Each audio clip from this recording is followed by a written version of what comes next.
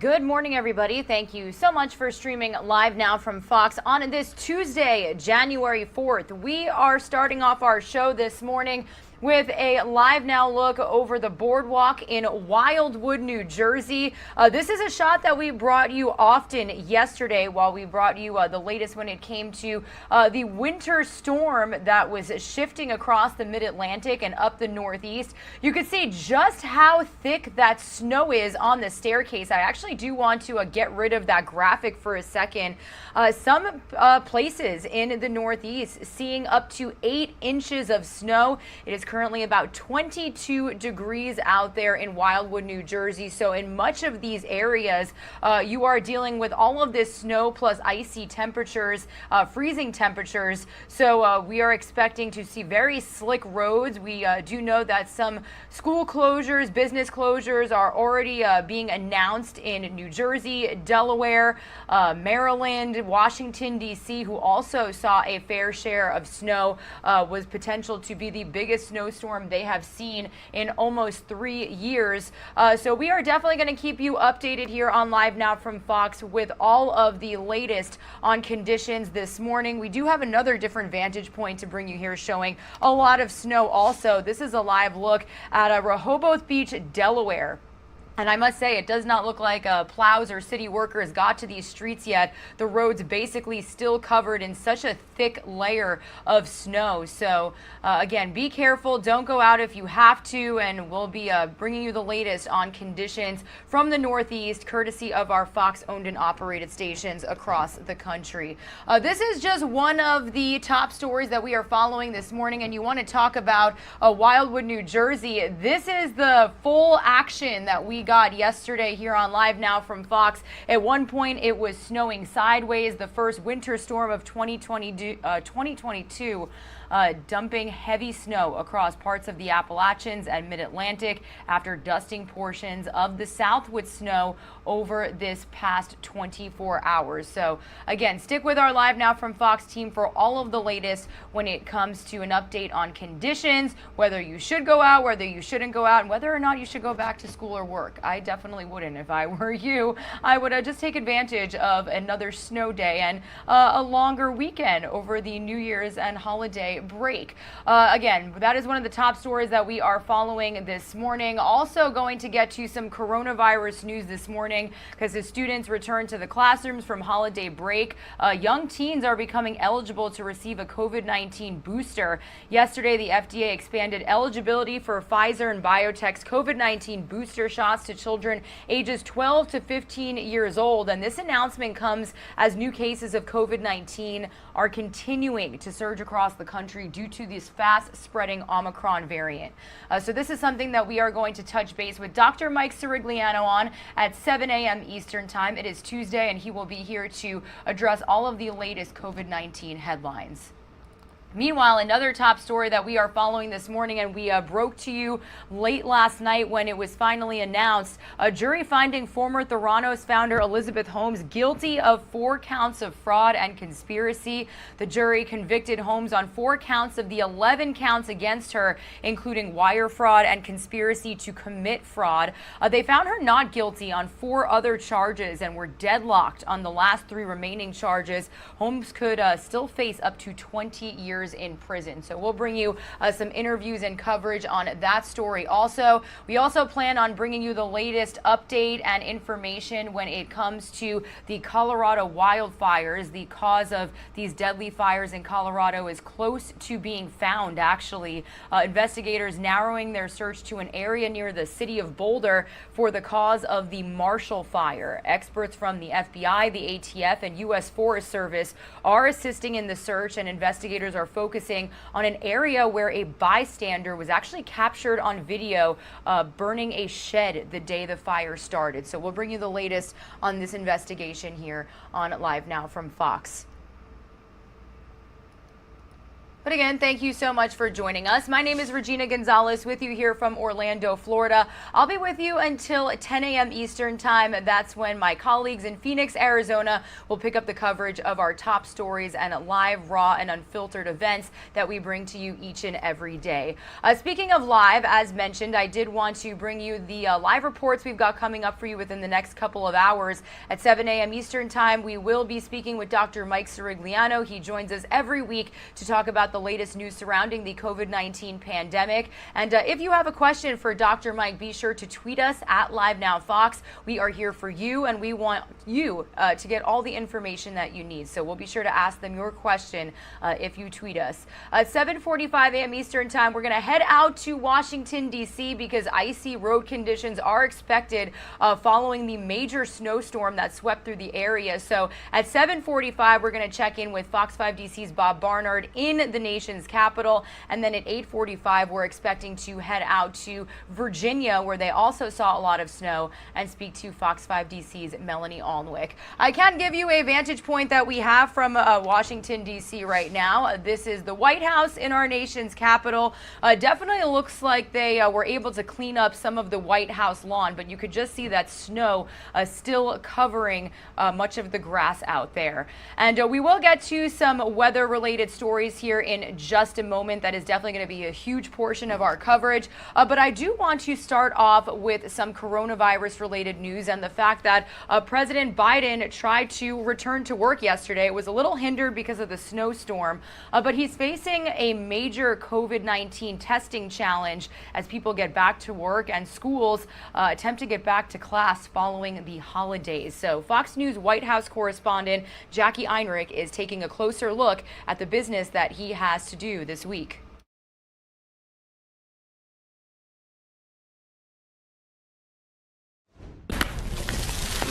Unclear whether President Biden thinks the revised CDC quarantine guidance should have included a testing component. I'll be talking to you about that later. After his two top public health officials made conflicting statements about whether it's necessary. PCR test after infection can be positive for up to 12 weeks. So that is not going to be helpful. If you got a rapid test at 5 days and it was negative, we weren't convinced that you weren't still transmissible. Why not test people at that time? I myself feel that that's a reasonable thing to do. Now the administration is floating more possible policy changes in response to public pressure. There has been some concern about why we don't ask people at that 5-day period to get tested. That is something that is now under consideration. The CDC is very well aware that there has been some pushback about that. And then there's the question of how to require testing when tests are so hard to find. And the $500 million promised by the Biden administration are no closer to reaching Americans' doorsteps, with the contract to buy them still in the works and the website to order them not yet set up. As the demand for tests builds, many school districts are requiring students and staff to test negative before returning to class, some opting to go virtual in the meantime, something Education Secretary Miguel Cardona wants to avoid. The goal is full-time in-person learning for our students. They've suffered enough. Teacher unions say not until the current infection wave abates. AFT Massachusetts saying returning kids to school will worsen the crisis. And the Chicago Teachers Union telling its members to only do remote work until their safety concerns are met.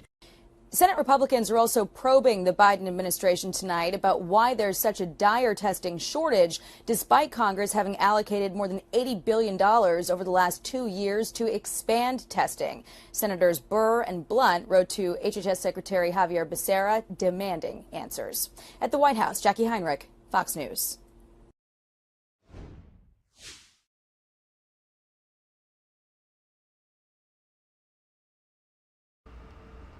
Meanwhile, the FDA authorizing Pfizer booster shots for kids as young as 12. We broke that news to you right here on Live Now from Fox yesterday morning. The move comes among mounting questions on whether sound health policies or public pressure is driving certain CDC recommendations. This also comes as students and staff return to class, with some schools requiring testing to return during the nationwide shortage. Fox News correspondent Jonathan Sari is in Atlanta with the latest. The FDA's announcement comes as many students return to school from holiday breaks. Under the plan, everyone 12 and older would qualify for Pfizer's booster as soon as 5 months after completing their primary doses. Some immunocompromised children as young as 5 would also qualify for a third dose. In particularly, we're most interested in making sure that we prevent serious outcomes such as hospitalization and deaths, which, granted, though uncommon in 12 to 15-year-olds, can occur. By late December, children represented anywhere from 1.8 to 4.1% of total hospitalizations from state to state, according to the American Academy of Pediatrics. But reports of increased hospitalizations come with a caveat. Many of those hospitalizations are for other conditions, and children are tested and they're found to be positive for COVID, but they were in the hospital for other things. Nationwide, more than 2,000 schools are either delaying spring semester or returning to online instruction. But some experts doubt this will slow the spread of Omicron. We can monitor this much more closely in a school than we could ever do by letting them go into the community. One former FDA commissioner says some common safety protocols may not be enough to block airborne transmission. Cloth masks aren't going to provide a lot of protection. That's the bottom line. New York State is creating controversy with efforts to prioritize high-risk groups for limited COVID treatment supplies. A health department memo specifies non-white race or Hispanic Latino ethnicity should be considered a risk factor, as long-standing systemic health and social inequities have contributed to an increased risk of severe illness and death from COVID-19. Drug makers continue to develop vaccines specifically targeting Omicron, but today FDA officials said it's too early to tell whether Omicron is going to remain the dominant variant in the U.S. or be replaced by something else. In Atlanta, Jonathan Seri, Fox News.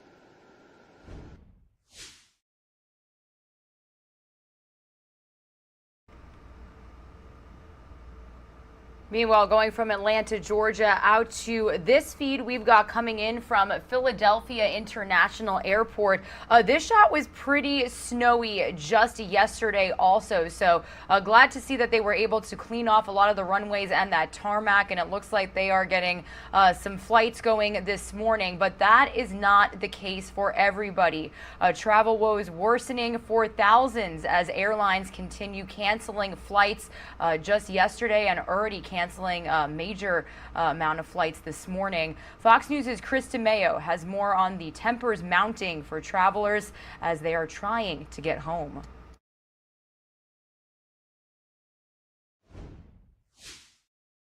A new year usually signals a fresh start, but apparently not for the airline industry. My flight got canceled 3 times already, and it was due to a lack of crewmates. Surging Omicron cases and terrible winter storms resulting in more than 3,000 flight cancellations and roughly 13,000 delays Monday. I'm hoping that today's flight doesn't cancel on me, but there's already been a text saying that they're 45 minutes delayed. The turbulence serving as a frustrating reminder following last week's slew of grounded planes over similar reasons, with airline tracking service FlightAware reporting nearly 18,000 canceled flights since Christmas Eve alone. I was visiting family in Minnesota over the holidays and have been trying to get back to Seattle for the last 7 days. It's tough. Yeah. We don't really know what to do. We're just really wanting to get out of here. Yeah. But for those lucky enough to rebook their flights, many are preparing for a longer journey than they hoped for as they wonder what happened to the friendly skies. So after about an hour of sitting at the Delta counter, we were able to find alternative flight, which has a connecting flight, of course, so it'll take 6 hours to get home instead of 3. So now I'm going from here to South Carolina, from South Carolina to Vegas. And these massive cancellations are coming at a bad time as Americans continue returning to air travel in pre-pandemic numbers. Chris DeMeo, Fox News.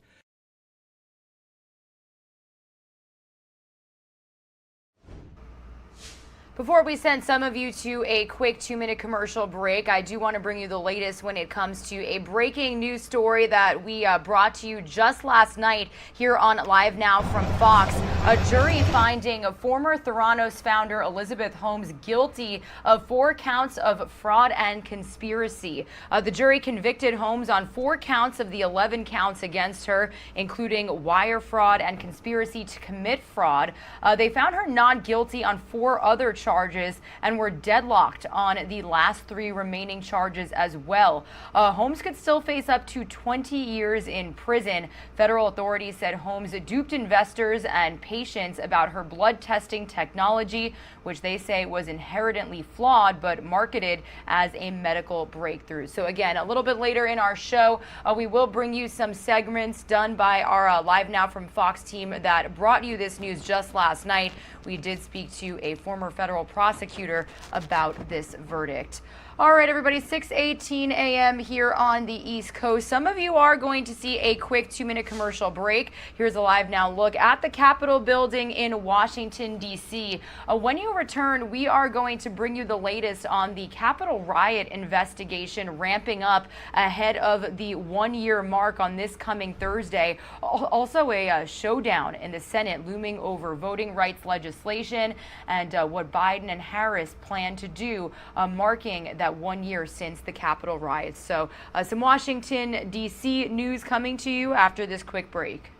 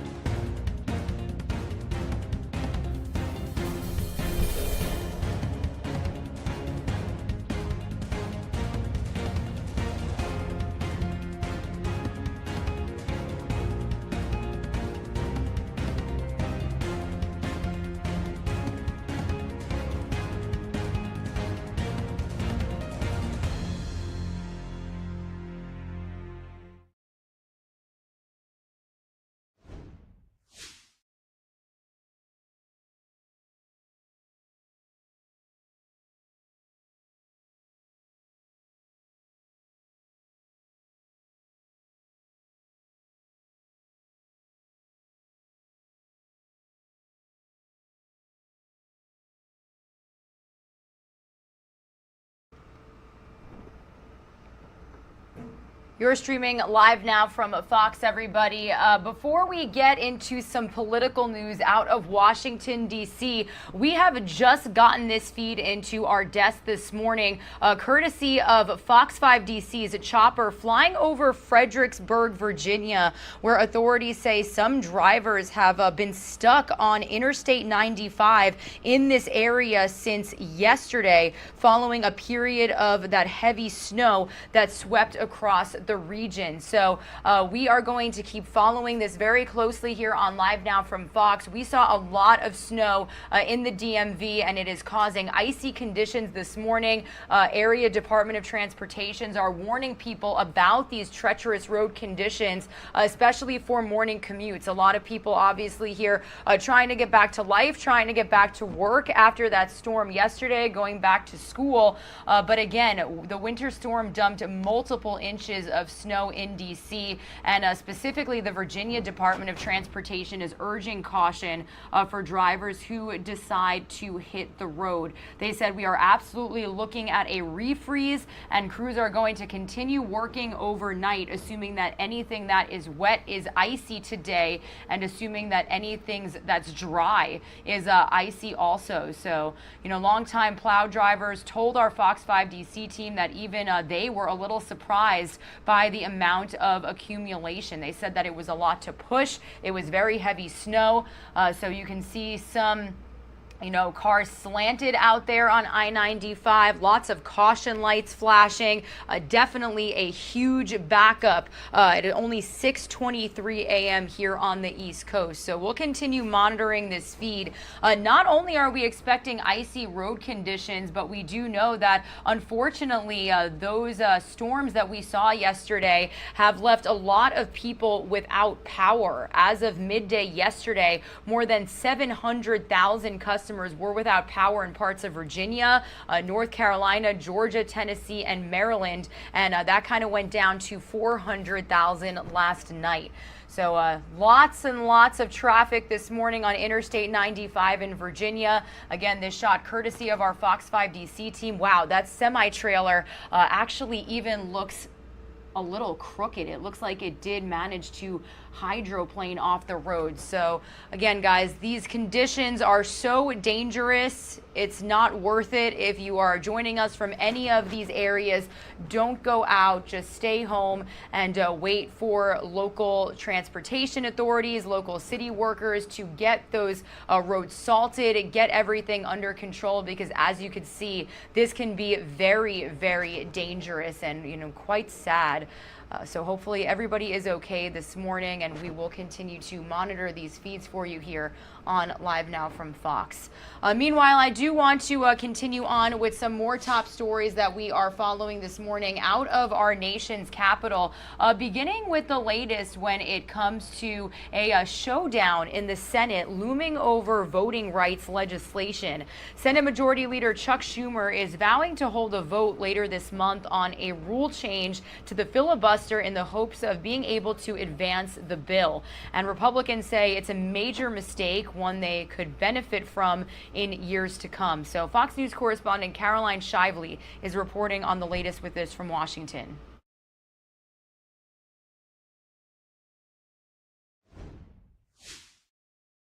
Democrats are moving forward with a plan to jumpstart their stalled voting rights bill, a top party priority in recent months. To do it, Majority Leader Chuck Schumer wants to change the Senate's filibuster rule, which requires 60 votes to overcome opposition in the body, crucial to passing a voting bill in the evenly split Senate. In a letter to colleagues on Monday, Schumer wrote the legislation is needed to counter the Republican voter suppression and election nullification laws passed by numerous states. Senator Schumer also connected those state laws to the January 6th riot, calling that day a broader illness, an effort to delegitimize the country's election process. If we don't protect voting rights, if we don't protect against the kind of un-American mischief to overturn elections in the future, nothing else we do will matter. It's a solution in search of a problem. It's unconstitutional to federalize the elections. Changing the filibuster could have long-lasting impacts on the Senate well past voting rights legislation, no matter who is in power. Does anybody think that if Republicans, if the 60 vote requirement goes away and Republicans control the House, the Senate, and the White House, they wouldn't do things like impose a national voter ID requirement on, quote, voting rights? Senator Schumer plans to schedule a vote on the filibuster in the next 2 weeks. In Washington, Caroline Shively, Fox News. Meanwhile, all is calm at the Capitol this morning as the sun is beginning to rise. We are approaching the 6:30 a.m. Eastern time mark. But that was not the case almost 1 year ago on Thursday.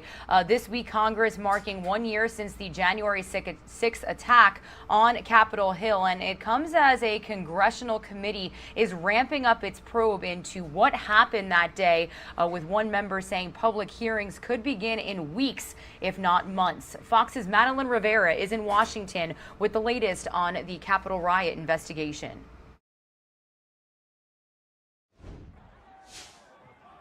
As the one-year anniversary of the January 6th riot on the Capitol approaches, a congressional committee probing the attack is preparing to go public, with hearings revealing what led up to the insurrection.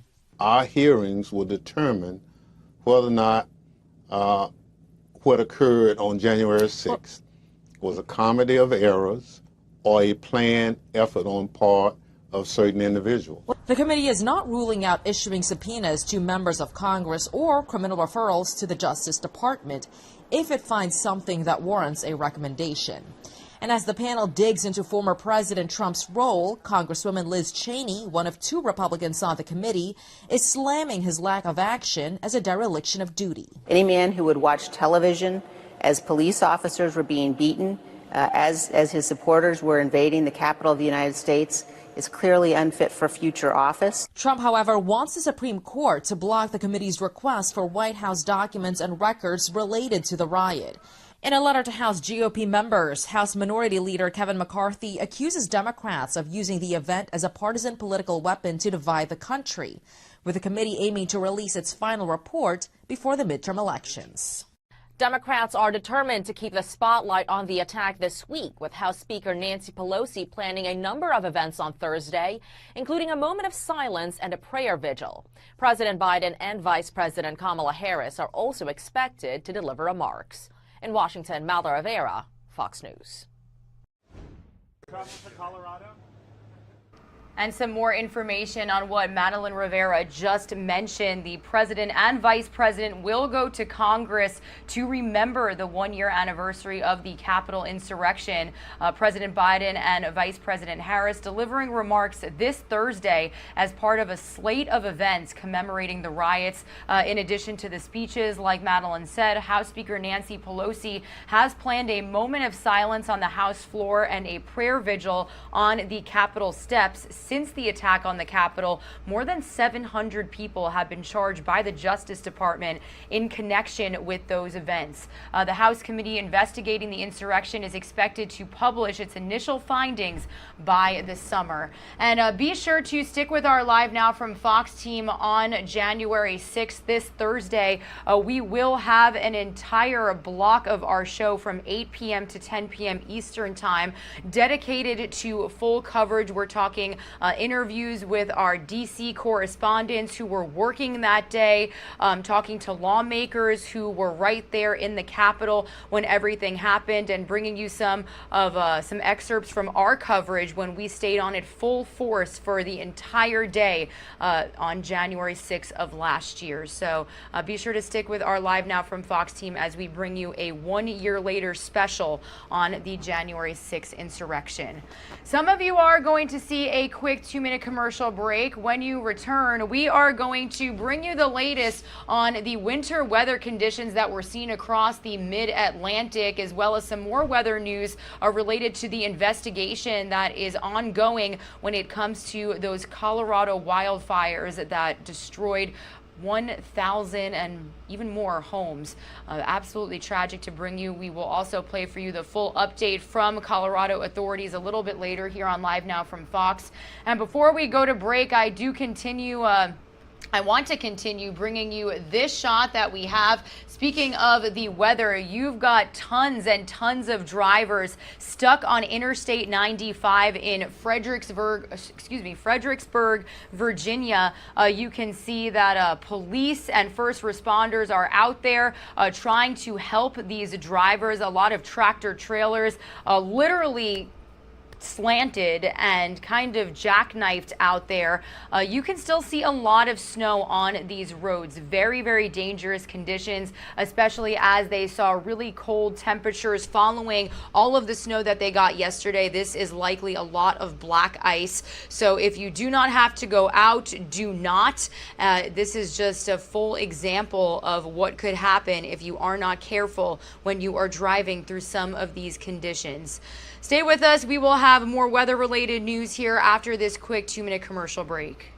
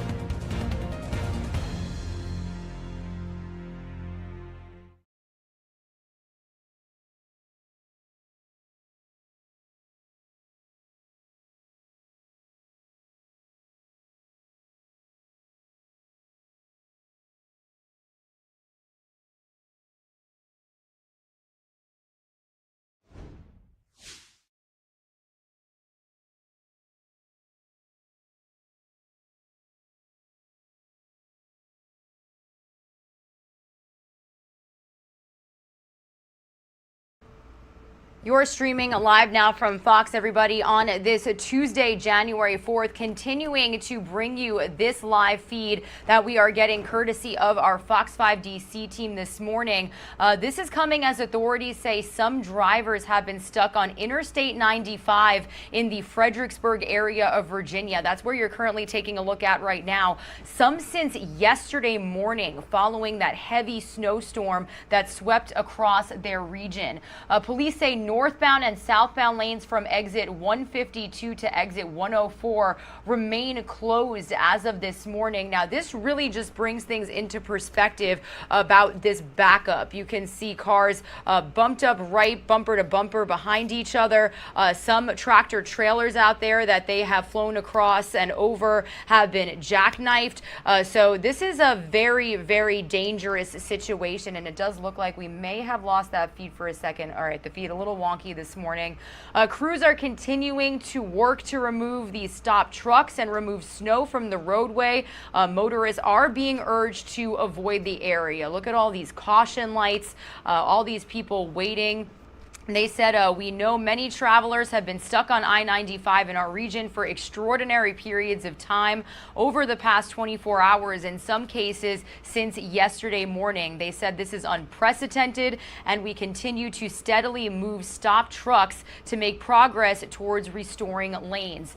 In addition to clearing the trucks, we are treating for snow and several inches of ice that has accumulated around them to ensure that when the lanes reopen, drivers can safely proceed to their destination. So as you can see, we're not just talking about piles of snow, we're also talking about black ice. These are such dangerous conditions to drive on. I understand a lot of people are trying to get back to work, trying to get back to school after that extended holiday yesterday. A lot of schools and businesses in the areas closed, but it's just so not worth it. This backup so major, again, happening for some since yesterday morning when the conditions first got really bad. The Department of Transportation out there says drivers should plan to avoid travel on Interstate 95 in this area until lanes reopen and congestion clears. And they said that additional times will be needed to assist drivers who have been stopped for extended periods of time. They said that they do have plans underway to guide cars currently stopped on the interstate to nearby interchanges. So this could take hours. Hopefully the Fox 5 DC team will continue to bring us this shot so we can show you the progress that is being made over the next couple of hours. This is the whole purpose of our show, everybody, is who we are and what we do. We bring you live, raw, unfiltered feeds of breaking news situations, weather situations, just like this one. In this case, these conditions really impacting drivers in the Fredericksburg, Virginia area.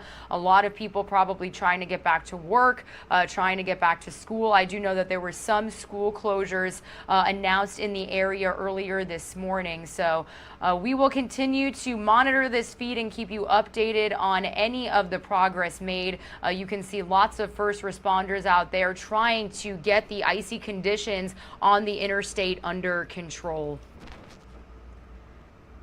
Unfortunately, the Virginia, DMV area, not the only ones experiencing winter weather conditions. That mid-Atlantic snowstorm extended the winter holiday for actually millions of school kids up and down the East Coast. It also brought some treacherous conditions and left hundreds of thousands of people without power. So I do want to bring you a full look at what this storm caused for so many just within the last 24 hours. Here on Live Now from Fox, Fox News correspondent Caroline Shively is reporting from Washington.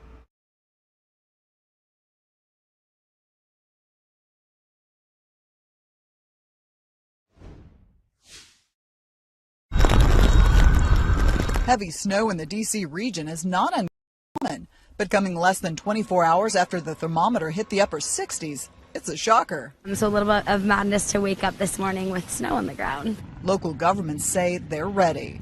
It's been quite some time since we've had a substantial snow, but as I've stated before, we prepare for it year-round. The word from officials in affected cities up and down the East Coast? I can't emphasize enough how important it is for people to get off the street. Even the president felt it. Here he is leaving Delaware this morning for D.C. in light snow. And here he is arriving in a storm so strong that his helicopter was grounded and his motorcade had to drive to the White House from Joint Base Andrews. In fact, all federal offices in the Washington, D.C. area closed on Monday, except for emergency personnel. Winter break was extended for thousands of school children, with superintendents canceling the first day back, a relief for some as they fretted over rising COVID cases. Many businesses also telling employees to telework. A lot of people are working from home if possible, my husband being one of them. For those staying home, hundreds of thousands did so with no electricity as the snow and high winds knocked out power lines. More trouble on Tuesday with lows in parts of the mid-Atlantic predicted to be in the teens. In Washington, Caroline Shively, Fox News.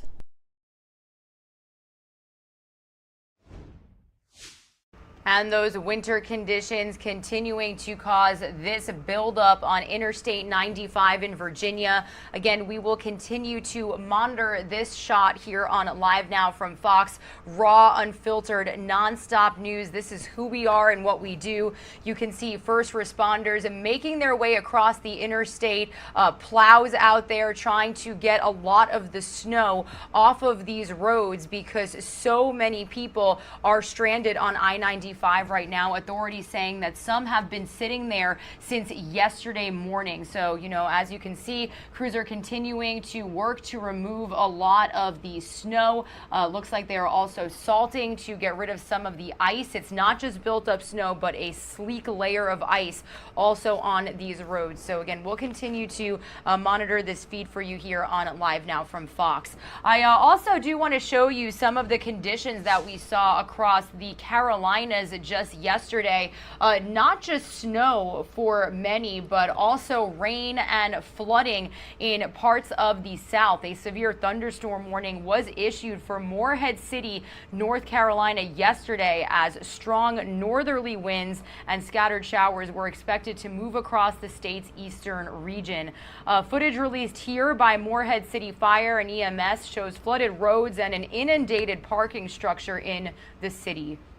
So very, very scary. It looks like it is fully flooding this, I believe it is a driveway there in a building, looks like a hotel out there. So we will keep you updated on the flooding aftermath that happened in parts of the Carolinas here on Live Now from Fox.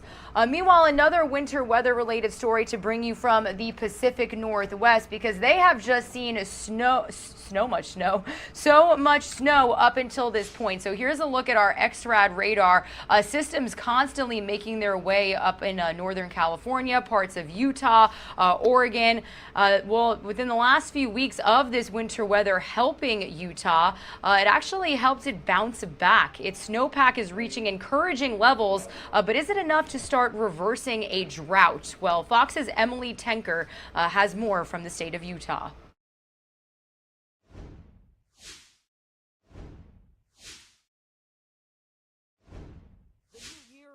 To a hopeful start, with the state's snowpack almost entirely above average. We've had an exceptional 3-week period with statewide heavy snow, and now we're currently sitting 128% of normal snowpack for this date. The Weber-Ogden area is barely there, sitting just at 99%.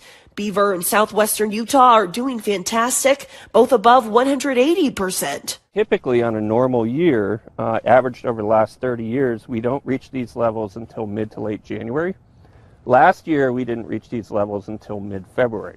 Glenn Merrill is a hydrologist with the National Weather Service in Salt Lake City. He says if Utah wants to overcome this drought, the state needs more storms. 95% of the water supply comes from snowmelt runoff. We look back to December 9th, so just a little over 3 weeks ago, we were at an all-time minimum for statewide average snowpack over the last 40 years. Reservoir levels are lower than they'd like to be right now, and it may be too soon right now to know how well all the snow will melt back into the water.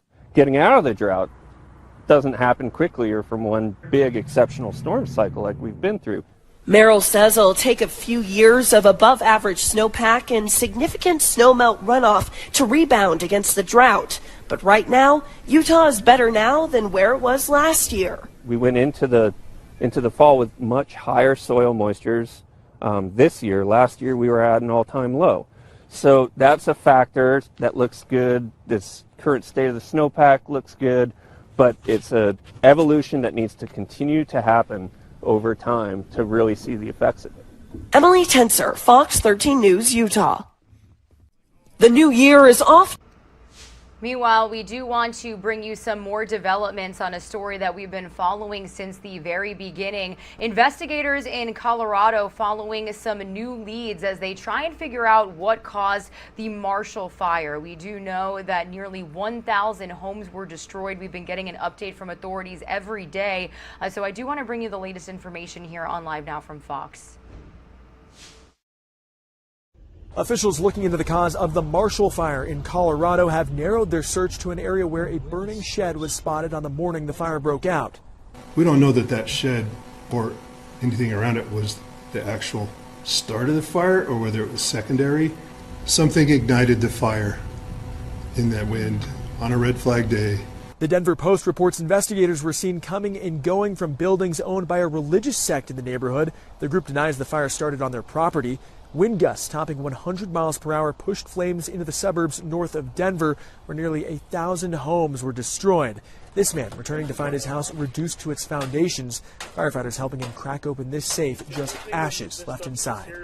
I had all my papers, my home papers, and figured, hey, this thing won't burn. The fast spread was fueled by drought conditions which have persisted since last summer, making grass and vegetation dry out and burn quickly.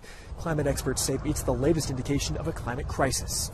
This kind of event that happens in December with a lot of rain to increase fuels early in the year and then no rain later in the year that dries them out is very much associated with climate change. Climate change is here now. That this is not some future threat that we have to deal with at some point someday, but this is here and now. As of Monday, search teams were still looking for 2 people missing since the fires. They're feared dead after their houses were found consumed by the flames. In Louisville, Colorado, Max Gordon, Fox Weather. All right, thank you to Max Gordon and our Fox Weather team for the constant developments and updates out of the Boulder County, Colorado area. Some of you are going to see a quick 2-minute commercial break. When you return, we're going to tackle some business-related headlines here on Live Now from Fox. But if you are just joining our coverage, I do want to let you know that we are monitoring this feed from Fredericksburg, Virginia. I do want to make sure that you've got the right graphic for you there. We've got drivers stuck on Interstate 95 in Fredericksburg, Virginia, some since yesterday morning, according to authorities. If you are joining us from this area, police say that the northbound and southbound lanes from exit 152 to exit 104 remain closed as of this morning. You can see plows out there on the roads trying to get rid of some of this snow. Now, this is following that major winter blast that was hovering over the Northeast for the last 24 hours. It was projected to be the biggest snowstorm in Washington, D.C. In just about 3 years, affecting the DMV entirely, parts of Virginia here, also parts of Maryland. So as you can see, crews are continuing to try to remove some of the snow, salt some of the ice that is causing all of these backups. Lots of first responders and Department of Transportation workers on scene, and right there, that tractor trailer, a UPS truck. So a lot of people probably just trying to get back to work, get back to business after that snow day yesterday, but these conditions just proving way too treacherous to make through. So it is impacting that morning commute out in Fredericksburg, Virginia, very badly. So we'll continue to monitor this feed for you here on Live Now from Fox. We'll be right back.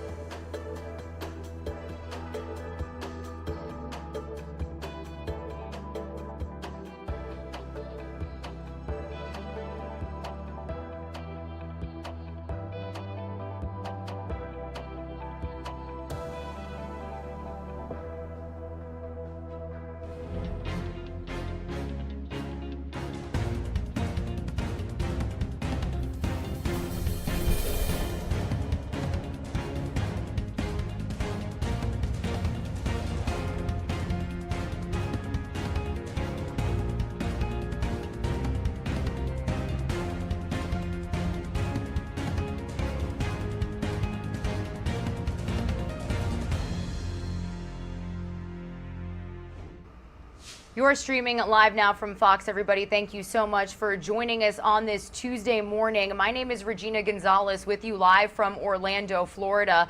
For those of you just tuning into our coverage, I do want to let you know that we are continuously monitoring this live feed out of Fredericksburg, Virginia, courtesy of our Fox 5 DC chopper out there, where authorities say some drivers have been stuck on this Interstate 95 in Fredericksburg, since yesterday morning following that heavy snowstorm that swept across the region. Now, if you are joining us from this area, police say northbound and southbound lanes from exit 152 to exit 104 do remain closed this morning.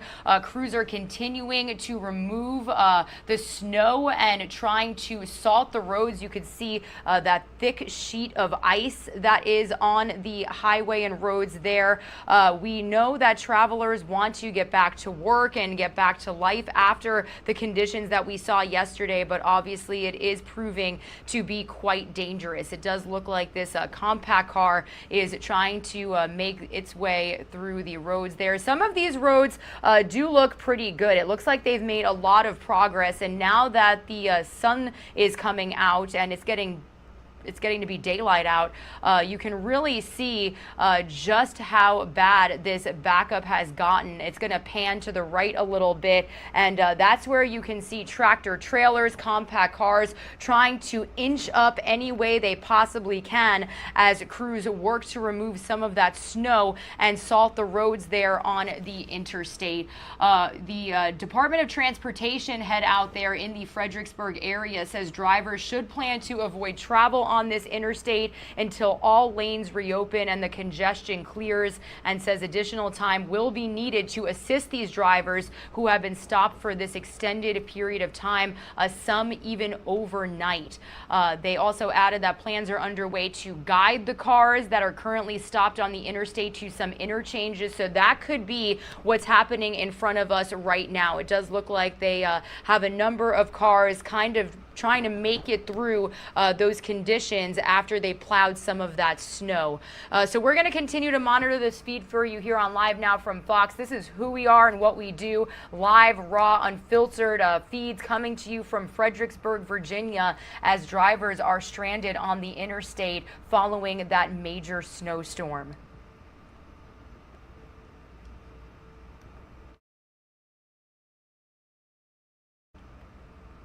And as we continue to monitor this feed, I do want to continue on with some top stories that we are following this morning.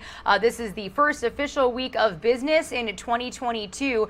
So Fox's Jerry Willis has the first Fox Means Business report of the year, taking a look back at what we saw over the holidays and just yesterday.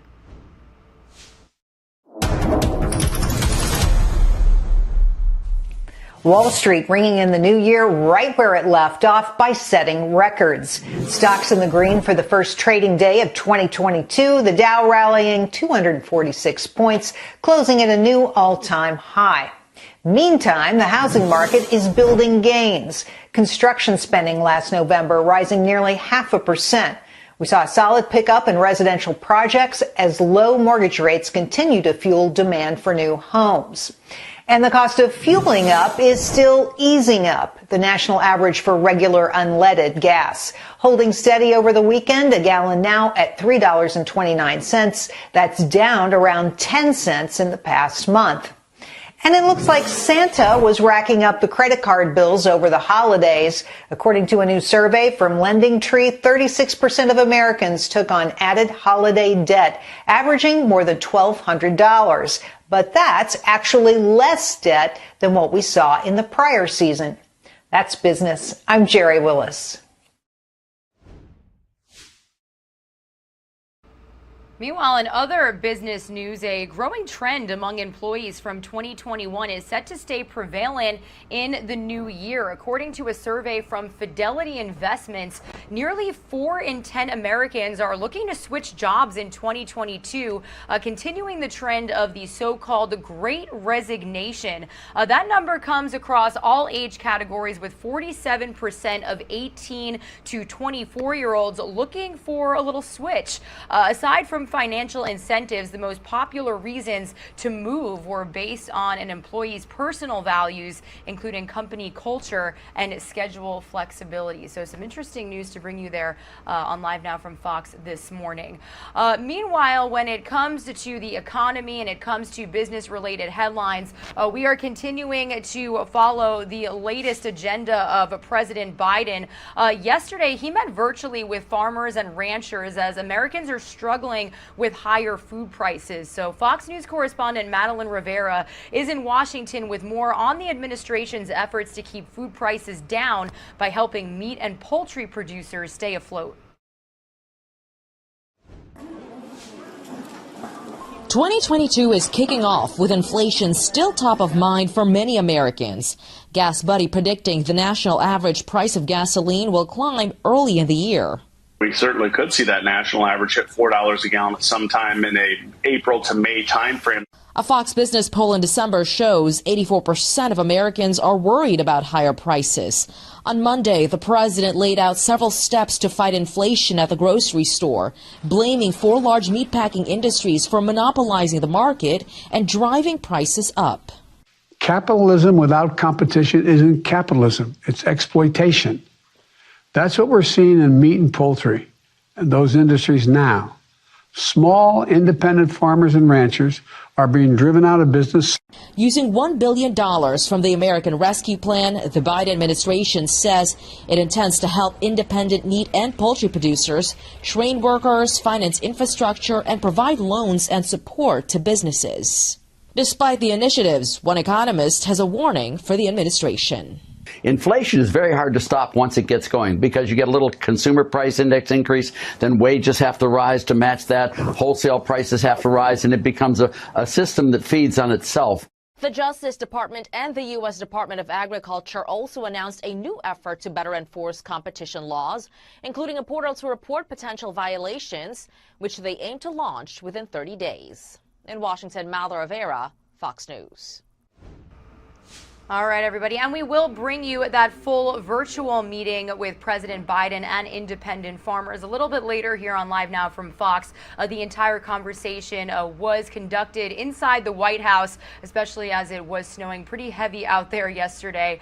So it's about 25 minutes long. We'll play for it. We'll play you a little later here on Live Now from Fox. Meanwhile, some of you are going to see a quick 2-minute commercial break. When you return, I will bring you the latest as we continue to monitor this feed out of Fredericksburg, Virginia, panning out on the interstate there, showing you just how bad this backup has been on I-95. A lot of people there since yesterday morning as the snowy conditions started sweeping through the DMV area. So we'll bring you the latest on this, and we will also be joined by Dr. Mike Sirigliano live to answer all your questions and talk about the latest stories when it comes to the COVID-19 pandemic.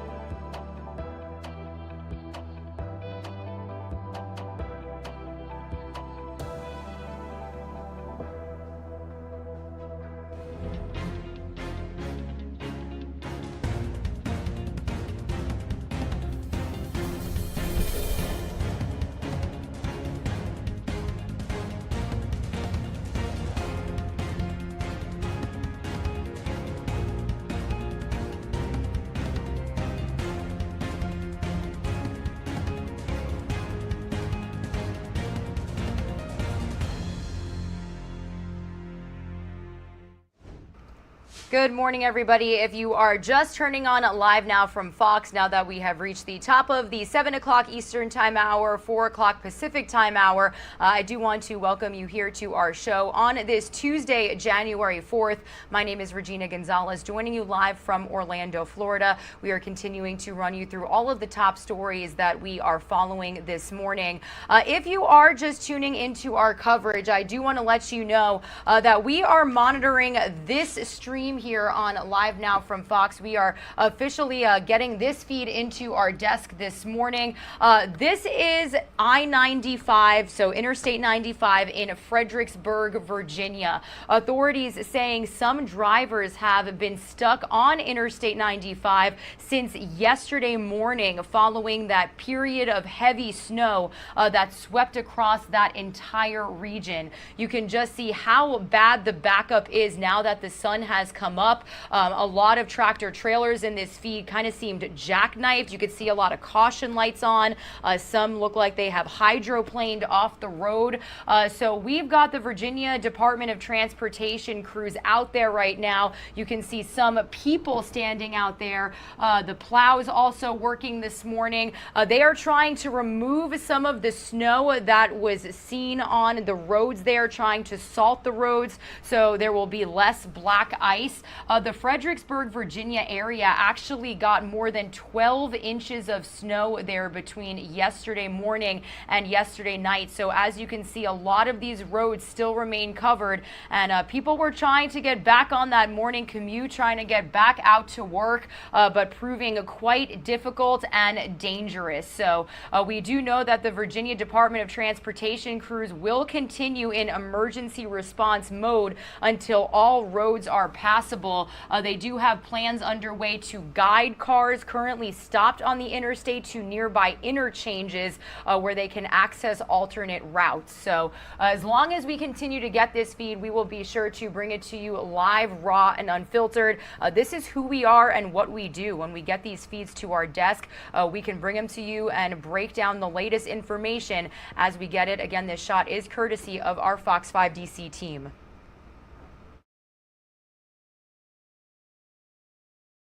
Meanwhile, while we do continue to monitor this feed, we are also, as always, following the latest coronavirus headlines this Tuesday morning. And who better to break it all down than Dr. Mike Sirigliano? He is joining us live for the first time in 2022 to bring us the latest. Dr. Mike, Happy New Year. I hope you had a good one. Always great to see you. How are you? I'm great. It was fine. No Heimlich maneuvers performed. Everything's good. Great. It's all good, Well, and Happy New Year. Yes, I hope you had a safe one. Well, pretty big start to the new year when it comes to vaccines, Dr. Mike. Yesterday, the FDA officially approving the COVID-19 booster vaccine for children ages 12 to 15. So why is this so important, especially as kids are trying to go back to school after that winter break? Well, we keep hearing larger and larger numbers of kids ending up in the hospital, kids getting COVID, and schools going back to virtual learning, which is the last thing that we want to have happen. So this is really exciting, important information, because by as early as Thursday, we might be able to get our children 12 to 15 to get that booster shot, which data shows is very effective against Omicron. So that's number one. Number two, kids 5 to 11 who are immunocompromised. That means they're either getting treatment for cancer or their immune systems are not up to speed, or those in that age group who have had solid organ transplants are also going to be candidates 28 days after their initial series. So this is for the Pfizer vaccine. It has been shown to be safe and effective, and it's a good place to be right now. Yeah, definitely. And, you know, Dr. Mike, kind of going off of this subject when it comes to children, we've seen mixed reactions from schools across the nation. So what can you say, and what is your insight about the fact that some are choosing not to return to remote learning, but some are? Well, you have to understand that it is extremely important that kids have socialization. They're with other kids. And remote learning is something that I really hope we don't have to go back to. In fact, I really hope that we can get our kids to stay in school. It's critically important. Now, how do we do that? Well, they have to wear masks. They have to hopefully be vaccinated if they are of the age to be vaccinated. And if you do the right things and you are safe then and smart about it, I think we can keep our schools open. That's the critical thing. We don't want to go back to virtual learning. Now, the other problem is staffing shortages. In Philadelphia, 70 or 80 schools have had to close and go virtual because of lack of staff. So this Omicron is extremely contagious. We know that. But there is a silver lining. It tends to be less severe, and hopefully it will overtake the Delta variant, which has been very devastating. And there's even some studies that show that Omicron affects the lungs less severely. But that doesn't mean that if you haven't gotten vaccinated or if you haven't gotten a booster, you'll be okay. That's not the case. Most of the people in hospitals right now are unvaccinated people. Yeah, and you know, when it comes to people testing positive, people quarantining, I do want to talk to you for a second about quarantine and why the CDC switching from 10 days to 5 has become so controversial. Why is Dr. Fauci talking about testing at day 5? Can you kind of break down everything that we've seen in the last couple of weeks with that? So the standard operating procedure was if you get COVID, you isolate for 10 days. You quarantine, if you will. There's even debate about the terminology. But basically, if you get COVID, you're done for 10 days. They changed that for the reasons I just mentioned. Regina, there aren't enough teachers.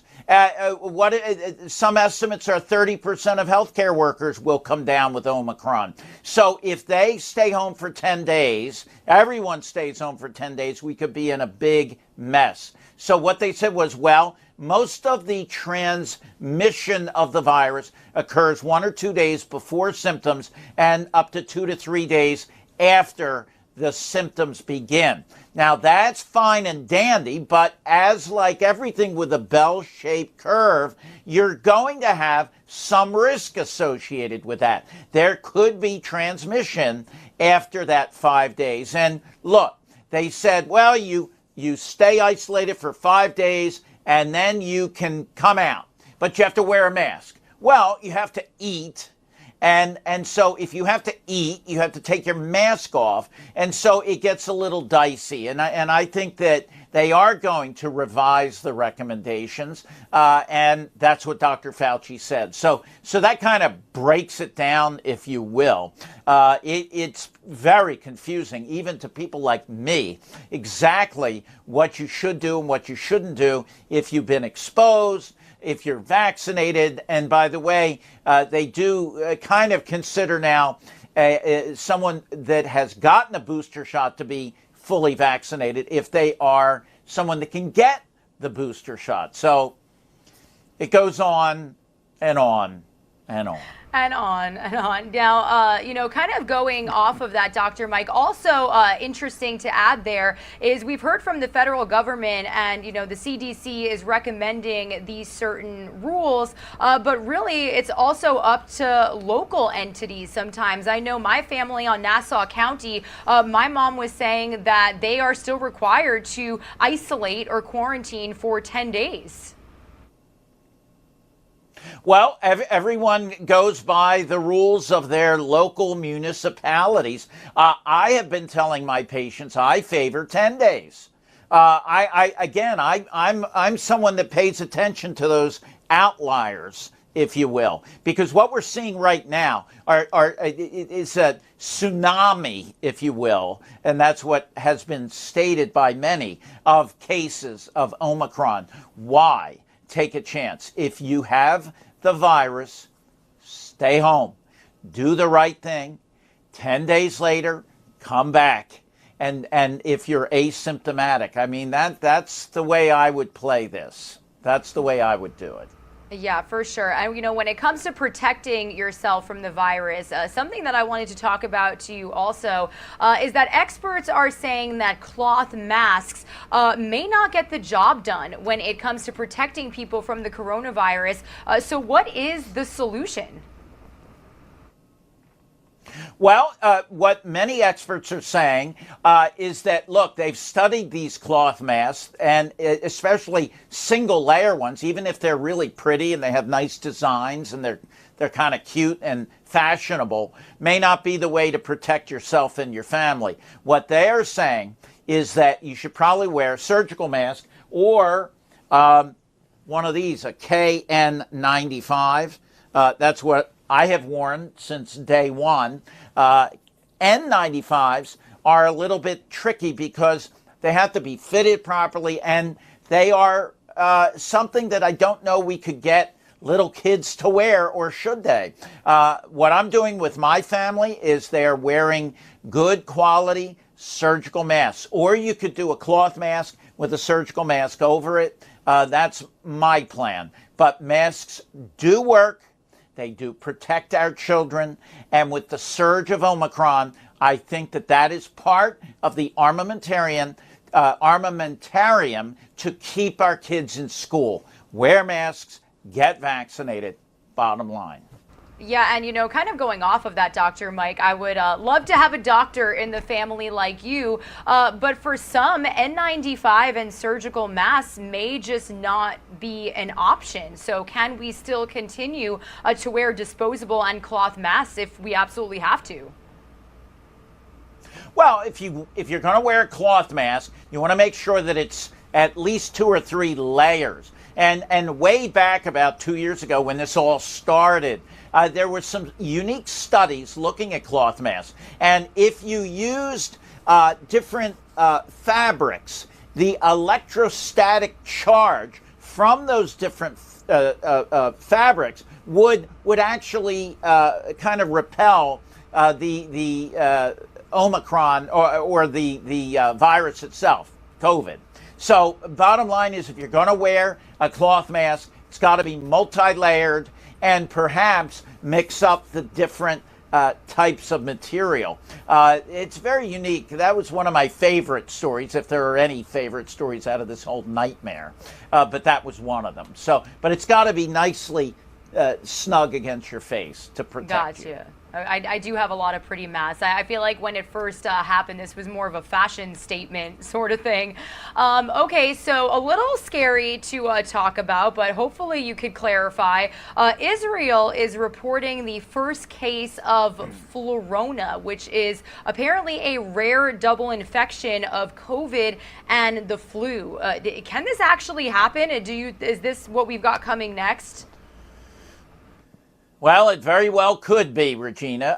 Bottom line is we were worried about this last year. We didn't really see much in the way of flu because people wore masks.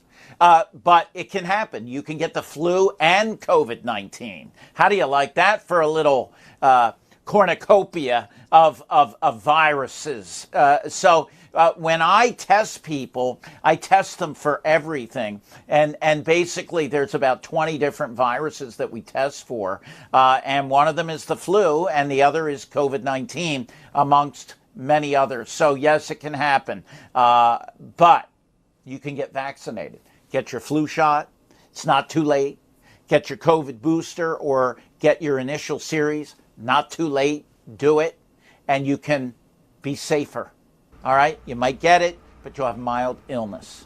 Definitely. Well, we will end on that note, Dr. Mike. As always, thank you so much for breaking down all of the latest coronavirus headlines for our viewers.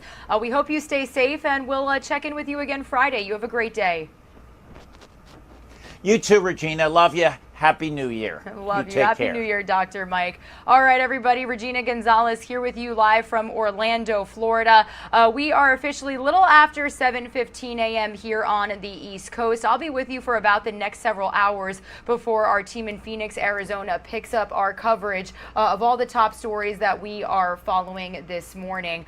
If you are just tuning into our stream, I do want to let you know that we are very closely monitoring this feed that is coming out of Fredericksburg, Virginia, showing you a huge backup on Interstate 95. Authorities saying that some of these drivers have actually been stuck here since last night as that huge snowstorm moved across the region. Now, we do know that if you are joining us from this area, police are saying that the northbound and southbound lanes from exit 152 to exit 104 remain closed as of this morning. Crews are continuing to work and remove the stopped trucks and remove snow from the roadways. So you can see some cars, some tractor trailers trying to get by, but you can also see some that are a little bit jackknifed. That driver of the UPS truck actually does look like he is outside of his vehicle trying to remove the snow from around his own tractor trailer. But we do know that the Virginia Department of Transportation is working endlessly to plow the roads, to remove some of the ice that is on these highways. They had salt that was being released earlier this morning. We've had this feed for about an hour now. But now that the sun is up, you can really just see that thick layer of black ice that still exists as of this morning, because you had actually in Fredericksburg, Virginia, about 12 inches. So basically an entire foot of snow in this area that has since turned to ice and hard snow because of those really cold temperatures. It's about 22 degrees out there right now. So the Virginia Department of Transportation urging drivers to avoid travel on Interstate 95 in Fredericksburg until lanes reopen and congestion clears. They also say additional time will most likely be needed to assist these cars who have been stopped for extended periods of time. It does look like there is a little bit of less congestion as some of these cars are moving forward, but definitely something that we are going to keep tabs on here on Live Now from Fox. The Virginia Department of Transportation continuing emergency response until all roads are passable. So as long as we get this feed, we'll keep bringing it to you here on Live Now from Fox. This is who we are and what we do.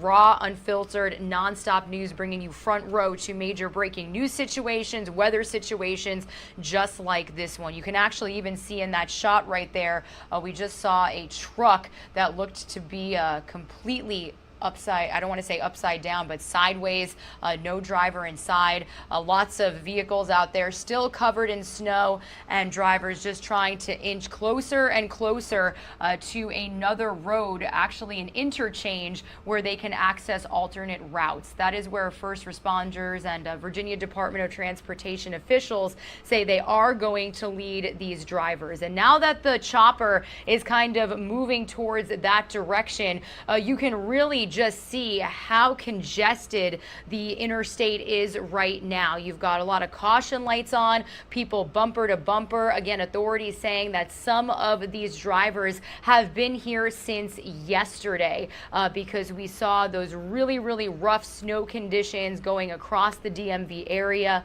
So again, we'll continue to bring you this feed here on Live Now from Fox. Some of you are going to see a quick 2-minute commercial break. We'll be right back, and we will bring you about an 8-minute segment and interview. Our Fox 5 DC team actually speaking with a couple who has been there since yesterday, and the chopper is still panning around. So we'll play that segment for you here, raw and unfiltered, when you return.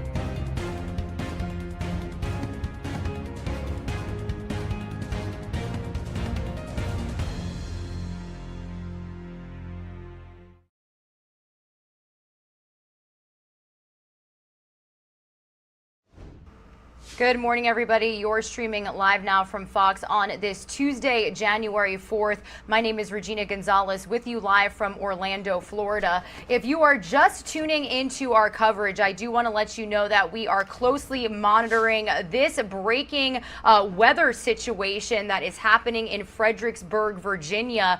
We've got hundreds of drivers stranded on Interstate 95 out there, some since yesterday morning, according to authorities. This shot coming in courtesy of our Fox 5 DC chopper. Now, authorities are working to bring out the plows. They're working to remove the snow, salt the roads so some of this ice can go away. But really, lots of people trying to get back on that commute after that huge snowstorm that swept across the region just yesterday. But also, again, some of these people being said that they've been stranded on the interstate since just yesterday. So if you are joining us right now, we do know that police are saying the northbound and southbound lanes from exit 152 to exit 104 remain closed as of this morning. If you are joining us from that area, that could be some good information to have. Definitely recommended to avoid the area, according to Virginia Department of Transportation officials. Some drivers you can see getting out of their own compact cars when the shot has panned to tractor trailers. Some have looked to be jackknifed. A lot of people hydroplaning off the road, and you can really just see how bad these conditions are. Huge, thick layers of snow still built up on the interstate. You can see these two people getting out of their car, trying to take a breather, see what's going on. The Virginia Department of Transportation says that they are continuing to work and remove stopped trucks and remove the cars from the roadways. You can see a lot of cars taking it upon themselves to turn around. The Virginia Department of Transportation also saying that, again, drivers should plan to avoid travel on I-95 in the Fredericksburg area until lanes reopen and congestion clears. And they say that additional times will be needed to assist cars who have been stopped for extended periods of time. They also added that plans are ongoing to guide cars currently stopped on the interstate to nearby interchanges where they can access alternate routes. So this is a very fluid situation here on Live Now from Fox. It's something that our Fox 5 DC team is staying on top of. I do want to bring you a segment from them. Their very own reporter, Melanie Alnwick, actually speaking with a couple that was stuck on the interstate. Let's listen in here on Live Now from Fox.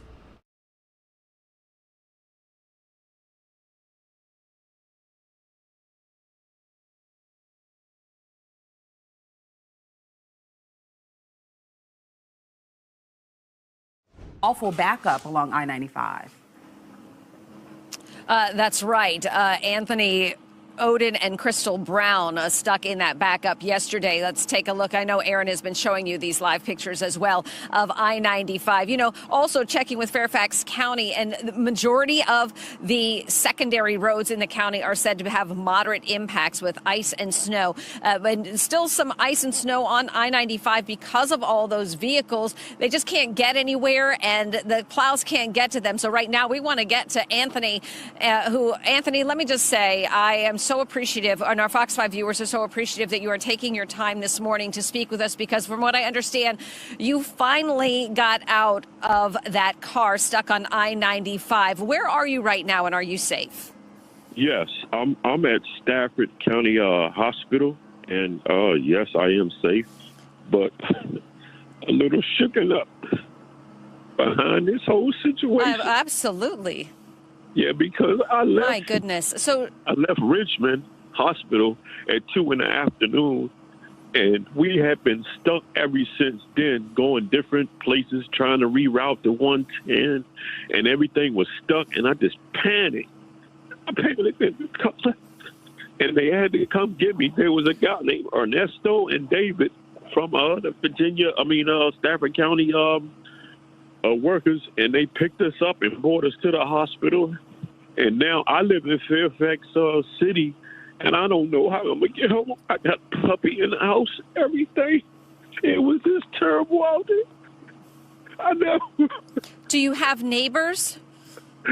Anthony, I am so sorry. If I were there with you, I would want to give you a big hug right now and tell you it's going to be okay. You're in a safe place now, and we're all grateful for that. And I understand you have some health issues, and that's why you felt you had to get on the road yesterday.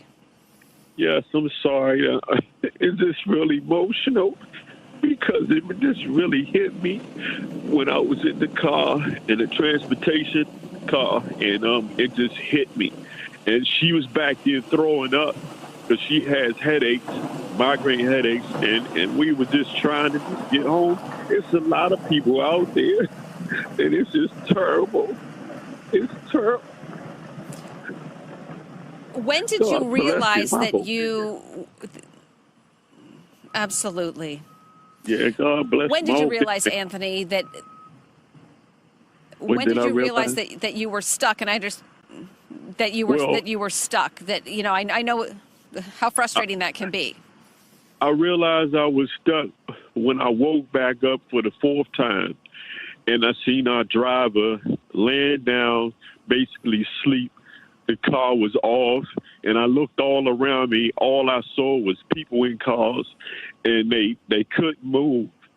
And nobody was moving at all. I'm like, we were just stuck. And I just said, oh, my God, how am I going to get home? I got a puppy, everything. I mean, she's sitting there waiting on me, you know. And I just went down. Went to – go ahead. I actually went to – this was a driver that hired? Yes. And I actually went to Richmond, Virginia, because I'm trying to get a transplant. I need another kidney.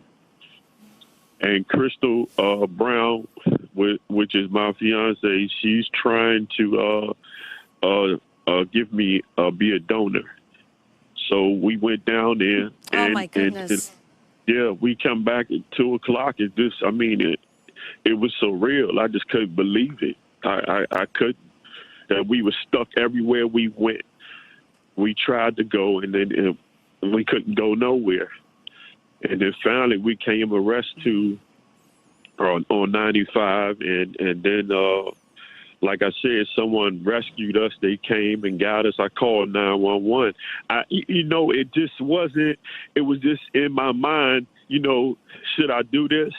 Bam! I just reacted. Called 911. The lady said, "We got somebody coming to you right now in ATVs." And I said, ATVs, okay. So then next thing I know, these gentlemen arrived, Ernesto and David.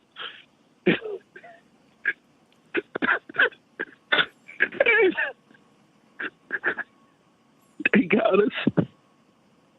So I guess, I just thank God that we are where we are. Just don't take nothing for granted. There's something like that. It scares the mess out you. I never thought that I'd be afraid of dying. That is just unreal. You just had to be there to really see this and feel it. It was something else out there. I'm sure. And what were other people on the highway around you doing? Well, I guess they were basically doing the same thing I was doing and just trying to, survive it, cut your car off, and save gas and just try to stay warm. I saw people, eating things in the car and, just little things, drinking water, trying to stay hydrated.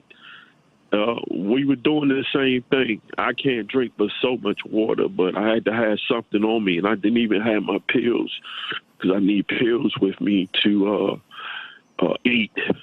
Every time I eat, I have to take these pills, like 4 pills, and that helps me to survive. So, but like I said, I panicked too. I panicked too. I'm not gonna lie to you. I think I and most of our viewers can completely understand your feeling and don't blame you at all for calling 911 in such wonderful happenstance that Ernesto and David were able to come and get you on those ATVs. I'm sure this somewhat has, if you lost any faith in humanity, that would restore it. But I want to say this to everybody. Oh dear, I watch Fox 5 every day. Just when you look at the weather report and things like that, they prepare you for something that could possibly happen. So, if you know it's a storm coming, and you got to travel a bit, be prepared. Have that water in the car. Have extra food in the car, blankets in the car. Things like that, so you could survive something like that. Heating pads, all those things. Or just don't go out. Don't go out. Yeah. And that's the best thing. Well, Anthony, we are so grateful that you are okay, that you and Crystal are in a safe place. Call a neighbor, call someone. Someone's going to take care of your puppy. Your puppy is going to be all right.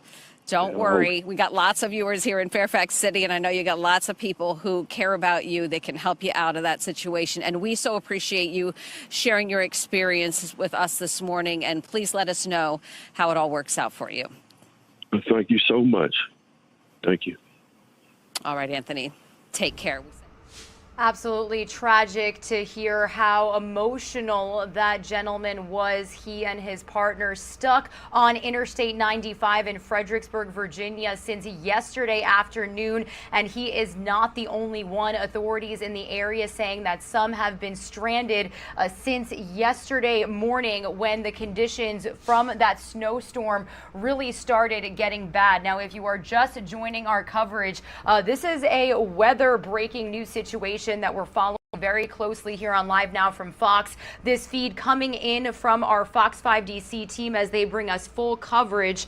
Police say the northbound and southbound lanes are closed right now. If you're joining us specifically from the area, it's from exit 152 to exit 104. Now, crews are continuing to work to remove snow and salt the roadways. You can see it's proving to be beneficial for some. These cars look like they're getting by pretty well, but when it pans to the right there, you can really just see how excessive this backup still is. You've got Virginia Department of Transportation workers out there right now trying to direct traffic.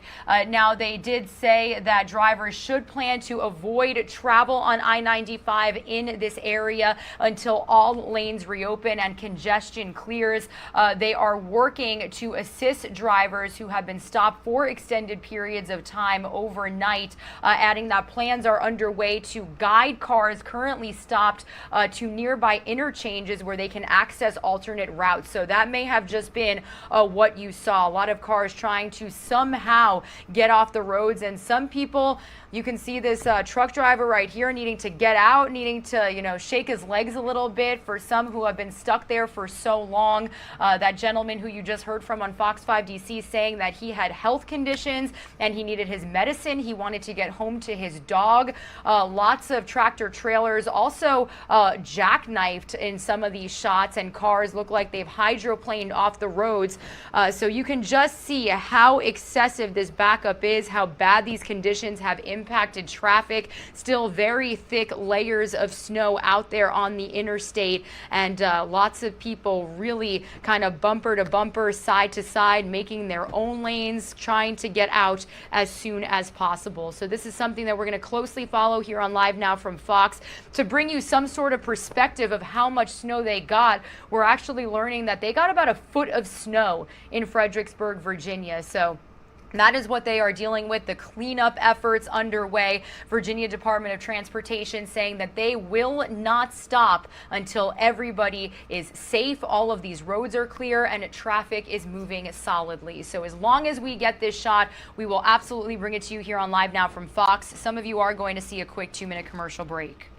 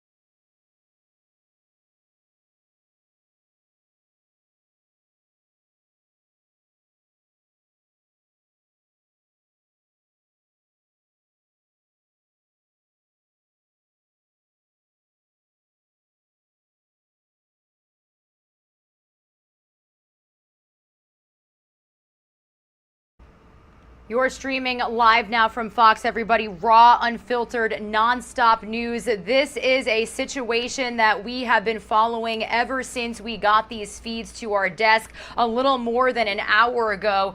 This is courtesy of Fox 5 DC's chopper over both north and southbound lanes of Interstate 95 in Fredericksburg, Virginia. If you are just tuning into our coverage, we're learning this morning that authorities have said people were stuck on this interstate some since yesterday morning when that winter weather storm made its way across the region. Now, Virginia Department of Transportation officials have been out all morning long trying to plow the roads, trying to ice the roads. You can really, now that the sun has come up, see just how sleek those conditions are. Those men standing right there on a thick sheet of what looks like ice, could be snow, because they got a foot of snow in Fredericksburg, Virginia, and then you had those really, really cold temperatures turn a lot of it into ice.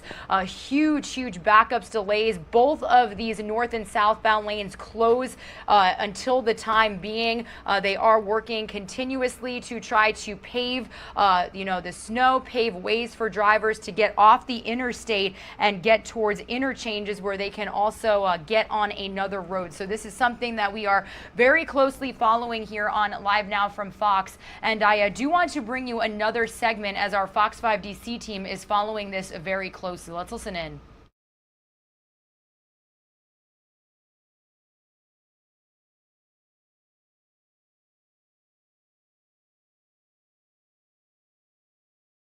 Stranded on I-95 in Virginia due to the winter storm. Some of these drivers stranded since yesterday afternoon. So let's get right to it. One of those drivers stuck in that mess is Marcel, who joins us this morning. Good morning, Marcel. Where are you and how are you? We're off of Ladysmith, off of 95, and it's just a little bit cold. There's a lot of cars out here. A lot of people have their cars off. I think some people ran out of gas. And it's very icy because we're just stuck. We don't know what's going on or what's happening. We see snowplows on the other side of the road. We've seen the ambulance, but nobody's come to rescue us. We're just stuck. Marcel, I know there is a rest area down there. Were you able to get off the rest area, or are you still in the lanes of travel? We're in the lanes of travel. We have not reached the rest area yet. And how was there any movement at all overnight? I know that the highway itself is shut down, so I assume that that's a no to that question. No, we probably moved one centimeter, and that's about it. Everything else, everybody's car has been off the whole night, just trying to keep warm. That's about it. And how's that going for you? We're trying. Me and my boy here, we keep the car on for a little while, and then we cut it off, cut it back on, just trying to keep the heat and keep the gas, because some of us are running out of gas here. I think the guy to the left of me, the truck, has probably ran out of gas, this tractor trailer. So that's going to be the problem with him moving and everybody sliding. Yeah, when you got stuck yesterday, and I assume this was during the day or this was last night, at what point did you get backed up? I've been here since 6 p.m. yesterday. And was there any warning? Was there any warning that travel was stopped up ahead or that the roads were stopped? We saw traffic, but we didn't put two and two together. It's not until we got off the ramp that we knew we wasn't going to be moving. And we couldn't turn back around. Are you by yourself, Marcel, or do you have family with you in the car or friends? No, I have my friend with me in the car. So as far as as far as what's been happening overnight, I mean, people, I know it's bitterly cold out there. Have people been getting out of their vehicles and talking with other motorists, or has everybody been just trying to huddle inside their own vehicles? Everybody's been trying to huddle inside their own vehicle. I have a family in front of me, a mother, father, daughter, and a dog. I've seen them get their blankets out and their little camping stuff and just try to stay warm. I've checked on them quite a few times to make sure they're okay. And it's quite cold. Yeah, and what are they saying as far as being able to get through the cold night? They're just like, it's very cold and they don't understand what's going on. They just want to get home. Like, they're really frustrated. There's a lot of people here that just are frustrated. There's the side of the shoulder. If they come and plow it, maybe we can move a little bit, but nobody's come. Nothing has come.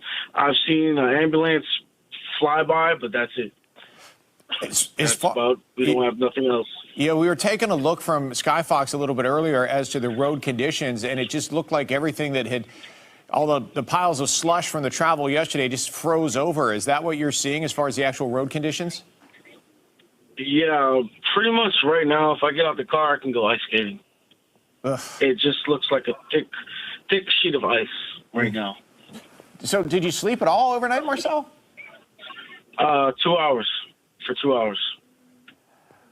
Well, I know that I've been up the whole time. Yeah, I know that they're trying to get to you and to everybody else. It's just that challenge from what we are hearing from VDOT with all the vehicles on the road, like you said, trying to get the plows through.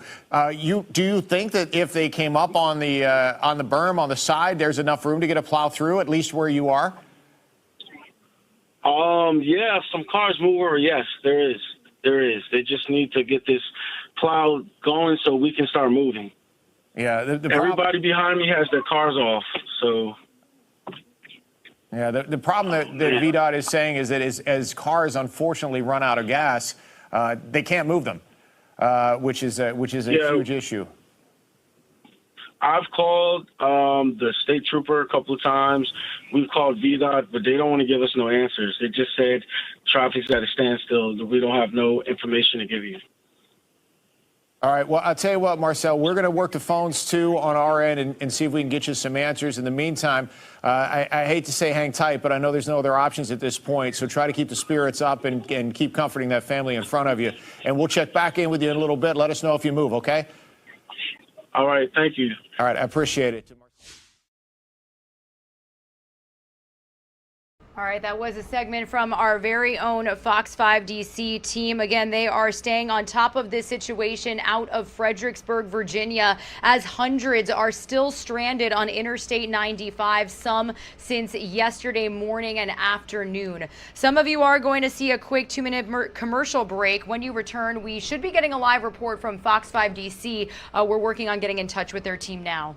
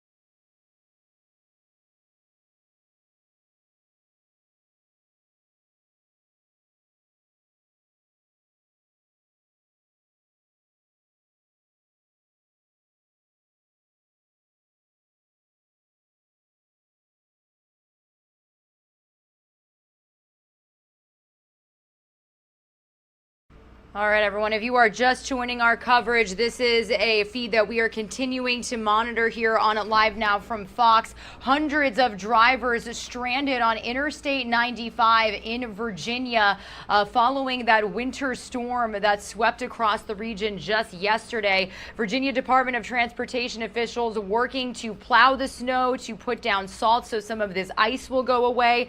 But for as of right now, we know the north and southbound lanes of I-95 are closed until people can get this situation under control. They're working to lead other vehicles out to other roadways where they can kind of get off to other roads so they can get to their destinations. Those are called interchangeable roads. So we do want to let you know that we're going to continue monitoring this feed here on Live Now from Fox. It is going to be a huge portion of our coverage throughout the day. This is who we are and what we do. Live, raw, unfiltered feeds coming from this breaking weather situation here on Live Now from Fox. You could see people out there trying to take it upon themselves to get their cars out of the snow, get off of the interstate. But again, crews are continuing to work to remove these stop cars and remove snow from the roadway. They completely advise that you do avoid travel on I-95 in the Fredericksburg area until lanes are reopened.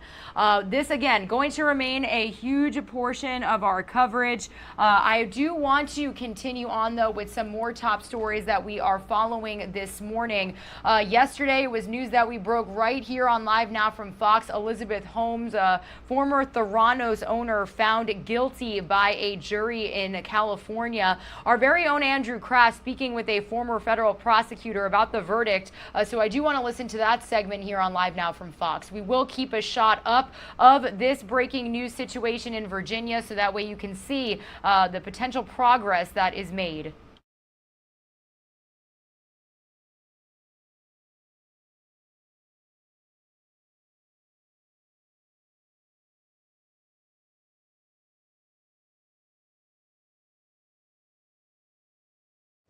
The counts themselves, for our viewers, we finally kind of got a breakdown, and we had known them for now, 20 minutes since the verdict was read in court today. And Doug, we can go over these. Count 1, guilty. Count 2, not guilty. Those are the conspiracy charges. Counts 3 through 5, no verdict. That's the counts the jury were deadlocked on.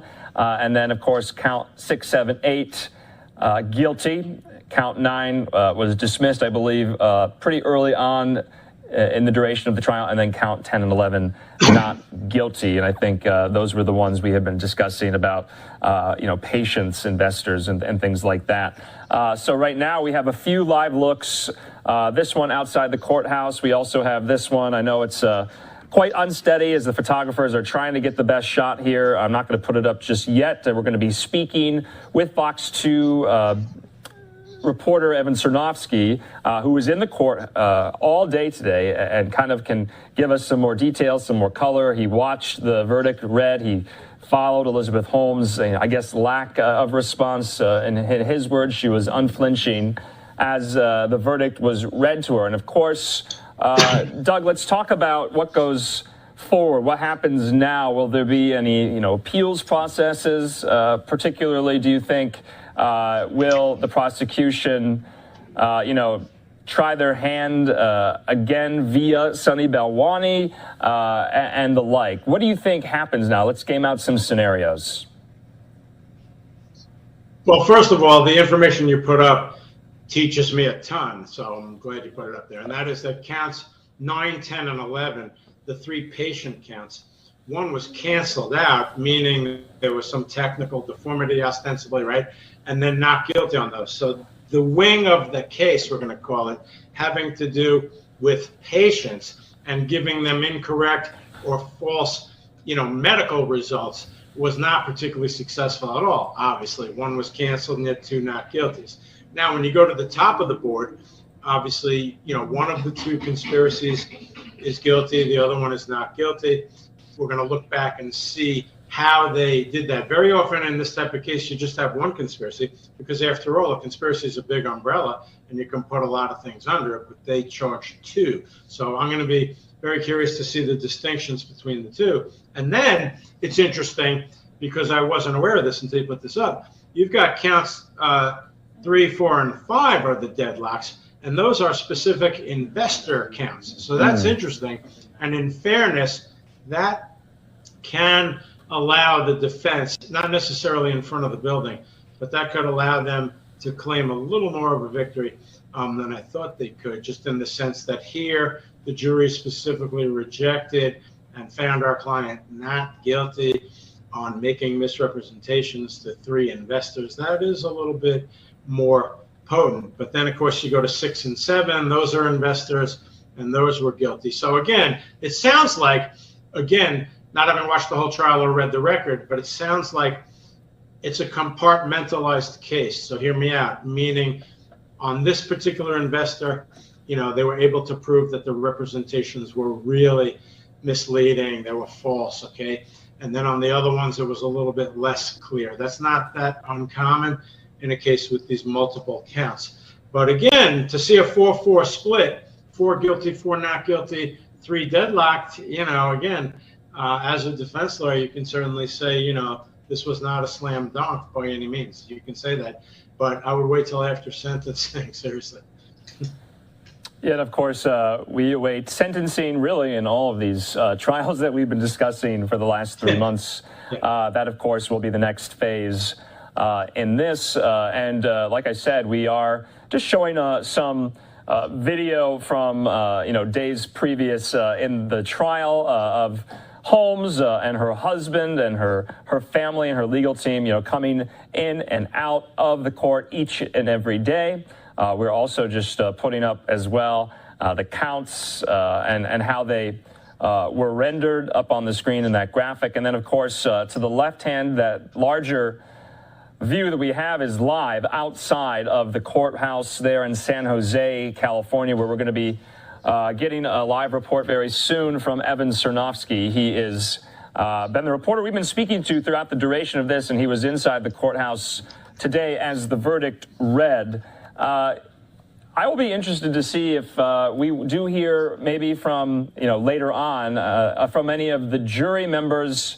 That's always a possibility, Doug, if, they decide to speak, if they give an exclusive maybe to a network or something on why particularly they deadlocked. We haven't got an explanation. Maybe we won't.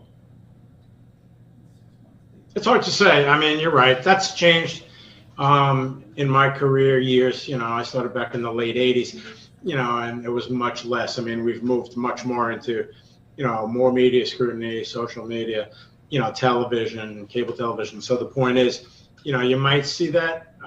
It's hard to say. Also hard to say what the judge may have told them about what they can and can't do. I wouldn't expect him to limit them, actually. But you're right. I agree with you. I think it'll be very interesting to see whether or not, they give some explanations. But again, there could be some very dry explanations here, as I said, which is that, look, on the specific investor counts that we found her guilty on, we felt that there was very straightforward, compelling evidence that she knew that the statements she was making were false. It was less clear on those other ones, and that's why we couldn't reach a unanimous verdict of guilty, and we ultimately agreed to not guilty. There will be some explanation about the 2 conspiracies if they make an explanation. And then on the investor point, the patient point, the last 3 counts, there's some reason why the count 9 was canceled out. I'll look at that. Sounds like the judge excised it from the indictment before they started, which is something I've seen many times. And then the last 2 counts were patients. And so the jurors might say, we didn't feel that misrepresentations were really made to these people about, what the test results were, something along those lines. Doug, I just want to kind of, philosophically ask, because I'm curious, Sure. about what kind of is the, I guess, modicum of propriety or, is it, gauche to have jury members speak out afterward, so many months or days or weeks after a verdict. There's really no prohibitions on that, but it is kind of seen as taboo. I think it is a little gauche. I mean, you don't see it that often. It's only in a high-profile case, of course, common sense, right? If you have a straightforward, mid-level sort of case, in a local court, no jurors are nobody cares, not to be cynical about what they think about that, straightforward case. But here, in a high-profile case, we've seen a tendency more and more and more in recent years.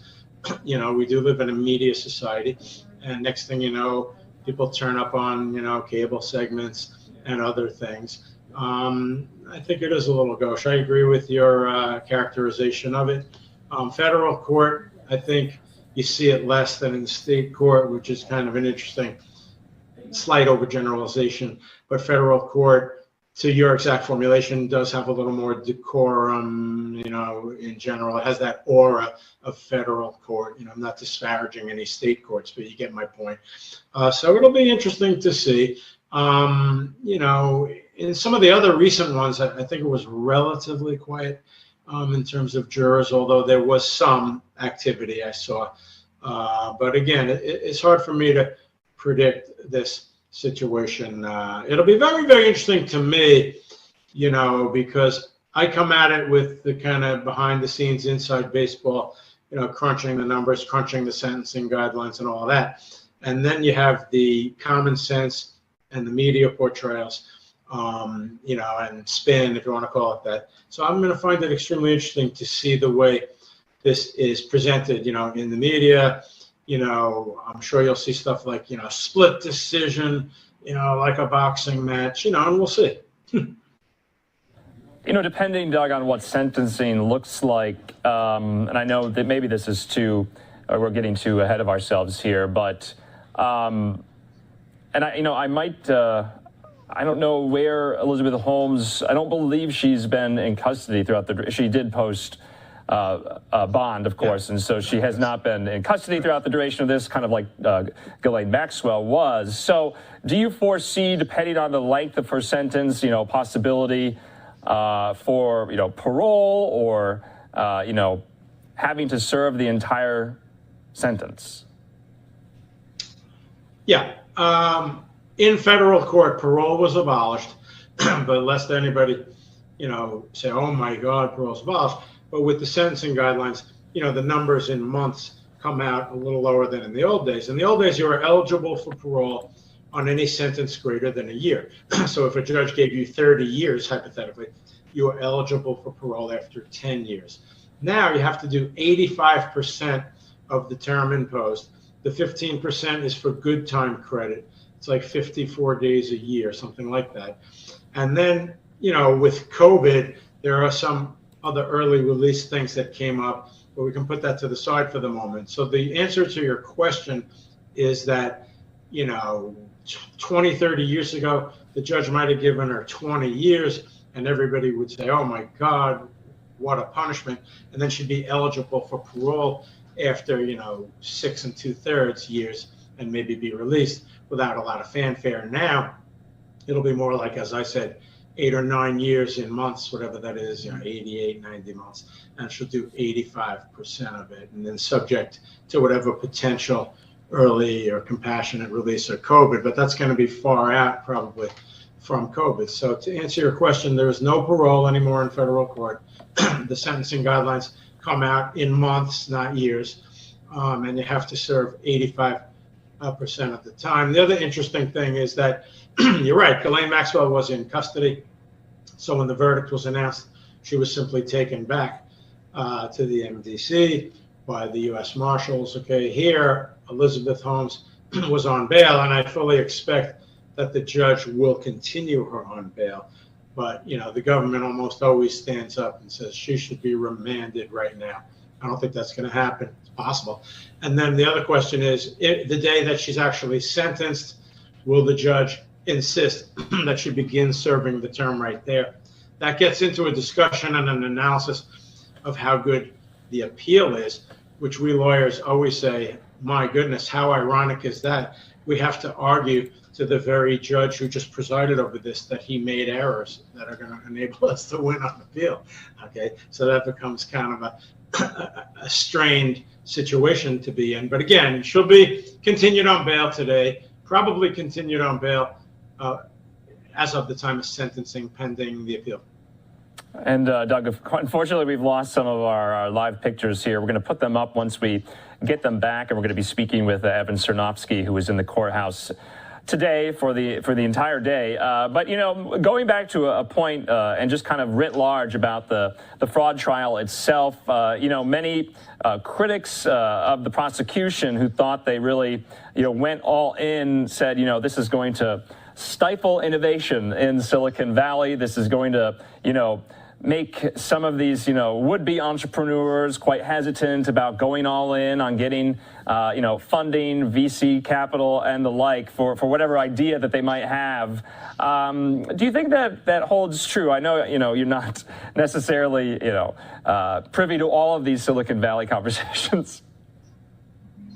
No, I'm not. But no, I mean, you're raising an interesting point, and I come right down the middle on it. It's interesting. You know, the one argument is this will absolutely chill people and they're not going to get involved in new startup business. I don't believe that for a minute.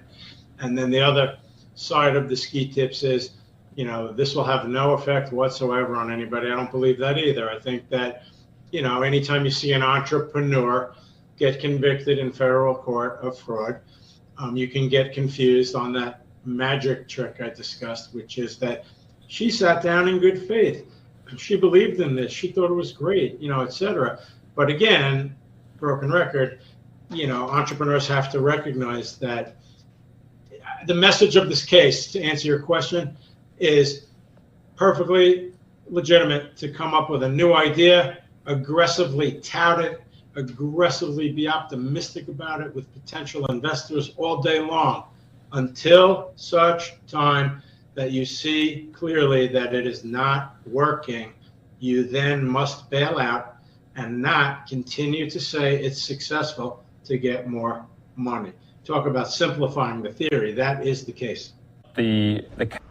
All right, some great insight there from a former federal prosecutor speaking with our very own Andrew Kraft about the Elizabeth Holmes verdict, a jury officially finding her guilty on 4 of 11 counts in the fraud trial. It was a huge breaking news story that we brought to you just last night here on Live Now from Fox. We are officially past the top of the 8 o'clock Eastern time hour, little past 5 a.m. out there on the West Coast. My name is Regina Gonzalez with you live from Orlando, Florida. I do want to let you know that if you're just tuning into our coverage, we have been monitoring this specific feed.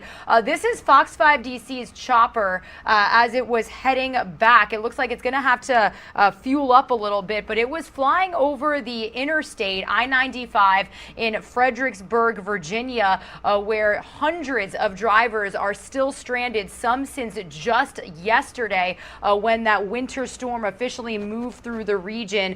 So we've got the Virginia Department of Transportation working to get these drivers out safely. Our Fox 5 DC team has been covering the situation, speaking with a couple, speaking with a man and truck driver out there, some of them having health conditions and needing their medicine, wanting to get home to their dog.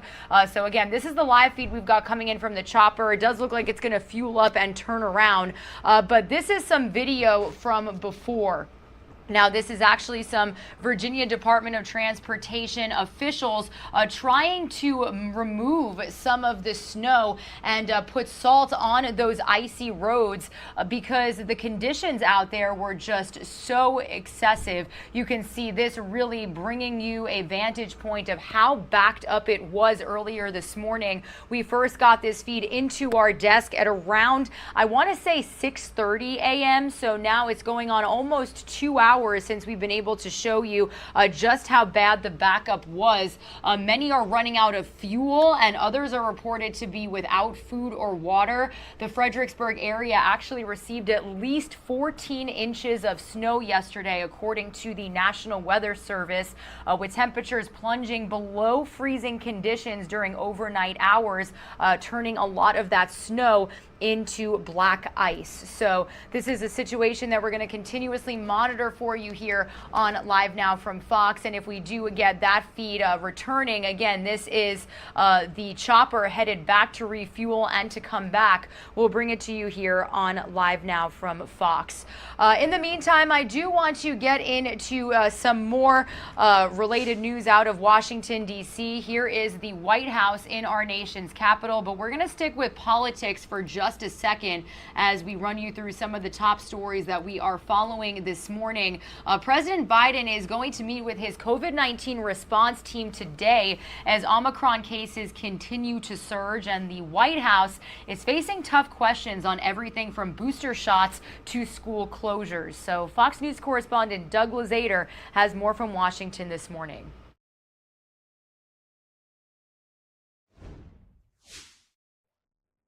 And we will hear from the president on this today, but shifting COVID policies are creating new headaches for the White House. It's not often you see a snowball fight on Capitol Hill, but that may be nothing compared to the volleys underway now over COVID booster shots for kids. Some health experts are incensed after the FDA skipped over its own advisory panel to recommend a third shot for 12 to 15-year-olds. It made sense to try to move as quickly as we possibly could. The FDA said the shots are safe, and there simply wasn't enough time to consult with their experts, who have in the past been skeptical of widespread booster shots. The FDA knew that the experts had concerns, so they decided to not convene them and circumvent them altogether. This is unprecedented, and it's bad for the scientific process. There have been reports of heart inflammation in some kids following vaccinations, rare but concerning. That as many school districts weigh returning to remote learning. Teachers in Chicago may go on strike if their demands aren't met. And there are more questions about the effectiveness of cloth face masks and whether surgical or N95 masks are required. That's what the chief physician for Congress now says, and he's urging members of Congress to reduce in-person meetings and in-office activities to the maximum extent possible. Still, Senate leaders are planning for a busy week, as health experts are planning for what comes next after Omicron. We're going to get a virus that's more infectious than Omicron. It's going to continue to evolve. And all of that as the White House has been trying to finalize a contract for the 500 million home COVID test kits the president promised just before Christmas. In Washington, Doug Lazader, Fox News. Meanwhile, this happening as the FDA officially authorized a COVID-19 booster vaccine for children ages 12 to 15. That happening as they're trying to return back to school following that winter break, despite a huge surge in COVID-19 cases with the spread of the Omicron variant also. So let's get the latest on all of that information on how students are reacting, how parents are reacting, and what schools have to say about how they're trying to keep students safe amid the pandemic.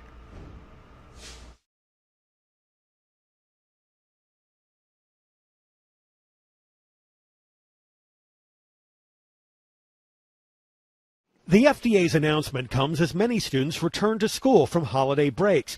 Under the plan, everyone 12 and older would qualify for Pfizer's booster as soon as 5 months after completing their primary doses. Some immunocompromised children as young as 5 would also qualify for a third dose. In particularly, we're most interested in making sure that we prevent serious outcomes such as hospitalization and deaths, which, granted, though uncommon in 12 to 15-year-olds, can occur. By late December, children represented anywhere from 1.8 to 4.1% of total hospitalizations from state to state, according to the American Academy of Pediatrics. But reports of increased hospitalizations come with a caveat. Many of those hospitalizations are for other conditions, and children are tested and they're found to be positive for COVID, but they were in the hospital for other things. Nationwide, more than 2,000 schools are either delaying spring semester or returning to online instruction. But some experts doubt this will slow the spread of Omicron. We can monitor this much more closely in a school than we could ever do by letting them go into the community. One former FDA commissioner says some common safety protocols may not be enough to block airborne transmission. Cloth masks aren't going to provide a lot of protection. That's the bottom line. New York State is creating controversy with efforts to prioritize high-risk groups for limited COVID treatment supplies. A health department memo specifies non-white race or Hispanic Latino ethnicity should be considered a risk factor, as longstanding systemic health and social inequities have contributed to an increased risk of severe illness and death from COVID-19. Drug makers continue to develop vaccines specifically targeting Omicron, but today FDA officials said it's too early to tell whether Omicron is going to remain the dominant variant in the U.S. or be replaced by something else. In Atlanta, Jonathan Seri, Fox News.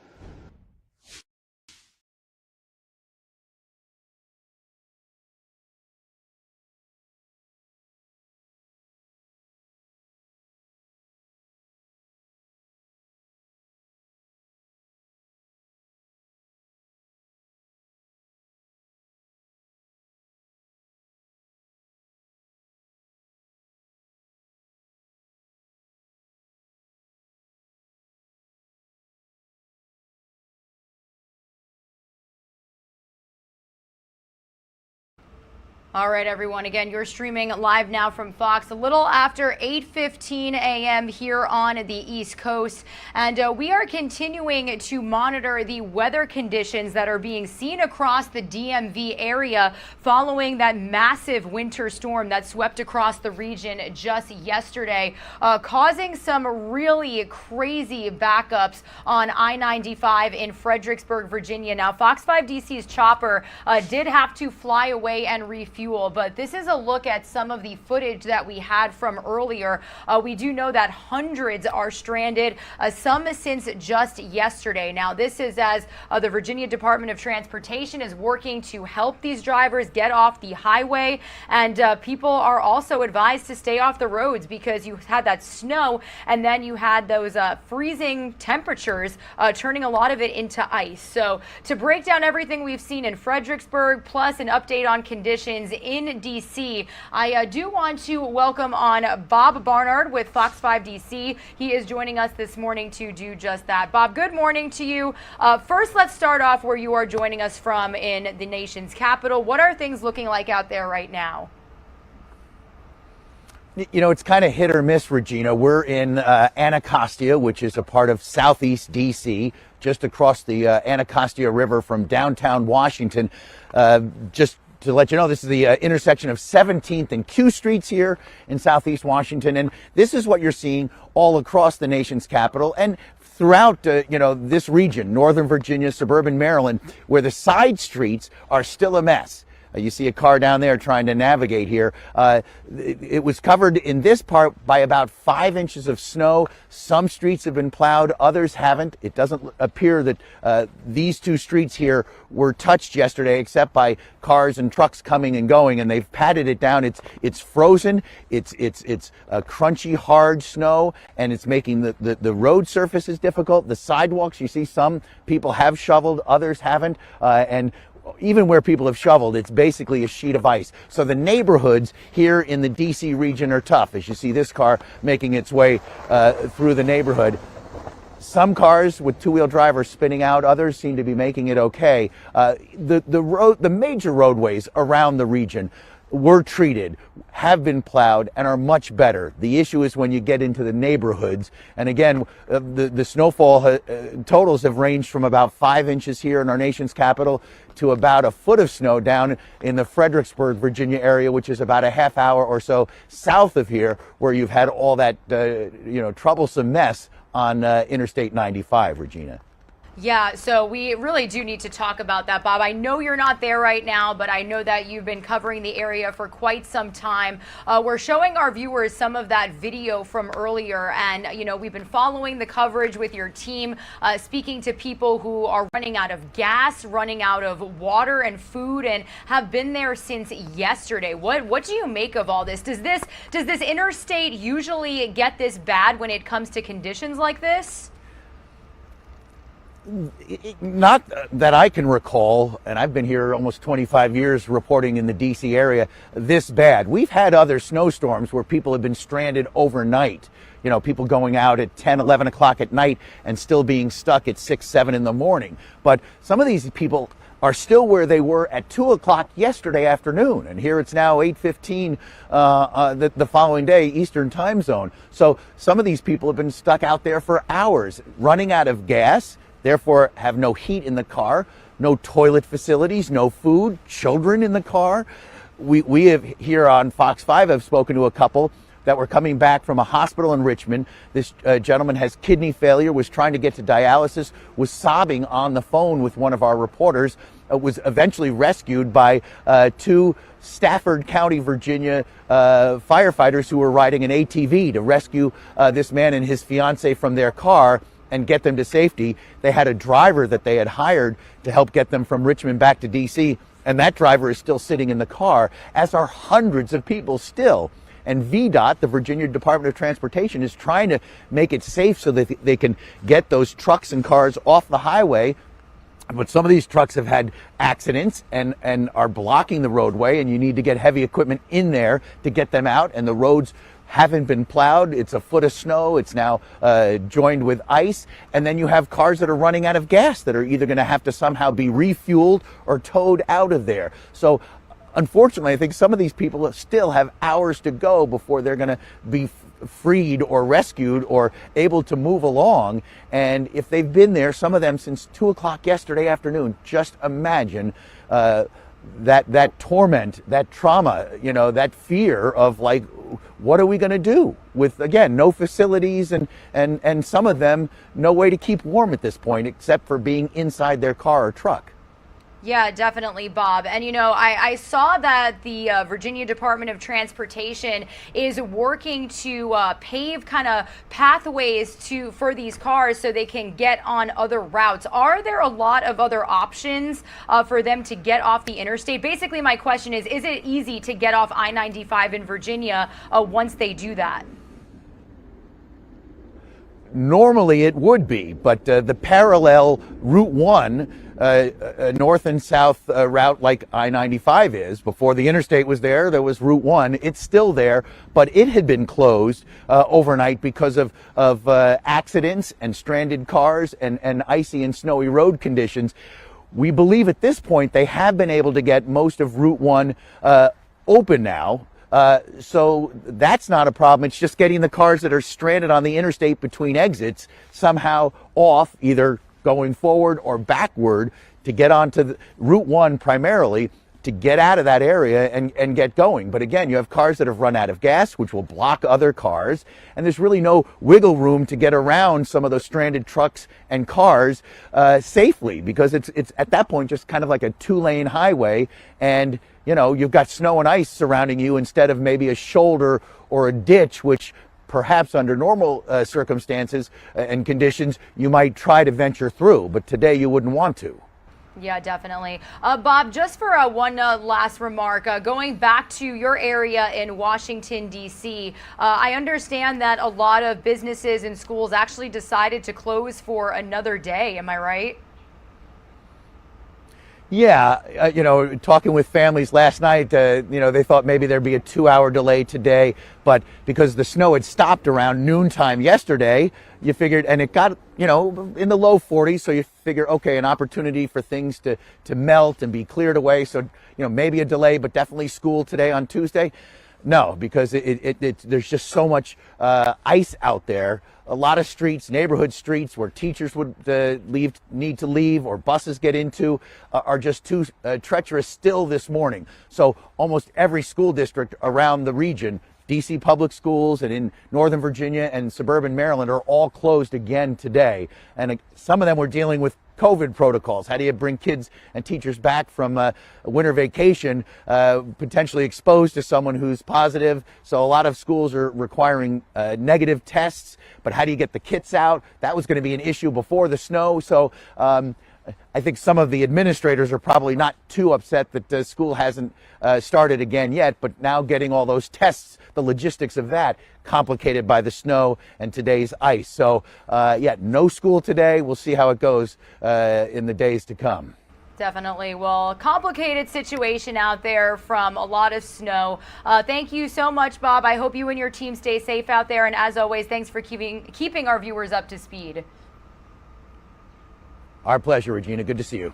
Have a good day, Bob. All right, everybody, we are going to continue talking some travel news here on Live Now from Fox. Here's a look over Philadelphia International Airport. Between the weather conditions that we saw, plus a lot of crews having issues, staffing issues due to COVID-19, we've seen thousands of more flights canceled within the last 24 hours. More than 3,000 flights canceled alone yesterday. So we'll bring you the latest on the travel troubles still being seen for more than a week across our nation after this quick 2-minute commercial break.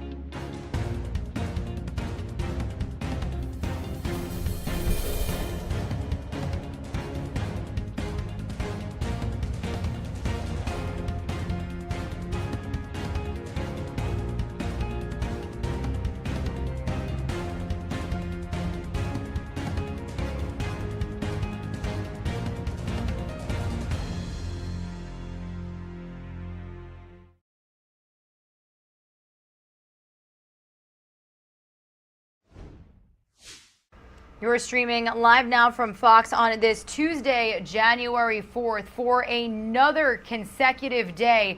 Just yesterday, and a learning of more flight cancellations this morning. We're seeing airlines cancel flights left and right, whether it be due to weather or because of staffing shortages due to COVID-19. So I do want to bring you the latest from Fox News correspondent Kristen Mayo. He is speaking with travelers who are getting quite a temper as they are just trying to get home.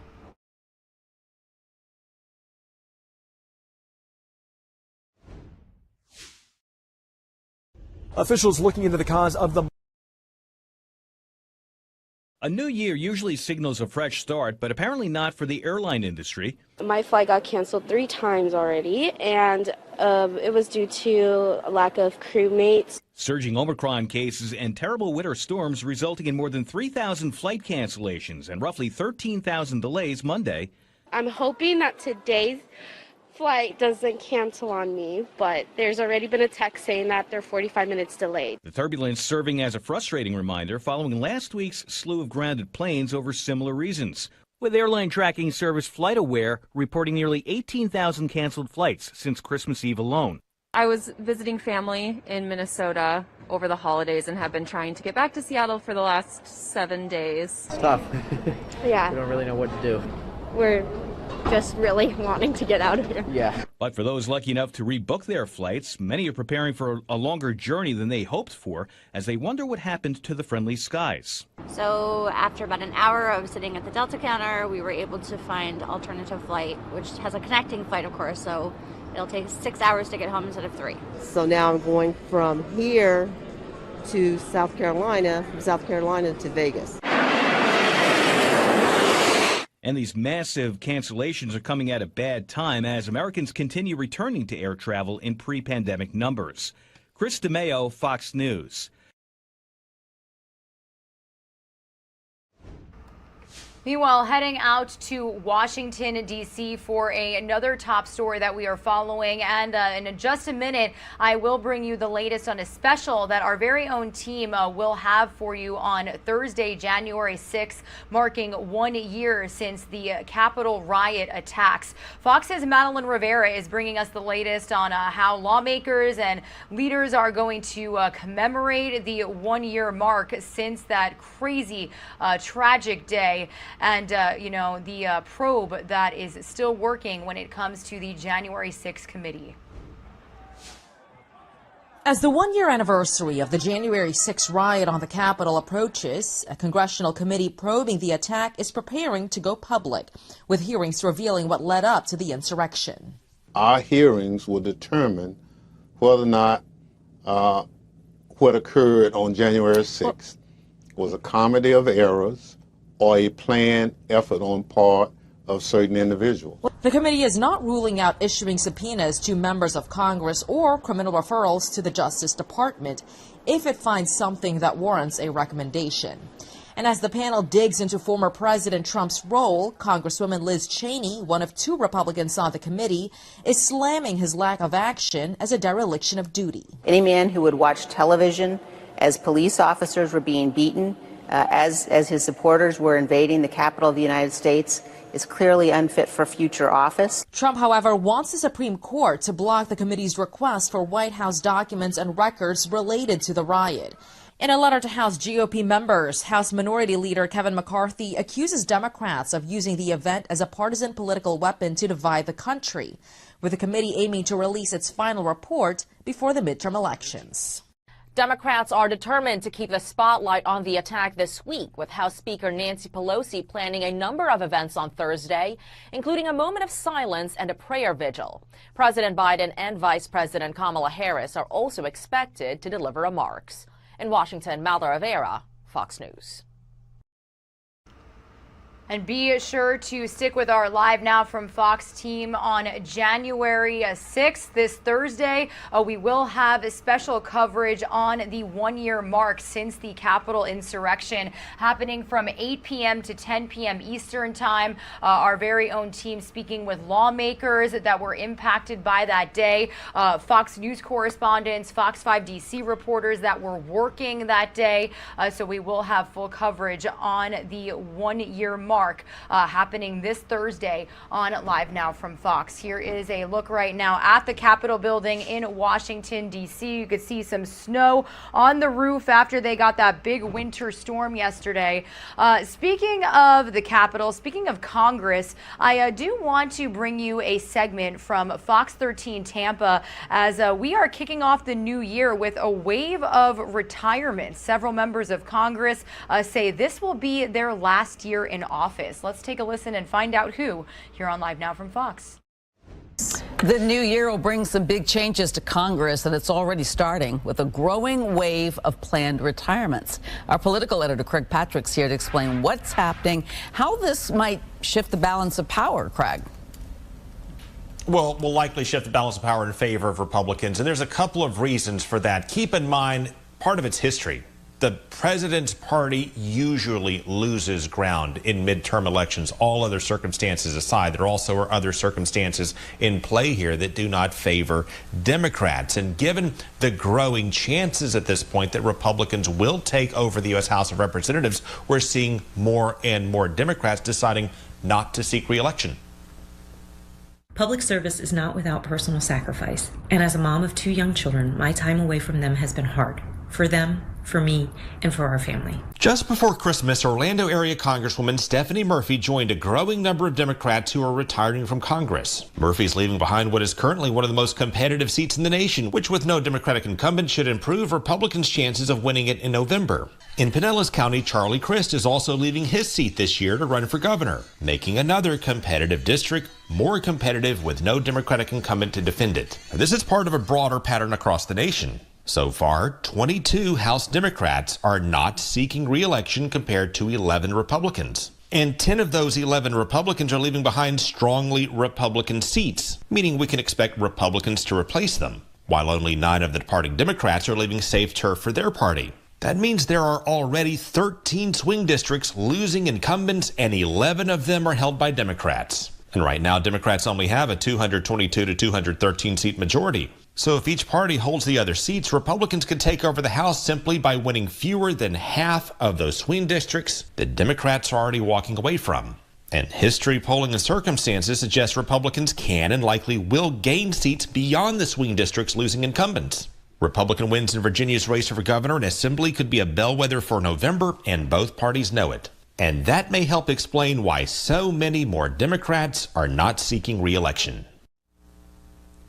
So part of it is a concern that if they're in a particularly competitive district, they may be less likely to win, therefore less likely to run. But also you have some entrenched Democrats in positions of leadership in safe Democratic districts who also are stepping aside. Again, we see that cycle after cycle when whether it's Democrats or Republicans, in this case Democrats, they're in a position of power, they're the party in power, they're not so inclined to stick around if they read the tea leaves and think that they may be in the minority and lose their position, their very powerful positions, chairing committees, for example. That is also part of what is happening now, and it happens again year after year when we expect to see this kind of shift. Combine that with the challenges and the struggles of dealing with COVID-19, the new variants, inflation, combined with history and the president's sagging poll numbers, his approval ratings, all of this is leading into the direction of a Republican takeover. Not guaranteed, but very likely later this year.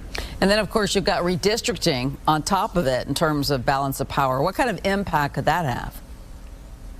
A significant one. Putting aside all the other factors that I just mentioned, based on what we are already seeing in newly drawn maps across much of the nation, it looks as if enough districts have already shifted in favor of Republicans for Republicans to take over the lower chamber, the House of Representatives, just based on that. But 25 states have weighed in with maps. 25 other states, including Florida, have not. We'll take a closer look at what we expect to see change in Florida based on the proposals we've already seen coming up at 6 o'clock and the broader impact it's having across the nation as well.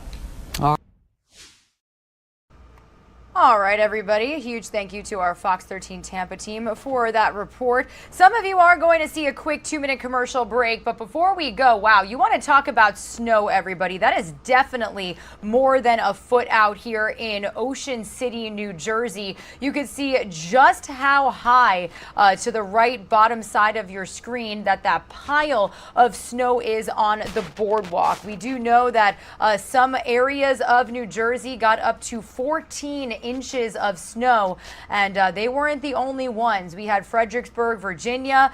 We still don't have a feed coming in from the interstate just yet, but we had been bringing it to you all morning long. They saw between 12 and 14 inches of snow out there, and it is causing major backups on I-95. Some people stranded out there since yesterday afternoon. So that is one of the top stories that we are going to bring you here on Live Now from Fox when we return. Just to give you a perspective on how hard the snow was coming down yesterday, this is actually Wildwood, New Jersey. You could see it literally snowing sideways. So coming up on Live Now from Fox, we are going to bring you the latest on that snowstorm that shifted across the mid-Atlantic, now causing icy road conditions and trouble, closings out there in some of these impacted areas. We're also going to bring you the latest nuts and bolts of the investigation happening with the Colorado wildfires, and then we'll play for you some of the full update that we got from authorities just yesterday. They've been providing us updates from Boulder County each and every day since this fire happened last week.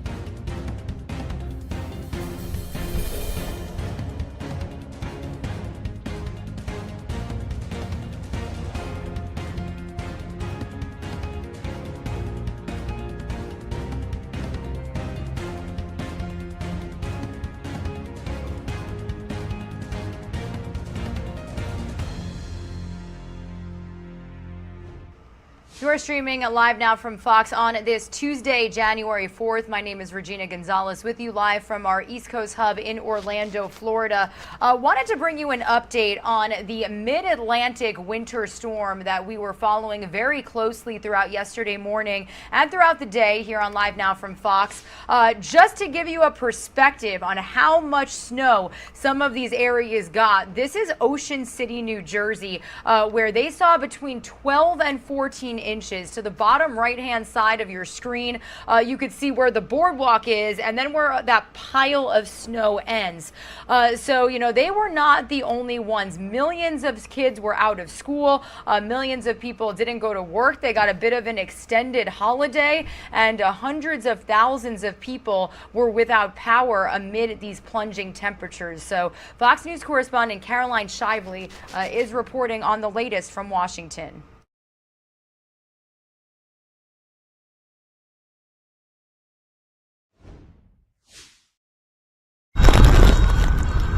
Heavy snow in the D.C. region is not uncommon, but coming less than 24 hours after the thermometer hit the upper 60s, it's a shocker. It's a little bit of madness to wake up this morning with snow on the ground. Local governments say they're ready. It's been quite some time since we've had a substantial snow, but as I stated before, we prepare for it year-round. The word from officials in affected cities up and down the East Coast? I can't emphasize enough how important it is for people to get off the street. Even the president felt it. Here he is leaving Delaware this morning for D.C. in light snow, and here he is arriving in a storm so strong that his helicopter was grounded and his motorcade had to drive to the White House from Joint Base Andrews. In fact, all federal offices in the Washington, D.C. area closed on Monday, except for emergency personnel. Winter break was extended for thousands of school children, with superintendents canceling the first day back, a relief for some as they fretted over rising COVID cases. Many businesses also telling employees to telework. A lot of people are working from home if possible, my husband being one of them. For those staying home, hundreds of thousands did so with no electricity as the snow and high winds knocked out power lines. More trouble on Tuesday, with lows in parts of the mid-Atlantic predicted to be in the teens. In Washington, Caroline Shively, Fox News. And speaking of what the winter storm has done to certain areas, we are getting this shot in courtesy of the Virginia Department of Transportation. They have their camera on I-95 in the Fredericksburg area, where there are still delays, still backups. A lot of people on the interstate since about 2 o'clock yesterday, some running out of food, running out of water, and needing to get home to family, to their pets. We do know that the Virginia Department of Transportation crews are working endlessly to try and remove some of the snow, put salt down for the ice, and they're trying to lead cars off of interchanges to get them on alternate routes off of this area. So it's something that we're going to continuously follow here on Live Now from Fox. But I do really want to bring you an update right now on a story that we brought to you from the very beginning. We are learning more as investigators are continuing to search for answers on what could have caused a fire that burned nearly 1,000 homes and impacted so many in Boulder County, Colorado. Well, Fox Weather's Max Gordon has been out there speaking with people impacted, trying to pick up the pieces, and has the latest from officials. So let's listen in. Officials looking into the cause of the Marshall Fire in Colorado have narrowed their search to an area where a burning shed was spotted on the morning the fire broke out. We don't know that that shed or anything around it was the actual start of the fire or whether it was secondary. Something ignited the fire in that wind on a red flag day. The Denver Post reports investigators were seen coming and going from buildings owned by a religious sect in the neighborhood. The group denies the fire started on their property. Wind gusts topping 100 miles per hour pushed flames into the suburbs north of Denver, where nearly 1,000 homes were destroyed. This man returning to find his house reduced to its foundations. Firefighters helping him crack open this safe, just ashes left inside.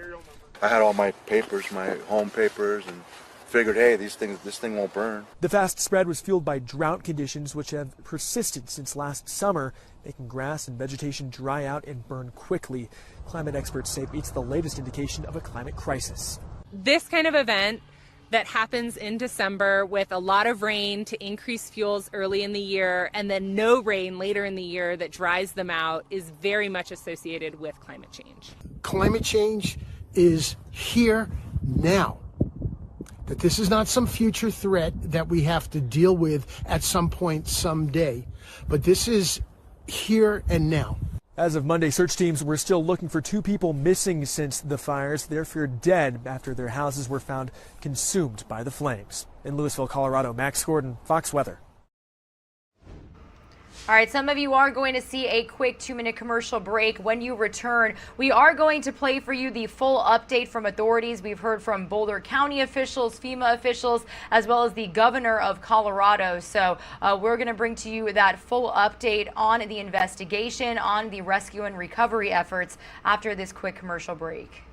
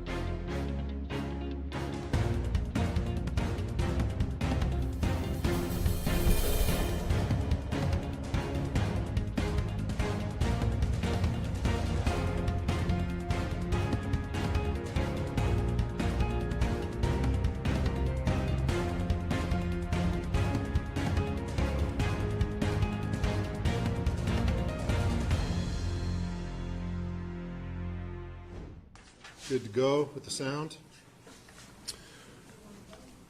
Okay, I've got some information today about reopenings and that kind of thing, but first of all, I'm going to have the governor address you. He has a number of updates, I think, as well.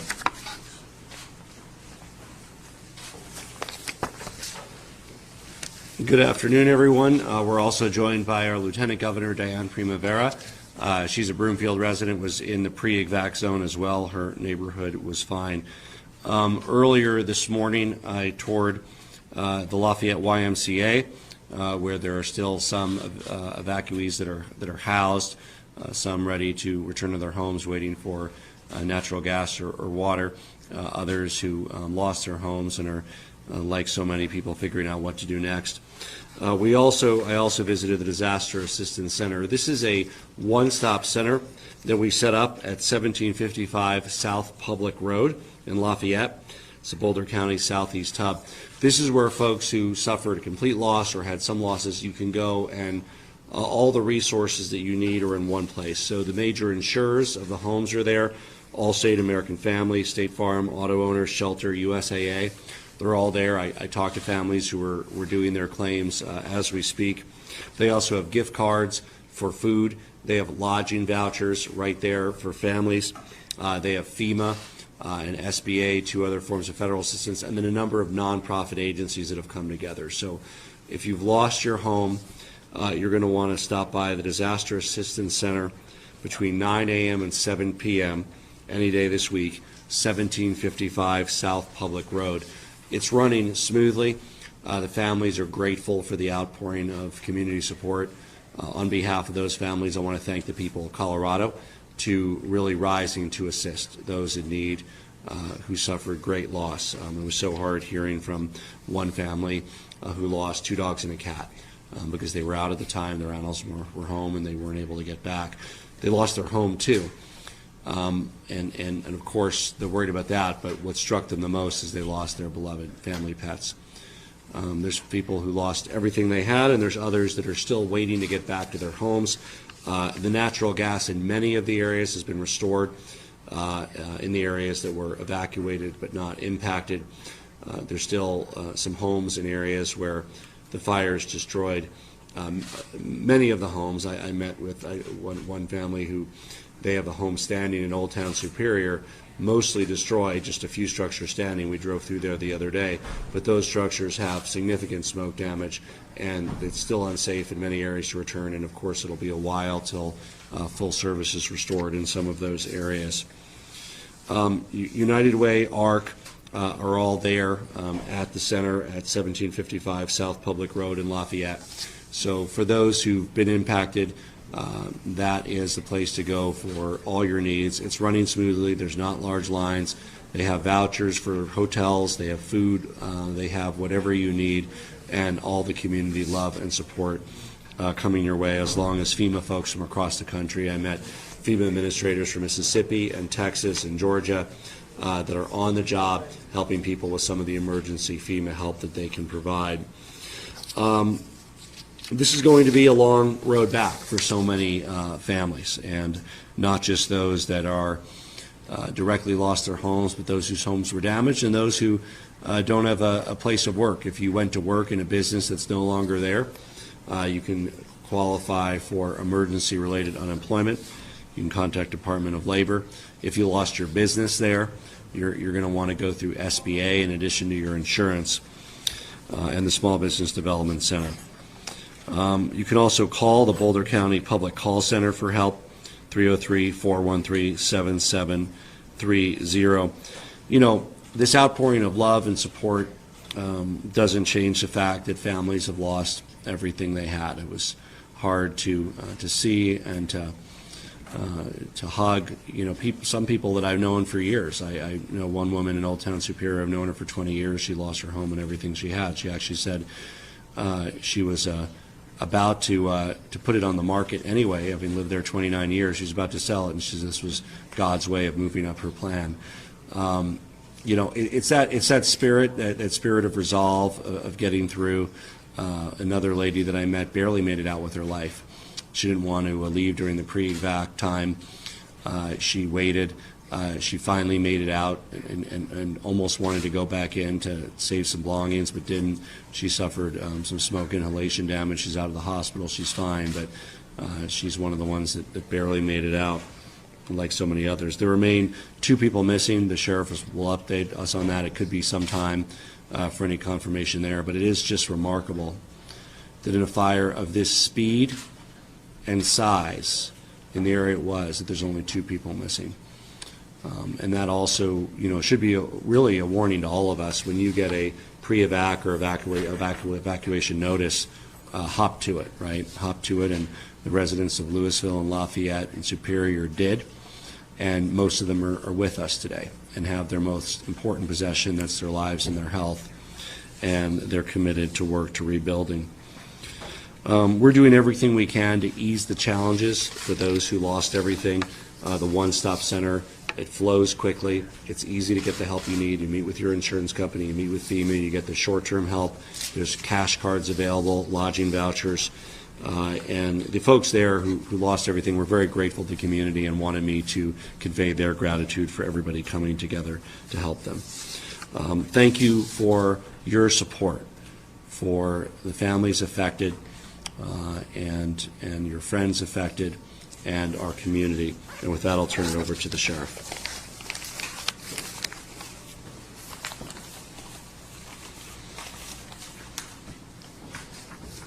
Good afternoon, everybody. Thanks for being here, and thank you, Governor Paulus, for joining us and all the support that we've had so far. We sincerely appreciate it. I have a couple of updates on reentries. Later today, we will be reopening downtown Superior to residents and business owners. We're also optimistic that we'll be opening Spanish Hills subdivision by end of day.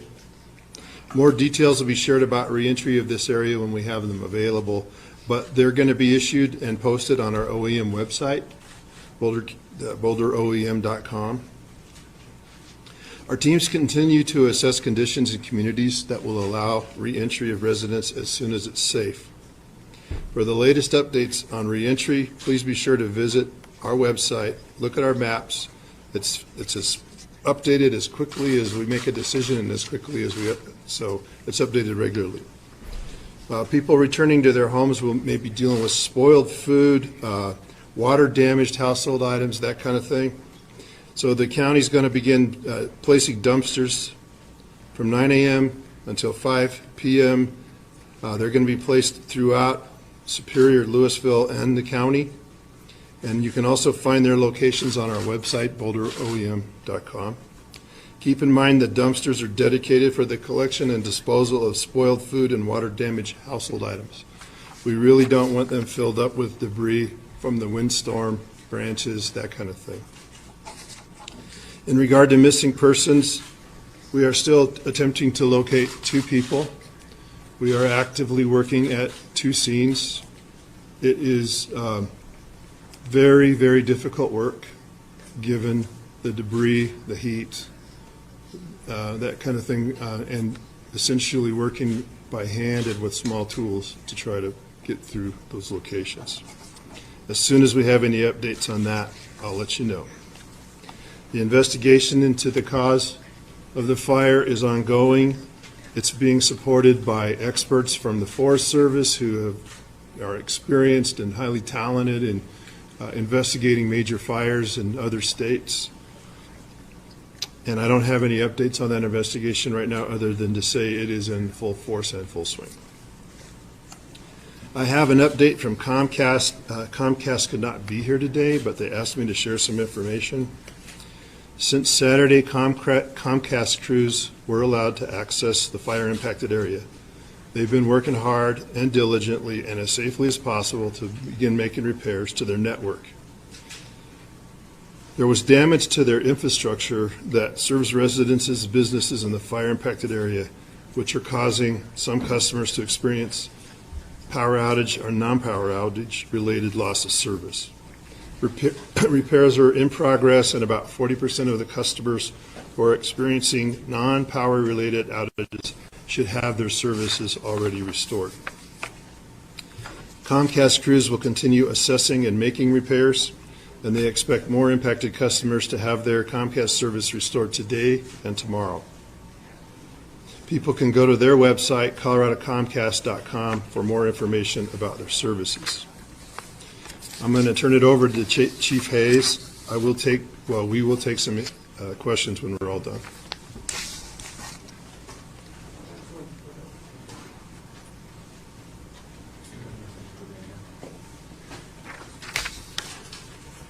Good afternoon. I'm Dave Hayes. I'm the police chief in Louisville. Thank you all for being here. Thanks to the governor for being here. I just have a couple of updates from Louisville. Damage assessments continue in Louisville. We're still continuing to work with the cadaver dog to work.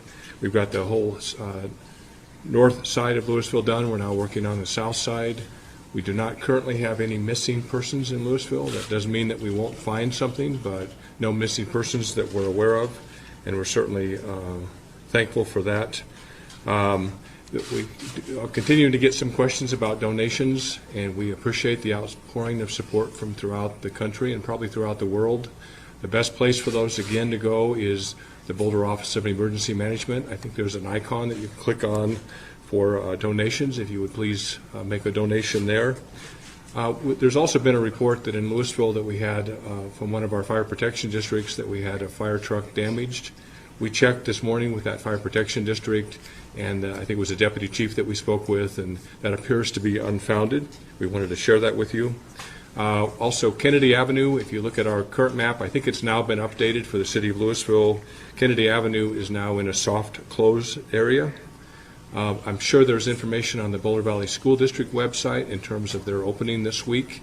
So this morning we met with school officials, with county officials at the Incident Command, and I believe that school district is still planning on opening. In regards now specifically to the city of Louisville, as you know, we have a number of both soft closures and hard closures. Currently in our soft closure area, you stop and talk to one of the kind officers that are there to explain why you're there, and you're kind of on your way. But at some point we've had lots of people waiting in line, and we don't want to add to that frustration. So we're going to be going to a resident access pass. So starting tomorrow morning and all day tomorrow, Tuesday, Wednesday, Thursday, from 8 a.m. to 8 p.m. at the Ascent Church, which is located at 550 McCaslin Boulevard.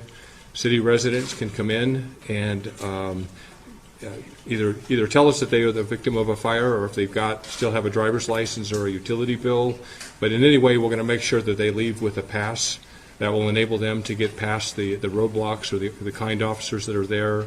The hard closures are still closed for safety reasons, but we thought we would speed this up with a resident only pass, as it were. Speaking of passes, I think the school district, I believe, is going to be releasing something. I think they're also going to have a pass program for parents that are taking kids to and from school. As you know, in Boulder Valley schools, we have open enrollment, so we have parents kind of coming from all over. So we identified routes this morning for the Louisville schools, and I believe the county schools as well, of what would be open for parents. And then I think in the event they do have to go through a soft closed area, that the school district will issue them passes, either because their parents bringing kids to and from, or in the case of high school students, so they can get to and from Monarch High School. So I think that's all I have, and I'll step aside now for see what's next, Chair. Thank you. So I'd like to introduce Boulder County Commissioner Matt Jones, who wants to say a few words. Hello, everybody. My name is Matt Jones. I'm a Boulder County Commissioner. I live in Louisville. The day of the fire, I got a call from Sheriff Pele that we had 2 fires going on, and he was more concerned about the one in Marshall. I drove up to Davidson Mesa. Some of you might know where the overlook is, into the valley. You can see over towards Marshall there. Almost was knocked down several times by the wind, and realized it was really bad. I used to do wildland fire work. I realized it was really bad and decided time to get home. In that time frame, my wife gets an evacuation call. There is a brown plume. We was just stuck, and I just said, oh my God, how am I going to get home? It just hit me. High winds. Soot, you open the garage door and soot. You're streaming live now from Fox, everybody. We are bringing you the latest update from Boulder County, Colorado officials as they talk about the investigation and rescue and recovery efforts of the Marshall fire. However, I do want to switch gears here just a bit. As you can see to the right-hand side of your screen, we've got 2 different vantage points of drivers stranded on I-95 in Virginia, some of them for almost 24 hours. We do have our Fox 5 DC team covering this situation, so I want to bring you some of their coverage live, raw, and unfiltered. Let's listen in. Literally, we're having to go on the side of the road to relieve themselves, and it's just been a nightmare of a situation. I don't know if this is confirmed. We'll have to check with Aaron, but there may be some slight movement toward the front of the line around exit 156. But that honestly, for these people stuck in this overnight, too little too late, guys. Melanie, I tell you, my heart just broke for Anthony when you spoke to him. Really harrowing stories. Thank you so much for following it this morning. I do want to say we have reached out to VDOT numerous times. They haven't responded to us. So VDOT, if you are watching, please, we'd love to hear what you're doing, how this happened. We'd love to get some answers, as I know a lot of people would. If anybody has been earning her keep this morning, it's been Erin Como. She's been monitoring this since early on. And Erin, Melanie just said maybe maybe there's some movement up there near exit 156? So we've been seeing some movement by several different exit points, Holly, this morning, and it's all been intermittent, so I don't have anything concrete to report other than the last update I have from VDOT is that they are trying to move traffic at every available exit point that they can between Caroline County, Spotsylvania County, and Prince William counties this morning. We're taking a look right now from Skyfox at a truck slowly moving over that icy, slushy, snowy mess on 95. This coming from the Stafford view of things. We've seen traffic moving off of the interstate, but keep in mind, as folks try to exit, they're trying to work their way around tractor trailers that are not able to move on the icy conditions, as well as folks who ran out of gas and had to abandon their vehicles, or they're stuck there with them waiting for emergency crews. Now, VDOT did say if you are still stuck and you have a medical emergency or a life-threatening situation, to please call 911 and let them know the closest mile marker that you are to, so they can try to get someone out there for you. There looks to be an abandoned truck there stuck in that snowy mess. Now, Governor Ralph Northam did tweet out that he's asking everyone to avoid 95 north and southbound even as the sun comes up until the snow and ice is able to melt and they're able to get those roads treated and traffic moving once again. It's just an incredible scene out there. In the 6+ years I've been in the DC area, I've never seen anything like this. Yesterday during Good Day, I was messaging with a friend who was down in the Fredericksburg area who was stuck for about 4.5 hours, and they say they got lucky because they were able to exit before everything completely shut down. Right now, we're currently dealing with about 48 miles of 95 impacted between Caroline County and Prince William County this morning. But again, there are slowly exiting vehicles and people, depending on where you are. You can see that slow line in Stafford moving through that icy mess. It does appear to be an emergency crew out there with that yellow jacket on. Some semi trucks sideways stuck on that outer shoulder. Steve and I just couldn't believe earlier in studio watching traffic going up on those ice covered shoulders, people out of their vehicles pushing them when they got stuck. But people were getting desperate and just trying to exit in any way they could. So we'll keep you updated on the movement. And again, if you have a story to tell and you're able to safely talk with us, or you have a friend or family member that is out there and you'd like to talk, tweet me at AaronFox5DC on Twitter. I'm trying to also keep you in the know of all the other traffic issues in the area on Twitter, because I know 95 has been the big focus this morning. I'll send it back to you, Jeanette. All right, Aaron, and we certainly appreciate it. You mentioned Governor Ralph Northam and the tweet he sent out not too long ago. He said in a statement that his team has been working throughout the night with state police, the Department of Transportation, Department of Emergency Management to respond to this dire situation on I-95. State and local emergency personnel are continuing to clear downed trees, assisting disabled vehicles and rerouting drivers. He goes on to say that an emergency message is going out to stranded drivers, connecting them to support, and that the state is working with localities to open warming shelters as needed. He's counting on the sunlight here to try and help at least do some of the melting. But at this point, it really gives you an indication that things are just not going to be moving, certainly not as quickly as folks would like them to. We do know that another person who's stuck among the hundreds who were stuck on the roads this morning and have been since yesterday, Senator Tim Kaine. He posted this picture and this tweet not too long ago saying his normal 2-hour drive to D.C. at 1 p.m. yesterday, 19 hours later, he is still on I-95, stuck on the road with hundreds of others trying to find a way to go home. And we've been saying this all morning, really no end in sight. A lot of questions this morning about how this is happening and really how there has not been any feasible solution to some of the folks that are understandably desperate as they go on 20+ hours stuck on a major interstate with temperatures that have been freezing in the teens throughout much of the last 24 hours. So, Steve, I'll send it over to you. Well, we're going to keep an eye on that situation, obviously, and it's not just the senator who is stuck, but rest assured, if the senator is stuck, then VDOT certainly has to answer to somebody, and hopefully he'll help get answers for everybody else who has been in this mess since yesterday afternoon in some cases. We chatted earlier with a man named Justin Wilson who was stuck in that traffic. Now, Justin was southbound trying to get out of D.C., headed down south of Richmond. We talked to him last hour. I want to check back in with Justin now to see if there's been any movement. Good morning once again, Justin. How are you? Hey, good morning. The only movement is, as you can see, is me outside the car. There's no movement. I'm actually walking in the middle of 95 southbound, just passing different vehicles. So not much movement as far as cars. We are able to get out, and you can see the cold off of my breath. It's really cold out here. So, there's just folks everywhere just stranded and not much movement on our end. Justin, do me a favor. While I'm talking to you, flip that camera around so we can see in front of you or to the sides, and we can get a better idea as to what you're seeing, maybe from your vantage point. There we go. And just kind of explain to us what you're seeing as you're walking through and what the situation has been like for you overnight. So right now, I'm basically just walking south from my car down, just in the middle of the lane. I think it's maybe a three lane highway, maybe four, just right here in between tractor trailers.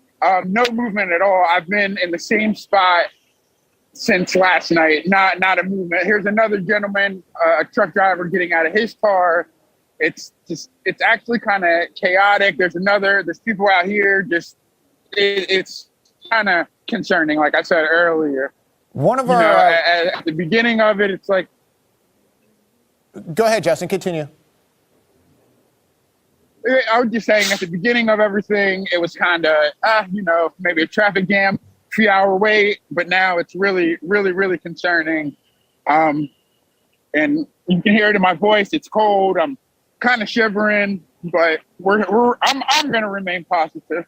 Well, listen, we don't want to keep you out in the cold. So if you're cold, get back in your car and stay warm. I know you've been doing the turn the heater on for 10 minutes and then sit there for almost an hour and try to retain the body heat in the meantime. I'm curious, Justin, one of our other reporters said that there were some online groups. Some people were in chat rooms trying to figure out if they needed either fluid for the vehicles or gas or food. You said it's been also the old-fashioned way, people going car to car and asking if people need help, right? Yeah, basically. So I'm walking back towards my vehicle now. I'm going to give you guys the view. And my vehicle is right here on the left. This lady in this truck behind me, in this red truck, was she was knocking on windows, giving people bottles of water. She gave me 2 donut sticks. I'm sure she was passing out things to everybody else. So I haven't gotten any text messages or group messages. But yeah, the old-fashioned way. People have been like really, really nice and just helpful. So, Justin, let me ask you this. And obviously our thoughts are with you and all the other motorists who are stuck. And we certainly hope that you get moving again as soon as possible so you can get to your destination, which is in your case in the Richmond area. From this experience, if you ever have to drive in the snow again, what will you make sure is in your vehicle? Oh, my goodness. All non-perishable foods. I'll have snacks, blankets, bottles of water, just all the stuff that as a 16-year-old, your parents told you, or majority of people's parents told them, you need to have a blanket in your car, have some food, have some snacks, have some water, make sure your gas tank is full. If it's coming to half a tank, I'm going to be honest with you guys. I'm one of the ones that will ride on E. Forever, never again. Half a tank, I gotta fill it up. Never, I can't be stranded like this again. So just stuff, like essential stuff, food, non-perishable food that won't go bad that you can store in your trunk, bottles of water, blankets. I have a coat on, extra hoodie, even a pillow would be good in this situation to be able to lay down. Yeah, it's a tough reminder for sure, and I'm glad that there are people like the lady behind you that's trying to help out the motorists who maybe they don't have some of those things. Good that you have your phone charger as well. You're lucky to have phone service, so at least you can get some updates. Have you seen any vehicles, any emergency vehicles, or any vehicles at all come through, even on the side of the road? So from my point, I've seen. I think it's on my left-hand side. I think it's the express lane, which runs in between northbound 95 and southbound 95. There's an express lane in the middle. So throughout the night, I've been seeing emergency personnel, state police going in that express lane, headed the direction that I'm headed, south. Justin, I can hear the cold in your voice. I want you to take care of yourself, and I want you to be able to turn that heater back on and stay warm. Yeah. But keep in touch, okay? And let us know if you get moving again, and if there's been any movement. Maybe they'll be able to get you guys turned around and get out of there. We're certainly in touch with VDOT, and I know that they're working, but it's a 40-mile stretch right now of folks that are in a condition like you. So our hearts are with you, and we're certainly hoping for the best. But please, above all, take care of yourself, okay? Yeah, I greatly appreciate you all. Thank you so much for getting this word out there. And thank you for the kind words and your thoughts. And folks that pray for us, please pray for us. Justin, thanks so very much. Justin Wilson stuck on 95. He's headed southbound, trying to get down to the Richmond area, Marissa. And we checked in with him about an hour ago. And unfortunately, like most of the motorists, nothing has changed in that time. Yes, Stephen, we're hearing from so many of them. In fact, one of our photojournalists just spoke with a man also stranded on I-95. His name is Linwood Holman. This is a portion of the interview that was just sent in to our newsroom. Here's his story. Well, been stuck down here in Fredericksburg since 11 o'clock yesterday morning. If you don't have to come out, please do not come out. I've been stranded out here since 11 o'clock yesterday. So how did you get stranded? What's your story? A lot of ice. It was a lot of ice, a lot of snow, and a lot of truck and trailers on 95 was stuck. Pretty much it was all blocked up all day yesterday, pretty much. So I'm advising everybody, if you don't have to come out this morning, do not come out. I've been stranded since yesterday morning. So tell me about just personally what happened to you. Did you get caught in that 95 traffic? Did you? Yes, we did. Just tell me about getting caught in that traffic and sitting there all night. Oh man, so 95. We got on 95. There's a lot of ice and snow. Got on 95, a lot of truck and trailers, a lot of cars were sliding in ditches, and pretty much they just shut down the whole highway because it was just terrible. It was just so terrible. The truck and trailers, everything was stuck. It was a lot of ice. Pretty much this morning, we are stuck on the interstate this morning. I don't know, you can see our truck is up the hill. There's a black ice up there. So if y'all don't have to go out here this morning, please don't, because I'm out here this morning stranded. All right. Well, we saw several inches of snow across the area, and it caused a lot of issues on the roads, and that continues this morning, as you've just heard. Plows still working to clear the streets. Maureen Ume and Bob Barnard back out in the elements this morning, looking at the conditions in Maryland and D.C. We're going to begin with Maureen Ume. She joins us now live from Brandywine in Prince George's County. Maureen? Hey, good morning, guys. You know, I almost hate to talk about how relatively easygoing things are here when you hear all these stories of folks still stuck on the roadways. But that really is the case here in southern Maryland. It's the roads are passable. With the sun out now, we see more melting. And so folks are having a much easier time. Even this gas station has not been busy at all. We have not really seen a lot of people stopping by to get gas. So the good news is that crews were able to get out because yesterday was a far different story. The roads were just sheet covered with ice and slush, and it was a whole mess. People were stuck on this roadway for hours on end, could not get off of it. I was personally stuck for 4 hours after my live report, so much easier going today. But the concern does remain these ice spots and some of the side roads, and also some of these lanes as you're driving. Some of them sort of taper off into one lane because some parts are snow covered. So be careful out there. Maryland transportation crews say they've got over 80 crew members here in southern Maryland and Charles County addressing the road concerns. But they're also urging motorists to take care of themselves, clean off your cars, because I've seen quite a few of those ice sheets on top of cars flying off and becoming projectiles, and really danger to those motorists behind the person that's got that ice cap on their car. So again, road crews here are doing a lot of good work. Power crews also got started early. It's 5 o'clock today trying to restore power to folks in this area. Right now, SMECO was reporting that in Charles County, just a little over 9,000 people without power. Prince George's County has about 2,500 people. St. Mary's County has about 6,000 people. So those numbers are better than the peak that they had about 40,000 at one point. So power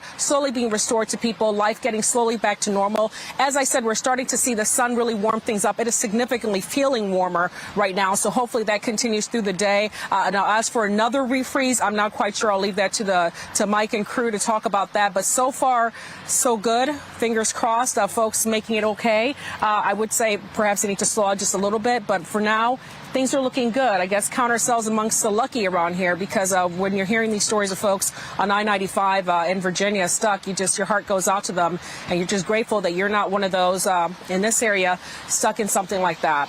That's the very latest from here, guys. I'll send it back to you.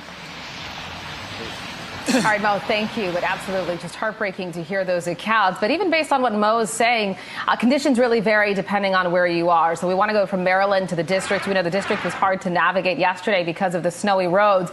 Bob, this morning, my goodness, well, behind you, it doesn't look too good, at least. No, and in front of me as well. I'll show you. This is a tree branch down blocking this intersection. This is Mount View Place and Maple View Place, but take a look behind us. We've seen people having to walk down this hilly street here. This lady has been making her way down for several minutes, walking in the snow because the sidewalks are dangerous and slick, even if someone's made an attempt to clear them. And the road surfaces are just a sheet of ice. There have been cars trying to go up this hill and are having to back down and go around. We saw an Amazon delivery truck blocked by that tree branch, and this is just kind of like almost block after block. Let's see if we'll talk to you. Good morning, ma'am. We're live on Fox 5. How are you doing? How you doing? Okay, I've watched you from the top of the hill. How you doing? I'm doing fine. Yeah, you have somewhere to to get go? to work. You're trying to get to work? Yes. What do you make of these conditions? It's ridiculous, and they should have came and taken care of this yesterday. It's very much ridiculous. I've seen you grabbing onto cars, going from the almost sidewalk. falling, everything. All to get to work. All right, well, good luck, all right? Thank you. All Y'all right, have be a great careful. day. You too. Yeah, that's a scene being played over and over again. And again, the problem is, even if these streets haven't been plowed, but if they have, it's another sheet of ice. And those that haven't are ridges of snow, frozen snow, ice, and what have you. And then as you look down to the trees here, I mean, we've got streets blocked, and it's just a branch, but nobody's come by to pick that up. We spoke to Victor Lawrence earlier when he was trying to get to his job from Anacostia up to Suburban Florist in Bethesda. Well, baseball got there yesterday, and boss lady said turn around, but I'm glad she did, because this happened all afterwards. So now I got to give it a try. Put this four-wheel drive in motion. Was there trouble getting into the car? I had to break into the truck. All four doors was frozen. So I had to go back in the house, get some tools, and try to work my way into it. So this is the only door that I got open so far. What are you anticipating as you leave? I'm anticipating a nice, hard day's work, you know. I got good balls, so, we'll get through it. So, like I say, I got the four-wheel drive here, so I'm going to make it. That's why I bought it for.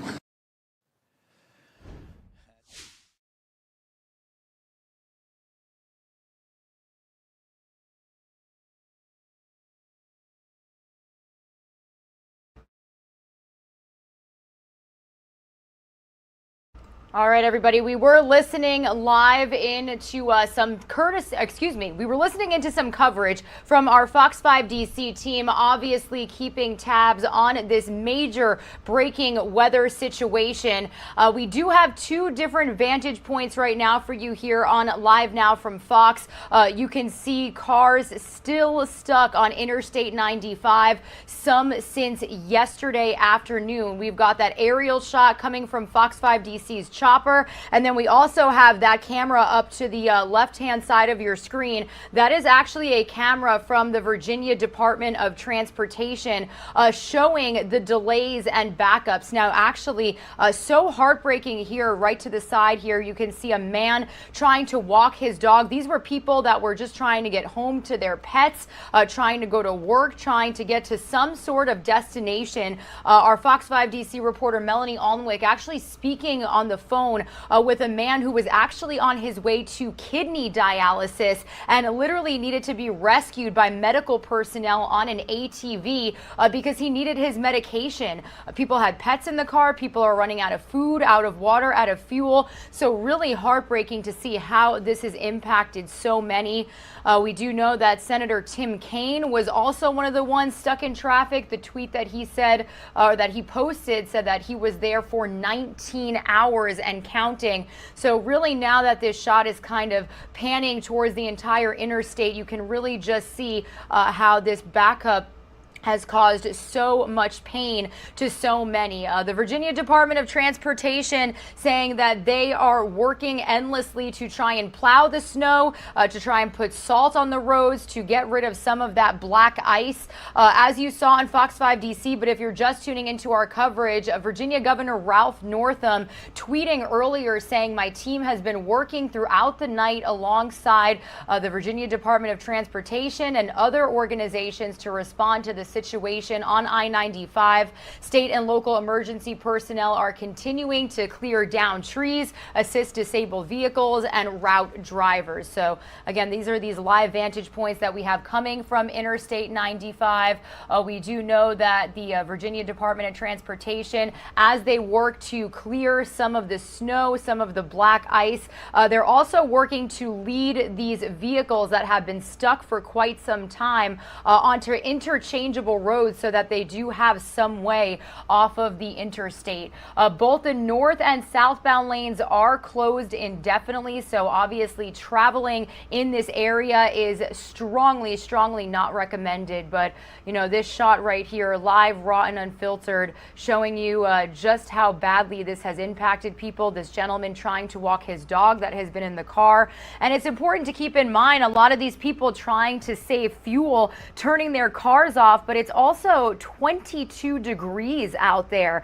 So not warm conditions. It even looks like some people are talking amongst themselves, trying to stretch their legs, stuck in their car for hours. Again, some since last night, yesterday afternoon. So this is something that we are going to follow extensively here on Live Now from Fox. This is what our show is all about, bringing you front row to these major breaking news situations across the nation and across the globe. We'll have a full statement from an engineer with the Virginia Department of Transportation, as well as some continuous coverage on this situation after this quick break that I'm going to send some of you on.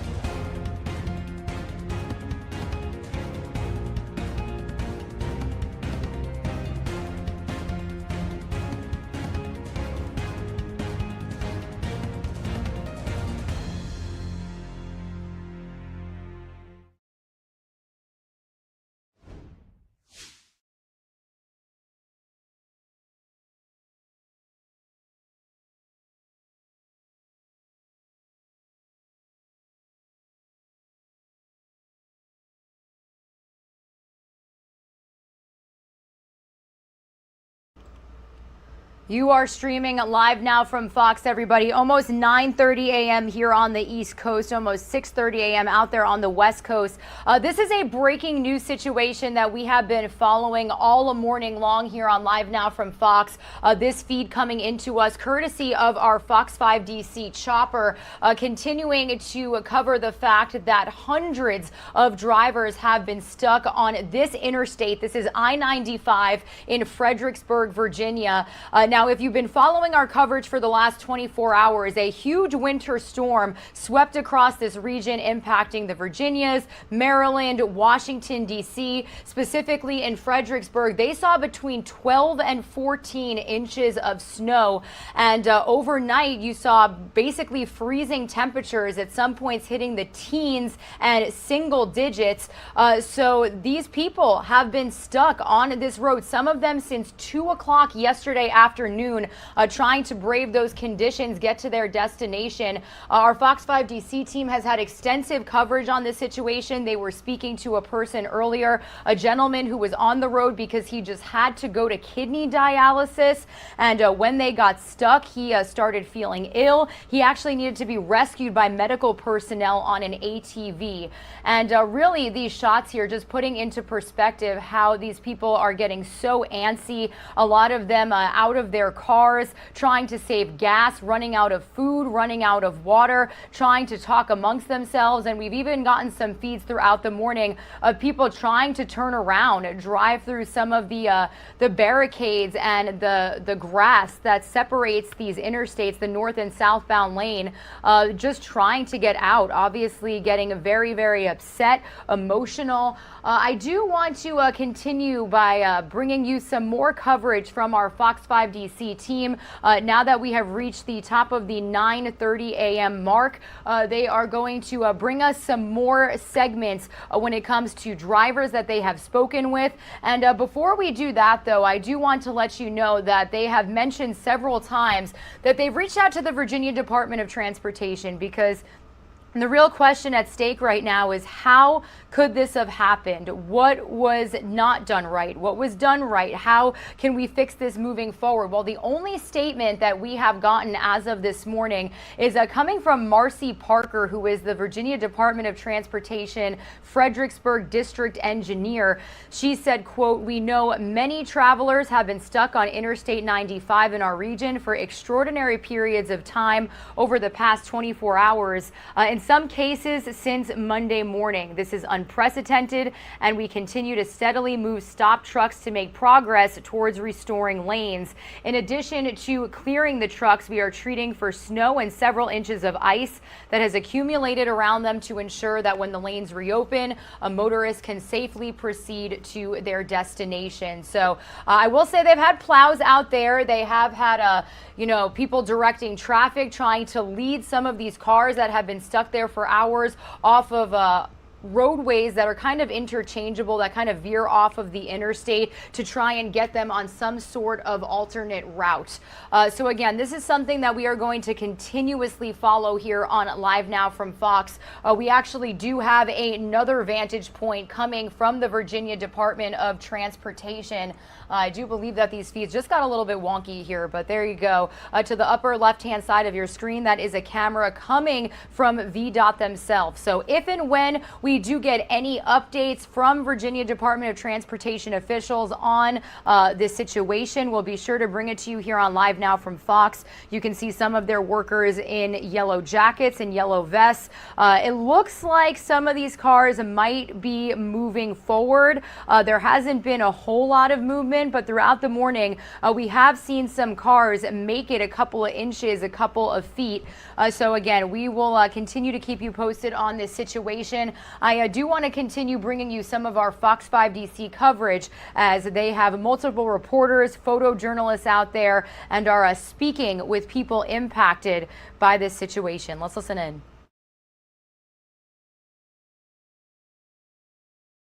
the roadways down there.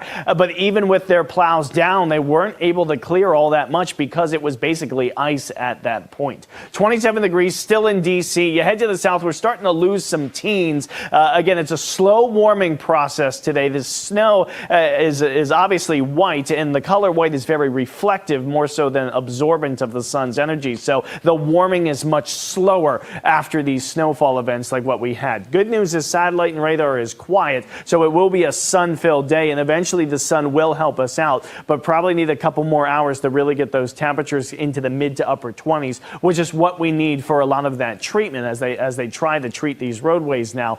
You need temperatures mid to upper 20s so that the chemicals really work at their best. Big picture again, nothing coming our way here today. We look ahead through the rest of your day. It will be sunny and bright, but it will be a cold day with this fresh snowfall down. We should still reach above freezing here in D.C., but some of our suburbs will stay below freezing all day. And I heard someone ask earlier, could we see another refreeze this evening? Yes, we could.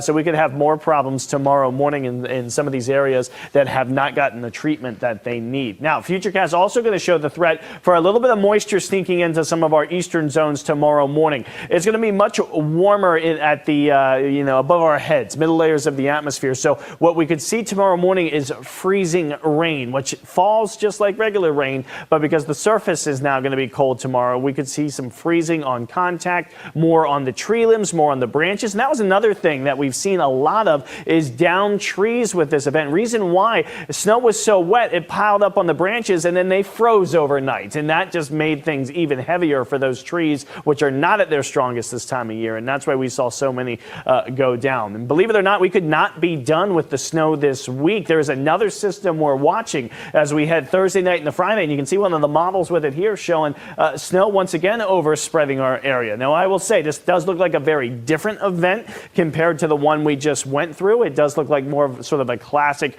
widespread lighter snow, few inches potentially event here. But we'll have to work out those details here over the next couple of days. Remember, Monday's event kind of snuck up really quick in the model. So you know that things can change on the dime here, particularly in winter in the D.C. region. So stick with us. We'll keep you ahead of all these situations that we're dealing with weather-wise. It is getting towards the middle of winter after all, and this is where it's typically most severe. 36 degrees today. Again, sun should help things out a bit down there in Virginia as we work our way into the afternoon hours. Tomorrow morning, we'll watch for some freezing rain, mostly in our eastern zones.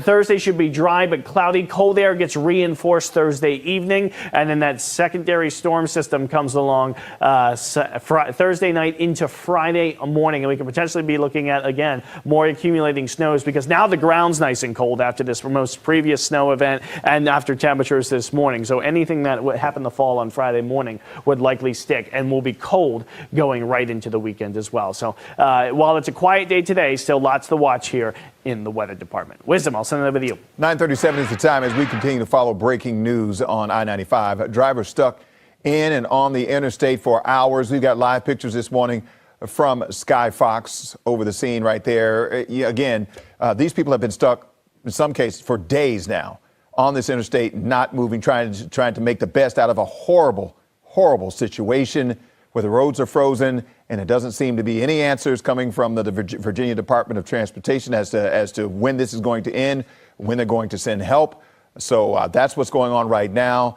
We're going to head to break. We've got crews all over the area trying to figure out exactly what's going on and when we could get some answers from VDOT. We're checking your tweets as well. You guys have been tweeting us about I-4095 and this shutdown. There are some of the tweets you can see right there on your screen. Fox 5 continuing coverage of this disaster when we come back. Our Fox 5 DC team providing a very extensive coverage on that breaking news situation. Again, my name is Regina Gonzalez with you here on Live Now from Fox from Orlando, Florida. Courtesy of Fox 5 DC's Chopper, we have been bringing you these aerials of this breaking news situation out of Fredericksburg, Virginia. If you are just turning on our stream, this is Interstate 95 in Fredericksburg, really impacted by that winter storm system that hovered across the region for hours yesterday. Fredericksburg alone seeing 12 to 14 inches of snow. And between people driving yesterday trying to brave the conditions and people thinking it may have been okay this morning, you've got miles and miles of backup here. Tractor trailers, compact cars. I even saw an RV in it, what looked like almost like a tour bus a little bit earlier. People trying to conserve fuel, not really having too much water. If you were joining us a little bit earlier, we did see a shot of a man walking his dog. People could have had pets, elderly people in the car. One guy speaking with Fox 5 DC saying that he was actually on his way to kidney dialysis and he had to be rescued by a medical personnel team that had to go and get him on an ATV. So very extensive situation that we are following here on Live Now from Fox. Again, we haven't really heard from the Virginia Department of Transportation. They obviously do have crews out there trying to plow the snow, trying to salt the roads, trying to get the ice off of these roadways and direct cars to interchangeable roads off of the interstate as far as getting them to an alternate route. So throughout this morning, we've seen people trying to inch forward. It looks like there may have been some progress, but I must say it's going on about 4 hours now since we've had this feed, and that backup is on both sides, both north and southbound lanes, just still very, very extensive. And when the chopper camera pans out, you can really just see how many people are still sitting there, some since yesterday afternoon. The only statement that we have gotten thus far from the Virginia Department of Transportation has been this, from Marcy Parker with the Fredericksburg District. She says, we know many travelers have been stuck on I-95 in our region for extraordinary periods of time over the past 24 hours, in some cases since Monday morning. This is unprecedented, and we continue to steadily move stop trucks to make progress toward restoring lanes. In addition to clearing the trucks, we are treating for snow and several inches of ice that has accumulated around them to ensure that when the lanes reopen, motorists can safely proceed to their destination. So again, that live feed coming to us here on Live Now from Fox, raw, unfiltered, front row seat to a breaking news situation that is likely going to go on throughout the day. When will this end? When will we hear from the Virginia Department of Transportation? If and when we get that live press conference, that update, you can bet that we'll bring it to you here on Live Now from Fox. Some of you are going to see a quick 2-minute commercial break. We'll be right back.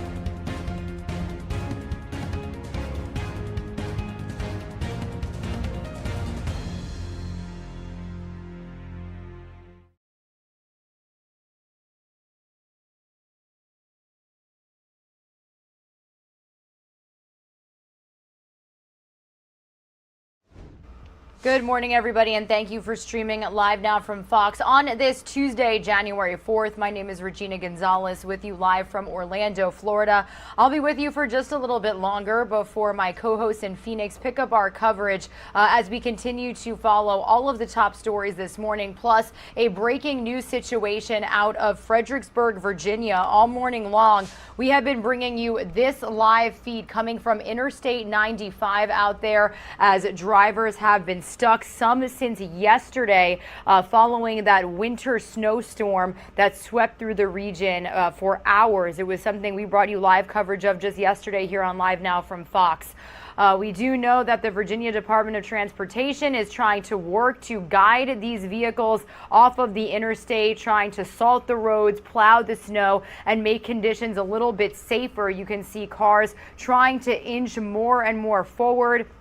We've seen buses, we've seen tractor trailers, a lot of people running out of gas, not a lot of food and water. We saw a man walking his dog earlier. We heard from a man who needed to be rescued by medical personnel because he was on his way to dialysis and needed his medication. So we're going to continue following this here on Live Now from Fox in just a moment, bring you some of our Fox 5 DC coverage. But do want to walk you through some of the other feeds we're getting in this morning. We are expected to get some feeds and remarks from the Senate floor convening at 10 a.m. Eastern time. We also do have stocks trading, not a weather alert, but we have stocks trading this morning. The Dow Jones Industrial up for the second day in a row. I do want to let you guys know also that we are expecting a pretty big update from Capitol Police today.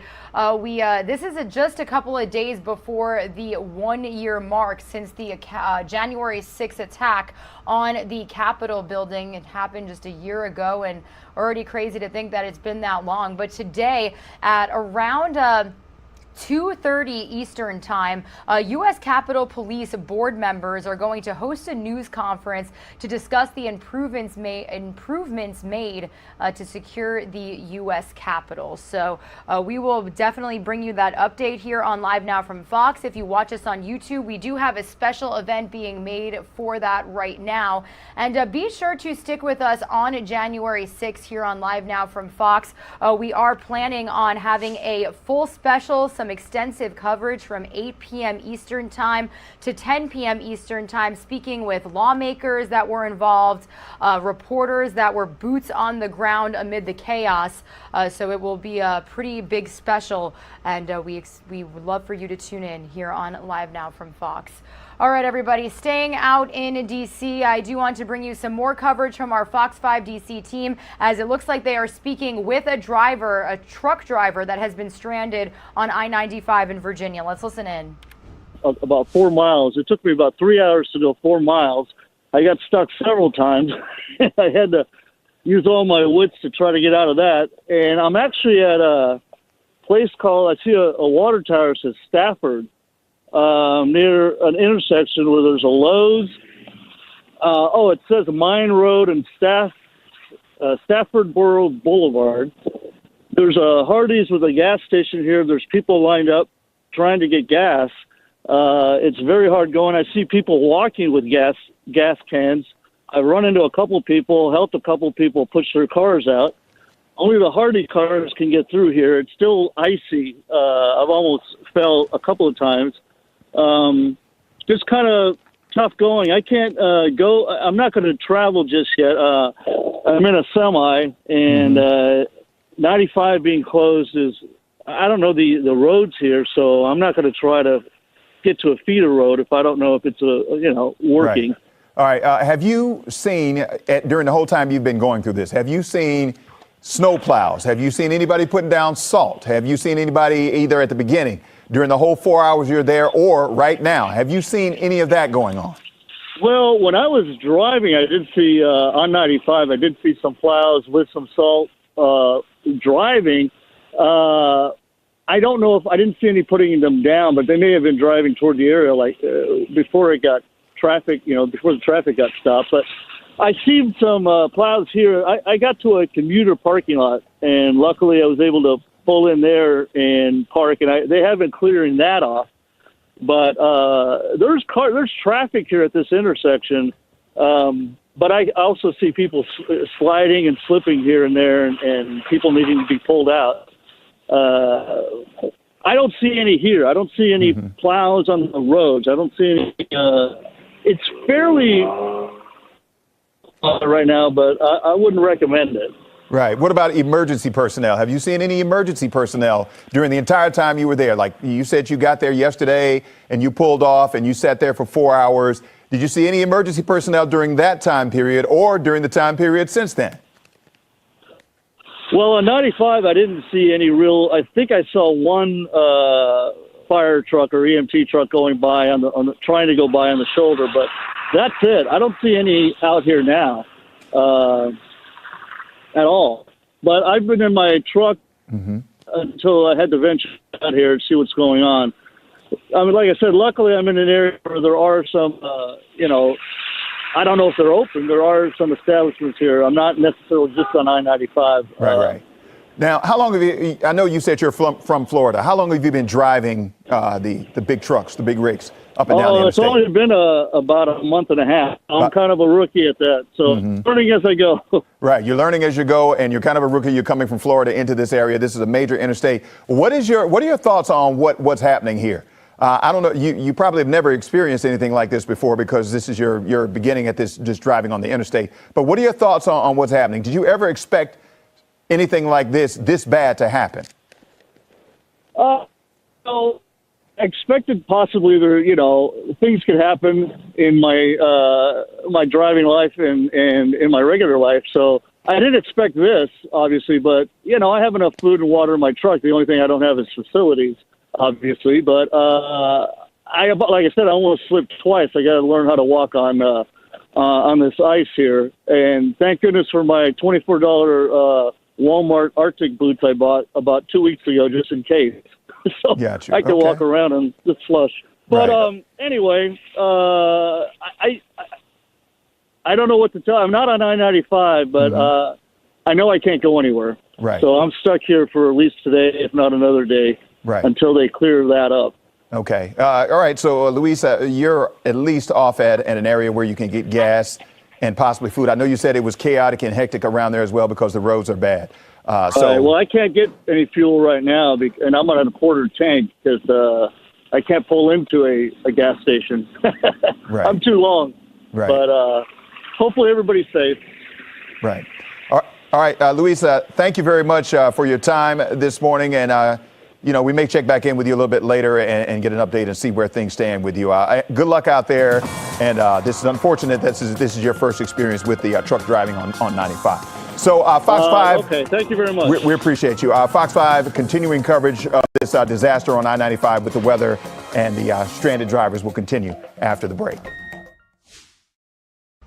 And here is that same live vantage point we have coming right now, courtesy of our Fox 5 DC chopper. Some of you are going to see a quick 2-minute commercial break here on Live Now from Fox. Also, we'll be back with some more continuing coverage and a run through of all the top stories that we are following as well on this Tuesday, January 4th. Stay with us.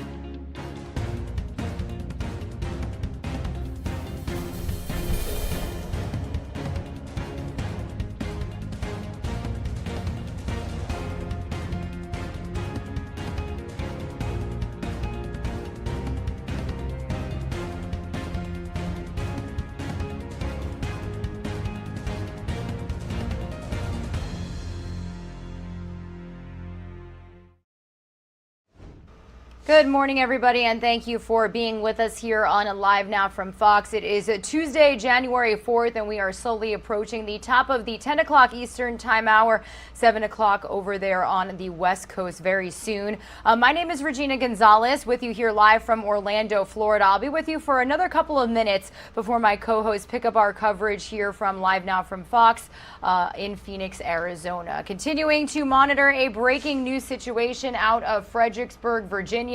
You can bet that we will keep you posted on this situation throughout the day. This is Interstate 95. Drivers still stuck out there, some since yesterday afternoon, yesterday morning.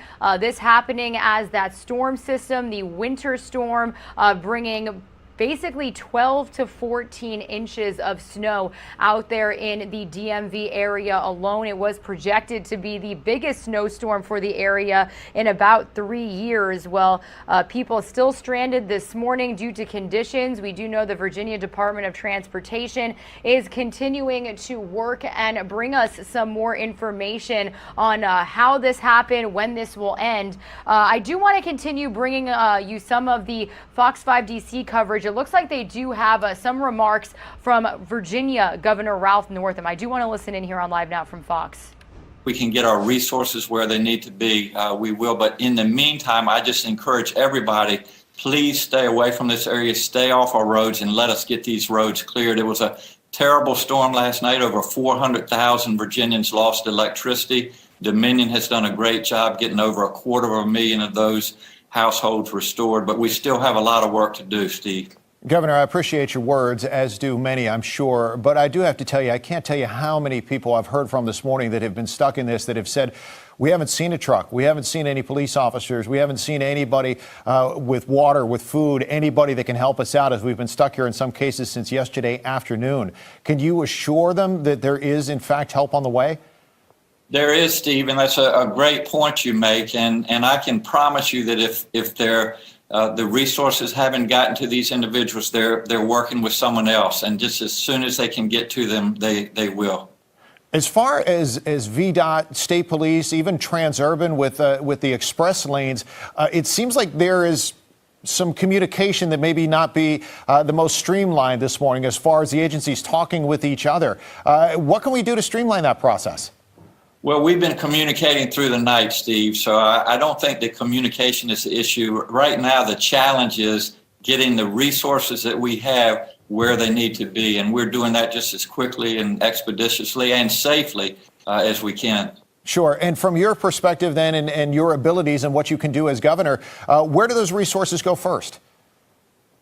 Well, it's one step at a time. And, you know, what happened after midnight is we just turned into literally a skating rink, and trucks were jackknifing. And once that happens, once you get the backup, it's very, very difficult to get our resources, get our equipment in. So we're going from both ends as fast as we can, and doing everything that we can, Steve. Now, as far as what the communication that you've had, Governor, with VDOT, is that the plan essentially to clear from the ends and then get vehicles turned around, or are you trying to clear exit ramps and push them forward? Because I know this is a stretch of dozens of miles. Yeah, it's a great question. And as we speak, we have the commissioner of VDOT and our chief of Virginia State Police are in a helicopter monitoring this, and I expect to be briefed by them in the next few minutes. So we're coming at it from all angles, and again, getting our equipment to where it needs to be just as expeditiously as we can. And that in itself might be a challenge from what you've been able to tell either yourself or hear from VDOT. Is there even room for those emergency vehicles to get through, or the plows or any VDOT equipment? Well, that's certainly been one of the challenges. And this, again, we need to get people to not go there if they don't need to be there, so that we can get our equipment in where it needs to be. Yeah, and actually we're taking a look right now, some of the video from Skyfox now, and you're seeing some movement in some places, but what we're also seeing, Governor, unfortunately, and I don't know the easiest way to communicate to drivers who are already stuck in this, if there are any overhead boards or any way you can get the message to them, but you still have some motorists now that understandably have been frustrated and are essentially trying to carve their own paths. Sure, and we're sending texts to them, updates as best we can. And you know, Steve, this was a terrible storm, almost what I would call the perfect storm.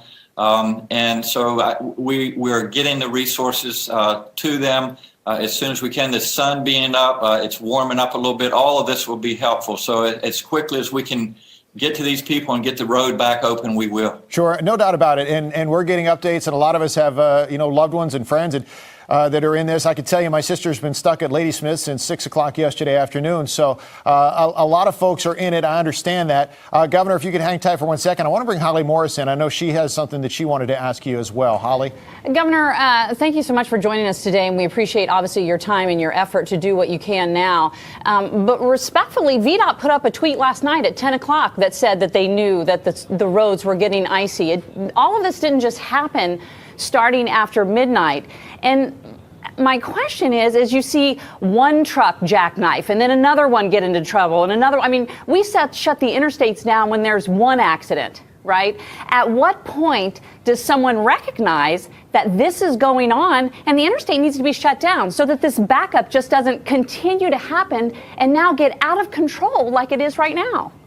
Absolutely. It's a great question. And I think our emphasis right now needs to be to get to these people, get them the resources they need, and get the roads cleared. And, then once that's done, then we can look at, are there things we could have done better? And we'll certainly review that at the appropriate time.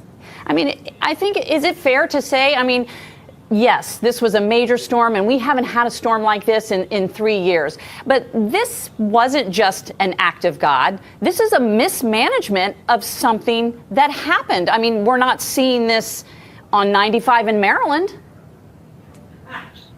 We're doing the best we can right now in a very difficult situation, and just again want to reassure people we're getting to them as soon as we can, and we'll keep them safe. That's our main priority right now, and then get Interstate 95 reopened.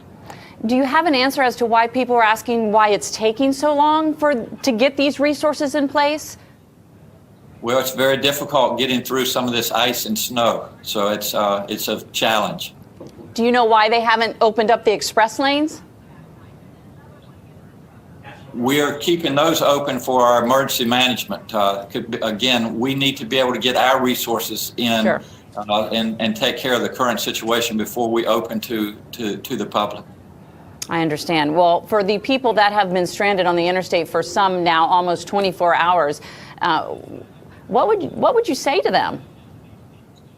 Well, I'm sorry for what they've experienced over the night. We had warnings out, and just as I've done for COVID-19 and had press conferences every day and said, in the case of when we have these storms coming and we know there's going to be ice, if people do not need to be on the roads, they need to be home or somewhere else, because when everybody wants to get on the road, when these things are happening, these situations occur, unfortunately. Governor, when you go back and you look at this in review and you look for things that you can do better next time, I know one of the challenges with 95 is this is not just a Virginia roadway, and this is a holiday weekend. You have a lot of folks coming up from the Carolinas, from Georgia, from Florida, et cetera. Maybe the weather was better there. Maybe they didn't get all the news that Virginians got from you in anticipation of the storm. Is there a way to notify people more readily than if they are about to approach a situation like this? We'll certainly look at ways. Again, right now our priority is to get the resources where they need to be and make sure people are safe. Governor, a lot of people that we have heard from have said, we didn't know whether to turn our car off and preserve or leave it on because it's cold, because we just never dreamed it would last this long, right? And so now we have people that have run out of gas. Realistically speaking, how long until this is truly cleaned up? Are we talking about another whole day here? Well, we're not sure at this time. We'll give updates as needed through the day. And again, some of these things are difficult to predict, but I can tell you that there are a lot of people, whether it be the state police or emergency management or VDOT folks, they are working as hard as they can to get to people and to clear the roads. Do you have a timetable for the National Guard? We have the resources that we need. Timetable for the National Guard?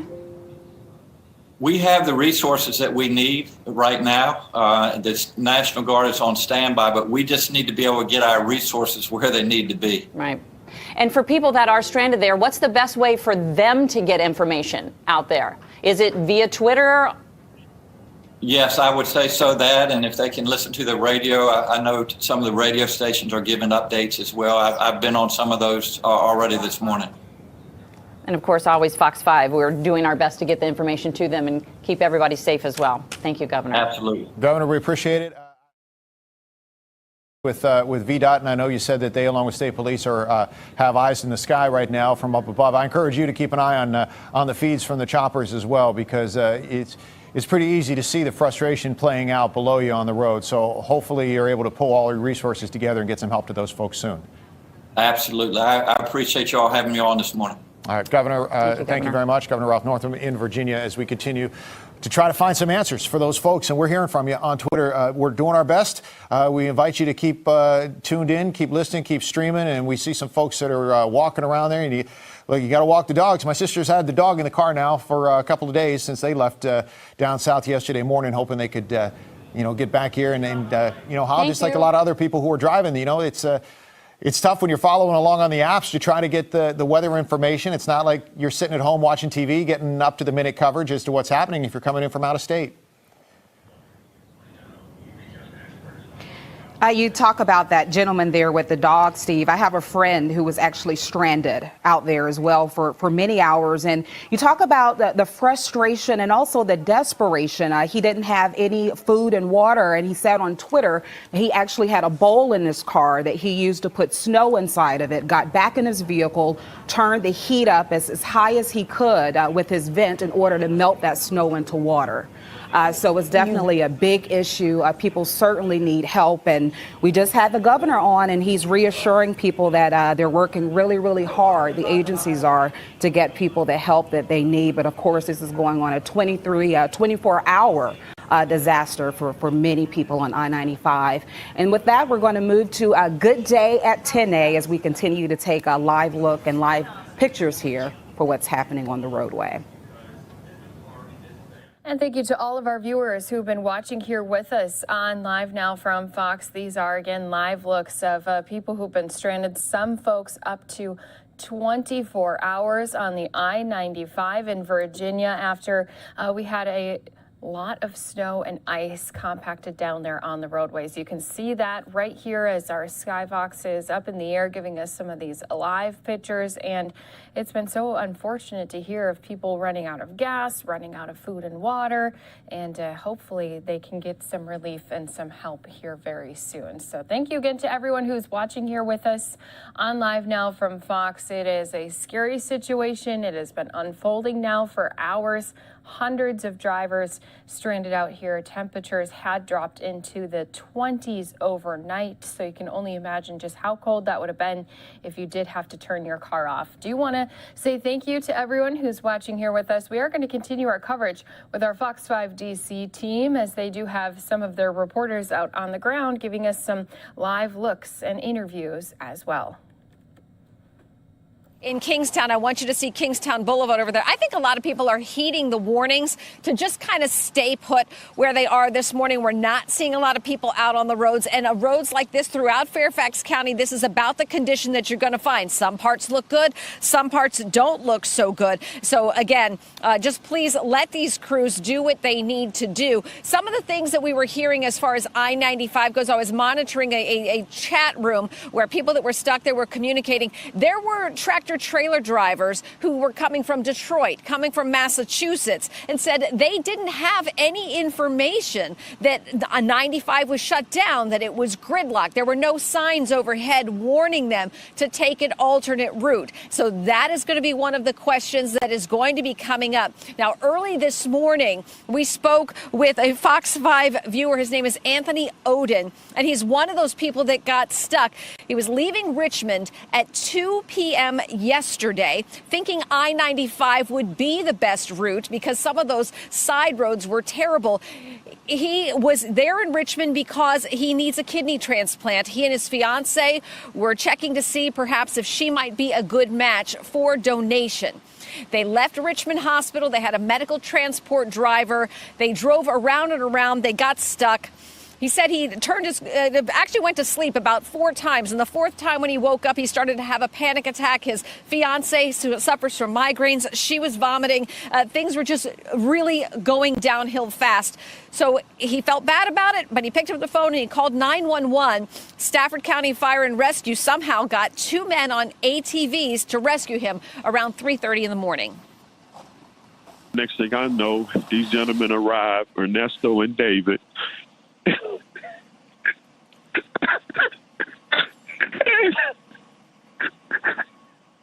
They got us. So I guess, I just thank God that we are where we are. Just don't take nothing for granted. There's something like that. It scares the mess out you. I never thought that I'd be afraid of that. That is just unreal. And part of the reason it was so urgent for him to get back here to Fairfax County is because he has a dialysis appointment, which he has since missed, trying to work on that. I want to let you also know that a viewer who wants to remain anonymous reached out to me and is offering to get Anthony transport from Stafford County back here to Fairfax County. So in all of this bad, we are seeing humanity at its best. People talking over the radios, over these chat rooms, sharing information about I'm stuck at this mile marker. I don't have any water. Truckers sharing what they have. They tend to have a few more supplies. So people clearly making the best of a very bad situation, but they also want answers to make sure this never happens again. Yeah, it seems like folks are stepping up where, quite frankly, officials and government officials have not been able to. Mal, it's good to see the silver lining and all of that. Thank you for the latest on that. We will continue to stay on top of this and try to get some answers for you. Leaving you with a live look here of I-95. Just a mess this morning. We'll be And thank you again to our Fox 5 DC team. Let's go ahead and continue to not only take a live look at some of these pictures that are coming in here to our Live Now from Fox Desk, but also a lot of folks want to know what's still ahead as they are trying to get all of these drivers out. So you can see here once more that we do have cars just bumper to bumper sitting here on the interstate as they are all waiting for roadways to be cleared a little bit better. And also as they wait for people to come and help with all of the other items that they are dealing with as well. The cold temperatures, lack of gas for some of these vehicles. You can even see some young children out there on the roadways. And no matter where you take a look, this is going to be the story. Here's yet another shot we have. This one because of our traffic cameras out of Virginia. Now, I do actually have the map up from Virginia's traffic information on 501virginia.org. They do show that entire roadway stretch there has all of the updates finally that they have the gates closed. They are telling people to not enter no matter which mile marker you may be at. So it is a very lengthy stretch of I-95 that has been shut down because of this winter storm. I want to take us back to our chopper because it looks like he's giving us a little bit of a wider look from the very start of where this is taking place, where people are trying to slowly make their ways off of the roads all the way back to even beyond what our chopper can see. Now, we just had heard a little bit earlier here today from one of those truck drivers who had been out there since yesterday morning saying they had even checked road conditions, checked the weather maps before they headed out on the roads. And of course, they didn't expect things to get this badly so quickly. Speaking as a reporter who's been out there on icy roads time and time again, I know that it can just be very quickly that once that ground gets so cold, you have that moisture coming down from the air, it can freeze pretty easily, especially when you think of also all of these cars. They all have their, obviously they needed to have some of those cars running as they had some very low temperatures, and so they have all of that exhaust also now dripping down, adding to it. So even without having snow coming down here this morning, you still have to worry about all of that other moisture coming from these vehicles now down onto these roadways. So we just heard from the governor. Obviously, this is going to be something they're going to have to reevaluate once they get this situation done. They're going to have to reevaluate what to do. So thank you again to everyone who's here with us on Live Now from Fox. Going to be stepping away for a 2-minute break as we continue to get more coverage with our Fox 5 DC team.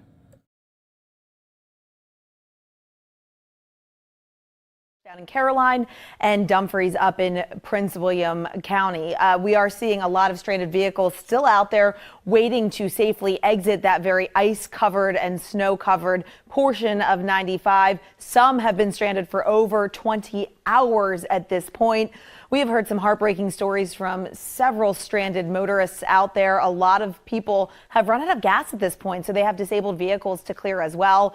Moments ago, Steve and Holly talked with Governor Ralph Northam, and he said that the express lanes, we asked, because this has been a common question all morning, why the express lanes haven't been open to motorists to ease some of that traffic that is stuck. He said they're trying to use the express lanes for emergency personnel, and they're also asking, VDOT is asking any drivers with medical emergencies to call 911 and let them know the closest mile marker where they are located. Skyfox is showing traffic moving very slowly. They are letting folks exit. They have basically every exit ramp they're able to move open right now to try to alleviate those folks who have been stranded out there overnight. Also keep in mind right now, US 17 as well as 301 and Virginia 3, not great alternates because we're seeing lots of crashes reported out there as well as treacherous conditions. Route 1 also dealing with gridlock traffic right now as everyone tries to use Route 1 because it runs parallel. I can't reiterate enough, if you're traveling in Virginia this morning, avoid 95 if at all possible. Stay home until they're able to clear this mess. VRE is not operating today, so the VRE train's not an option. The service is shut down today because of the weather conditions. And again, we are watching tractor trailers and vehicles slowly exiting right now in the Safford area. We will certainly keep you updated on this. If you're able to talk with us, if you were stuck or still stuck and you're listening, streaming on your phone at Aaron Fox 5 DC on Twitter, we'd love to talk with you live on Good Day. Jeanette, over to you.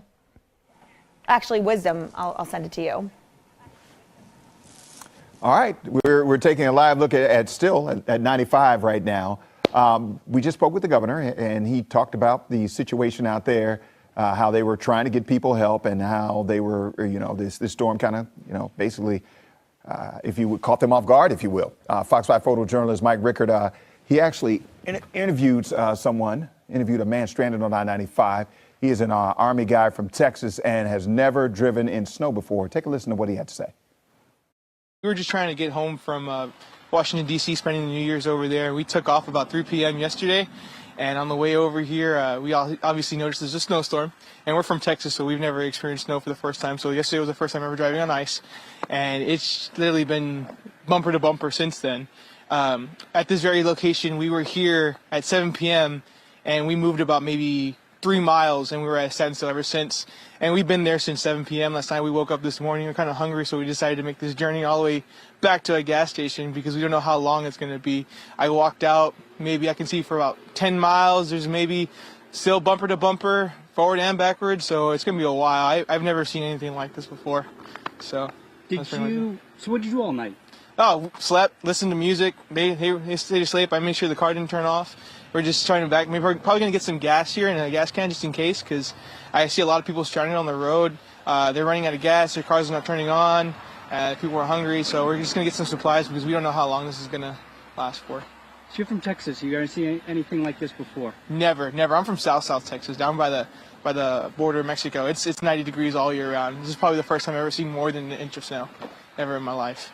After you go up to the gas station, are you going to just try to walk back to your car and wait it out? Yeah, definitely going to try to make the journey go through the woods to get back there because I've already slipped once walking on this black ice here. I'm not going to do that again. I'm probably just going to wait it out till it starts moving again or someone offers more guidance. I mean, we just check the news, see if something hopefully clears up, but we still got about another 4 more hours worth of drive to go. Another one of those stranded drivers on I-95. You want to give you an idea, too, of what we're seeing in other parts of our DMV area. Bob Barnard is live in the district this morning. Bob, what are you seeing in terms of conditions where you are? Well, Marissa, it depends on where you are. Like in the neighborhoods, they still haven't been touched, and the going is tough, not only on the streets, but on the sidewalks. We've spoken to people trying to get to work, having to walk down hills in the middle of the street where it hasn't been plowed, and that's dangerous. The major roadways, for the most part, are cleared, like a Pennsylvania Avenue Southeast has been cleared. And so some of the major roadways are passable and not as dangerous as the streets and sidewalks in the neighborhoods. We are outside the communication center, the Unified Communication Center here in Southeast D.C., and we are being joined by the Deputy Mayor for Public Safety, Chris Geldhart. I did get it right. This is the Unified Communication Center? Correct. Chris, like we've seen, as I just mentioned to our viewers, some major roadways are fine. You get into the neighborhoods and it's still a mess. What kind of timetable are you guys working on? Sure. So, Bob, as you know, yesterday we came into the storm where we got 8 to 11 inches, depending on where you are in the city, in 4 hours. So that's a lot of snow to come down really quickly. When we have storms like that last a couple of days, we're able to keep up, we're able to keep it down, and we don't have as much to do all at once. This one hit us fast, so we concentrated our efforts yesterday on our major roadways and our secondary roads. That gets our emergency services to be able to respond where they need to in the most safest way they can. So we did that. We hit that really hard yesterday, all the way up until about yesterday evening around 7 o'clock, when we got over 85% of our major roadways and secondary roads good and cleared. And then we started moving equipment into our residential streets. So as you were mentioning earlier, our residential streets, there's some areas that haven't seen a plow yet, and that's absolutely true. By this time today, I'm hoping that they've seen a plow, but definitely throughout today, with Mother Nature's help and the sun out now, we're putting more and more of our equipment over into our residential streets, and our goal is to have most of those completed, at least 85% of them completed by tonight. But we'll be working through the night again to make sure that we get all our residentials as clean as possible for first thing tomorrow morning. So there are some people, obviously going to work today. We've interviewed them on Fox 5 this morning, but others who maybe didn't have to go today but are going to go tomorrow. There is still a chance some of their neighborhood streets will not be cleared by tomorrow? No, our goal is to get to all of them tonight. Again, we got Mother Nature's help today, so that's going to help us out. We brought on more equipment, more contractors to help us with smaller plows so we can get into the residential areas.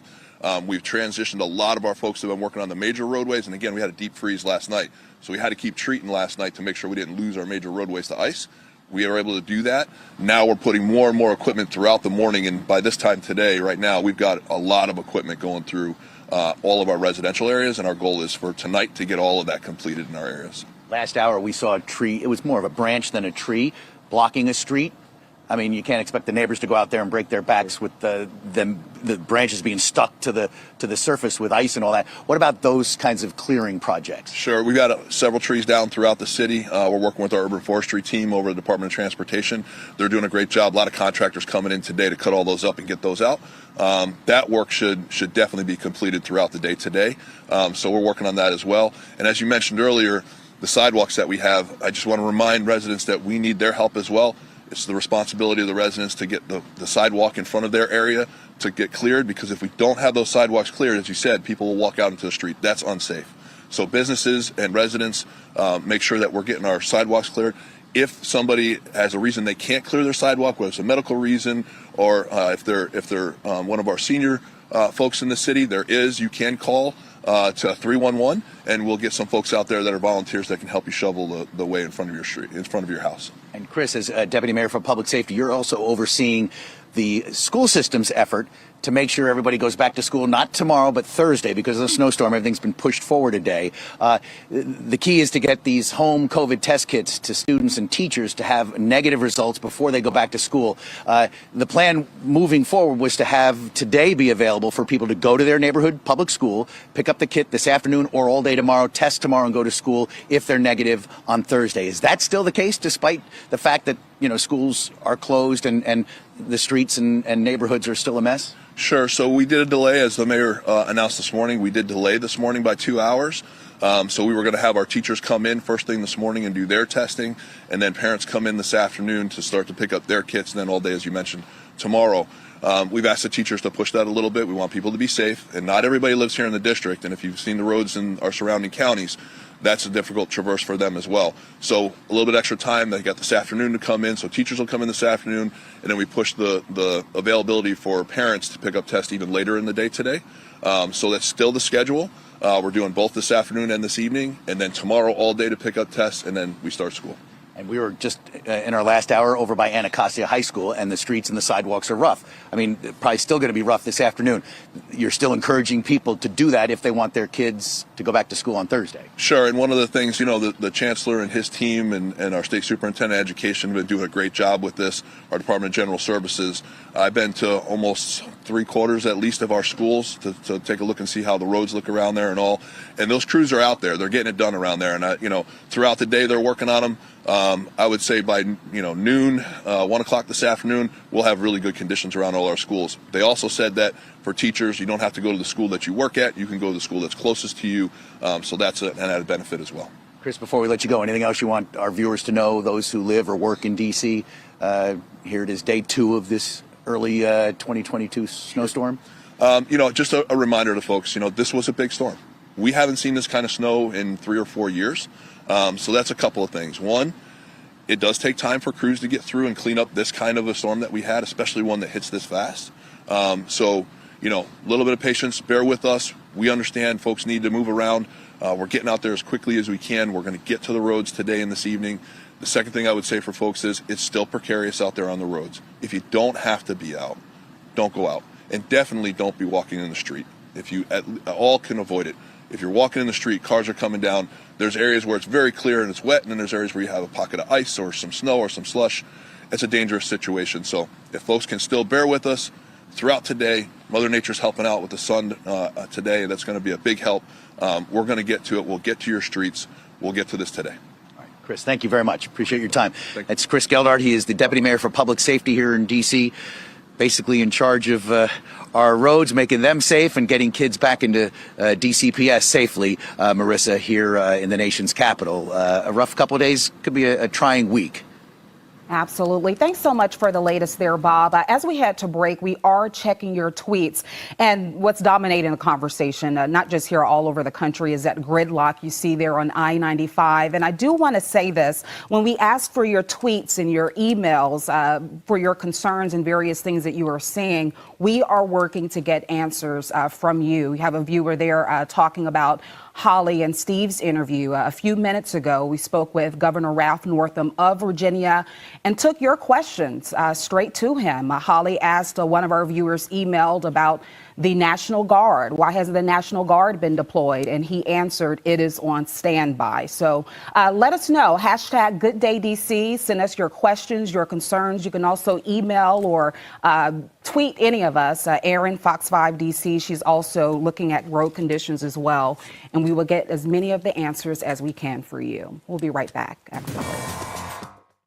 And thank you once again to our Fox 5 DC team as we continue to give you this breaking news coverage of these drivers, hundreds of them trapped on Interstate 95 after a winter storm. Of course, those temperatures overnight dipping down into the 20s only refroze and kept those the snow and the rain that had came down even more frozen. You can see a lot of those drivers trying to make their way to some of those exits as they walk. And we heard from some of those folks who've been stuck in this traffic where they've said, people are trying to get to any exit, filling up with gas cans, bringing it back to their cars, filling up maybe with some food and water, trying to bring those back as well. So we do have this breaking news coming to you out of Virginia. Let's go ahead, take another look at just some of those traffic cams we have coming in here to our Live Now from Fox desk from the Virginia's traffic information here. And just want to pull up also their map, which has all of those alerts finally on there. That was something that our Fox 5 DC team pointed out. And many people had questioned was why didn't these roads get closed earlier to have less people out there, as now we are seeing a lot of folks who've been impacted here today. Hundreds of drivers again out there trying to make their way off of Interstate 95. Here's that live look once again. We will continue our coverage on this breaking news here on this Tuesday morning with you all watching here on Live Now from Fox after this 2-minute break.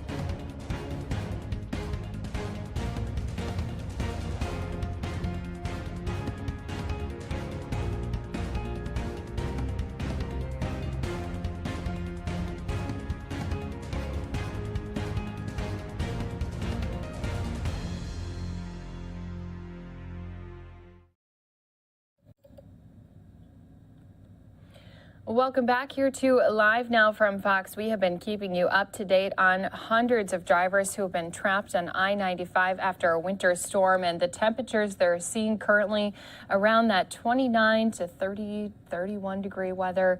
So it is still below freezing. Those roadways only going to continue to have ice on them until they are able to have some of those crews make their ways out. There was even a truck driver who was stranded here on Virginia who said he couldn't even fathom how people would be stuck on a highway for more than 12 hours because of snow. So we did have Canadian long-haul truck driver Matthew Marchand spoke with our Fox Weather on Tuesday morning and said conditions on the roads began to go downhill around 9 a.m. on Monday, and the Mid-Atlantic experienced this first big winter storm of 2022. More than half a foot of snow fell from New Jersey to Virginia. By about 9 a.m., 10 a.m., conditions deteriorating. He said in the span of about 15 hours, I may have accomplished about 20 miles. So hundreds of crashes reported on those roads and highways across Virginia by the afternoon, leading into miles of backups on the I-95 in Fredericksburg area. So once again, we do have our Fox 5 DC team. Now they're talking about current weather conditions. Let's go ahead, listen in with them right here on Live Now from Fox. Out the warning already here that there could be a little bit of freezing drizzle around tomorrow morning, particularly for eastern zones, southern Maryland, northern neck, eastern shore. You guys got to watch out there. And then maybe more snow around here Thursday night into Friday. We'll continue to keep you posted on that. Check Fox 5 DC. I'm writing an article right now that will help kind of set the stage for what could potentially happen Friday morning here. First, we're going to get back to Erin Como. She's still watching the roads this morning, which have been just nonstop levels of busy, Erin. That's right, Mike. And in addition to the closure on 95 in Virginia, can't reiterate enough to everyone around the district in Maryland to use caution as well. Watch out for slick spots. You're taking a look at the camera. The big story we've been tracking all morning, 48 miles of 95 shut down in both directions. They're not letting any new vehicles onto 95 between Carmel Church down in Caroline County and Prince William County up by Dumfries Road. I'm even hearing that the exit ramps and entrance ramps over at Fairfax County Parkway are now closed as well. Now, the problem also is if you're looking for alternates, this is why I'm advising that you stay off the roads in Virginia. Virginia 3, US 17, and 301 getting reports of lots of icy conditions and several crashes as well. So not great alternates. Some portions of those are closed and you'll need to detour. So as you can see in the camera, it's frozen right now. We are seeing a little bit of movement. This is up toward Lorton. VDOT letting us know they're attempting to get traffic moving at every available interchange, get them off of 95.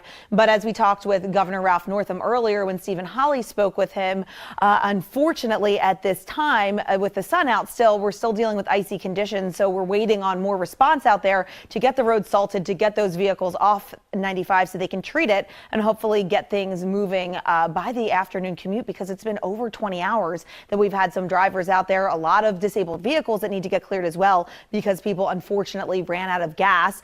Route 1, which runs parallel to 95, is dealing with gridlock conditions south of this point down by Stafford and beyond, so watch out for those conditions. Again, it's not a day to be on the roads in Virginia if you're able to avoid them. 66 is dealing with better conditions. We have that Route 1 bailout traffic, as you can see, 7-mile-per-hour average up through Dumfries and Woodbridge.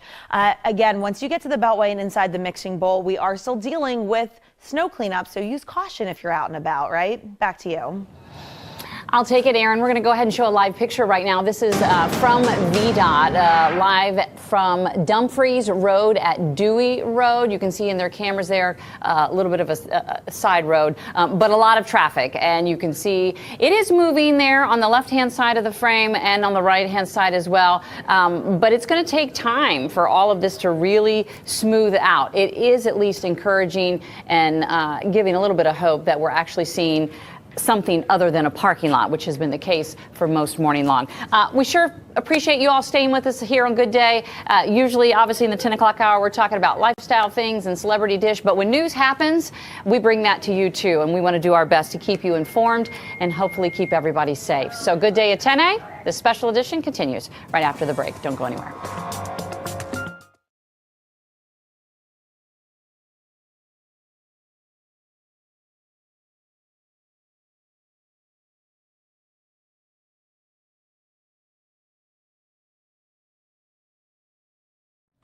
And thank you again to all of our viewers watching here with us on Live Now from Fox. Again, this is a look from Virginia's DOT website. And we did just hear also Virginia Department of Transportation say they are continuing to work to remove these vehicles that have been stuck on Interstate 95. And of course, a lot of us wondering how long will that take. So the most recent information they posted on their website says Interstate 95 is closed northbound and southbound from exit 152 to exit 104 as crews continue to work to remove stopped trucks, treat for icing, and snowplow. Motorists should avoid the area. We know many travelers have been stuck on Interstate 95 in our region for extraordinary periods of time over the past 24 hours, in some cases since Monday morning. This is unprecedented, and we continue to steadily move stopped trucks to make progress towards restoring lanes. In addition to cleaning the trucks, we are treating for snow and several inches of ice that have accumulated around them to ensure that when lanes reopen, motorists can safely proceed to their destination. So that was, again, just one of those Virginia DOT personnel who were saying that no motorists should plan to avoid travel on I-95 in this area until lanes reopen and significant congestion clears the area. And even as travel lanes reopen, additional times will be needed to assist motorists who have been stopped for extended periods on that I-95 overnight. Back out to some of our live pictures as we continue to read the latest statement with Virginia's DOT. They do say as soon as additional travel lanes open, VDOT will communicate updates through their website, news releases on social media, and of course on their website. So additional resources from across Virginia have been deployed to support this debris removal, the road treatment, and clearance efforts on I-95 and state-maintained roads in the Fredericksburg area, with more trucks arriving here this morning. Winter storm had brought more than 12 inches of snow to this region on Monday morning. Road conditions on many primary and high-volume secondary roads remain snow-covered, blocked by downed trees, and VDOT crews are going to continue this emergency response 24 hours a day until all roads are passable. So that again is the latest update. Let's go ahead, continue to listen in with our Fox 5 team as they continue to give us some more details of what's been going on in the area, talking with multiple people who've been stuck out there for hours with those freezing cold temperatures. Let's listen in live with our team. Hundreds, thousands who've been stuck on traffic on I-95, and he's been gracious enough to keep us posted really throughout the last few hours. Justin, we talked to you about an hour ago, and things weren't looking too good in terms of movement. Any good news to pass along now? Yeah, right now, I think the positivity worked. We're slowly moving, but we're moving. So that's a good thing. It's been a long night, an early morning, but we're starting to see a little bit of progress. I love to hear that. Just for so people can get some perspective here, where exactly are you? And when you say moving, can you tell me somewhat how far along you've moved? Okay, so the last mile marker I remember seeing was at 156, I believe. But before that, I was about maybe a mile and a half, 2 miles back from that all night until about 20 minutes ago. And I've made it from the sign that said Northern Virginia Community College, Woodbridge, to where I'm at now. It's probably about, it's hard to tell, honestly. It's probably about 5 miles, maybe. I'm not even sure, but it's go for a few seconds, stop. Go for a few seconds, stop. So not very far, but like I said, it's positive. We're making progress, and it's better than what it was last night. And this is compared to, for example, what's the longest period of time that you were at a standstill? 12 hours. 12 hours of not moving at all. So even a couple of miles is certainly good news. We were talking to the Governor Ralph Northam, in Virginia, trying to get an update on the situation. He was saying help was on the way. If you haven't seen it yet, it's coming, but there was no time frame. Have you seen anything in terms of help, resources, not from other motorists? I know other folks have been trying to help out, but from actual state and local people. So I had stated earlier throughout the night, I would see emergency personnel in the middle express lane that splits northbound 95 and southbound 95. And then throughout the day, I've seen them moving in the express lane. As we started moving, though, if you look over where I'm at, I'm in the far left lane, closest to the express lane in the middle. And as you're inching up forward, you can look over and you see firefighters and you see ambulance there, and you definitely see state police. So there is a presence. Okay. Yeah. So there is a presence of. I'm curious, are you, because we know there's the issue of just being able to move, but there's also the people who can't because they've run out of gas. So that ends up being kind of a blockage.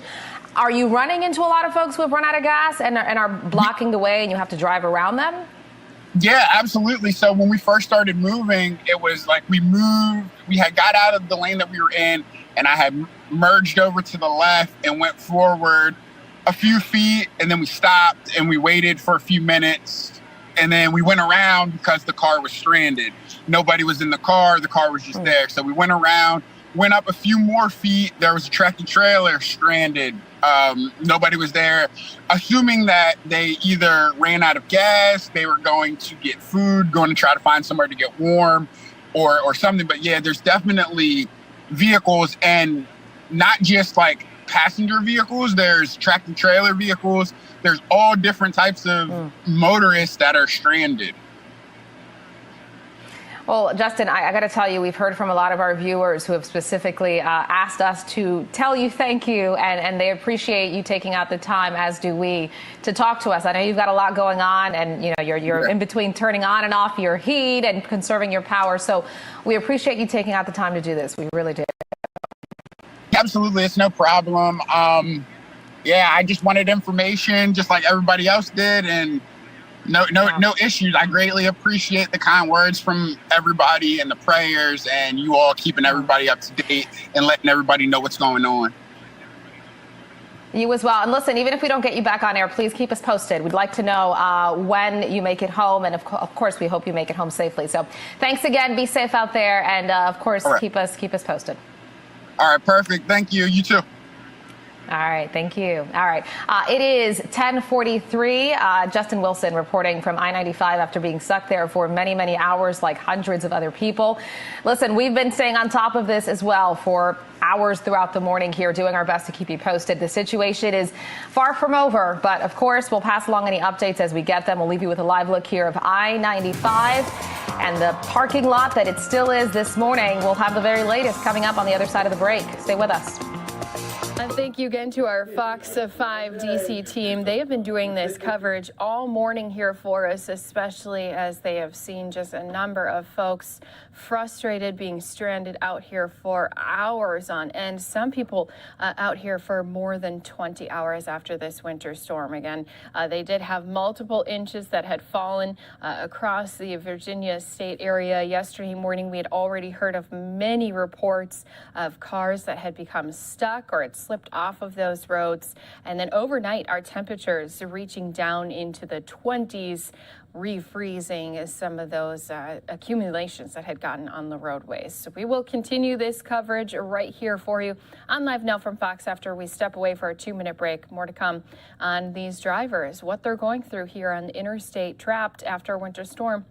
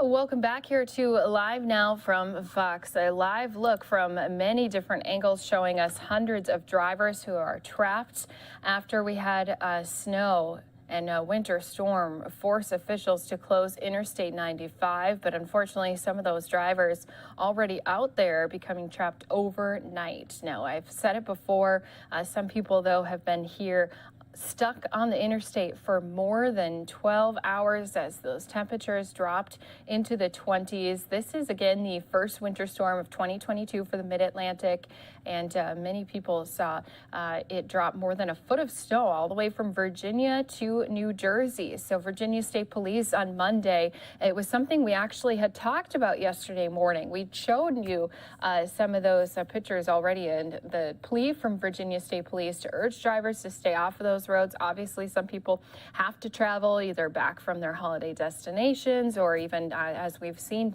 a lot of our truck drivers out there still continuing to try to do their routes. But there's a number that by Monday afternoon had crashed or had gotten stuck, or even their vehicles became disabled. So here's a couple different pictures, but we do want to continue to get you into the coverage with our Fox 5 DC team. They are talking yet with another person who is stranded on I-95 and rescued. Let's go ahead, listen into that interview right here on Live Now from Fox.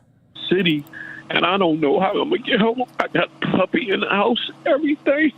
It was just terrible out there.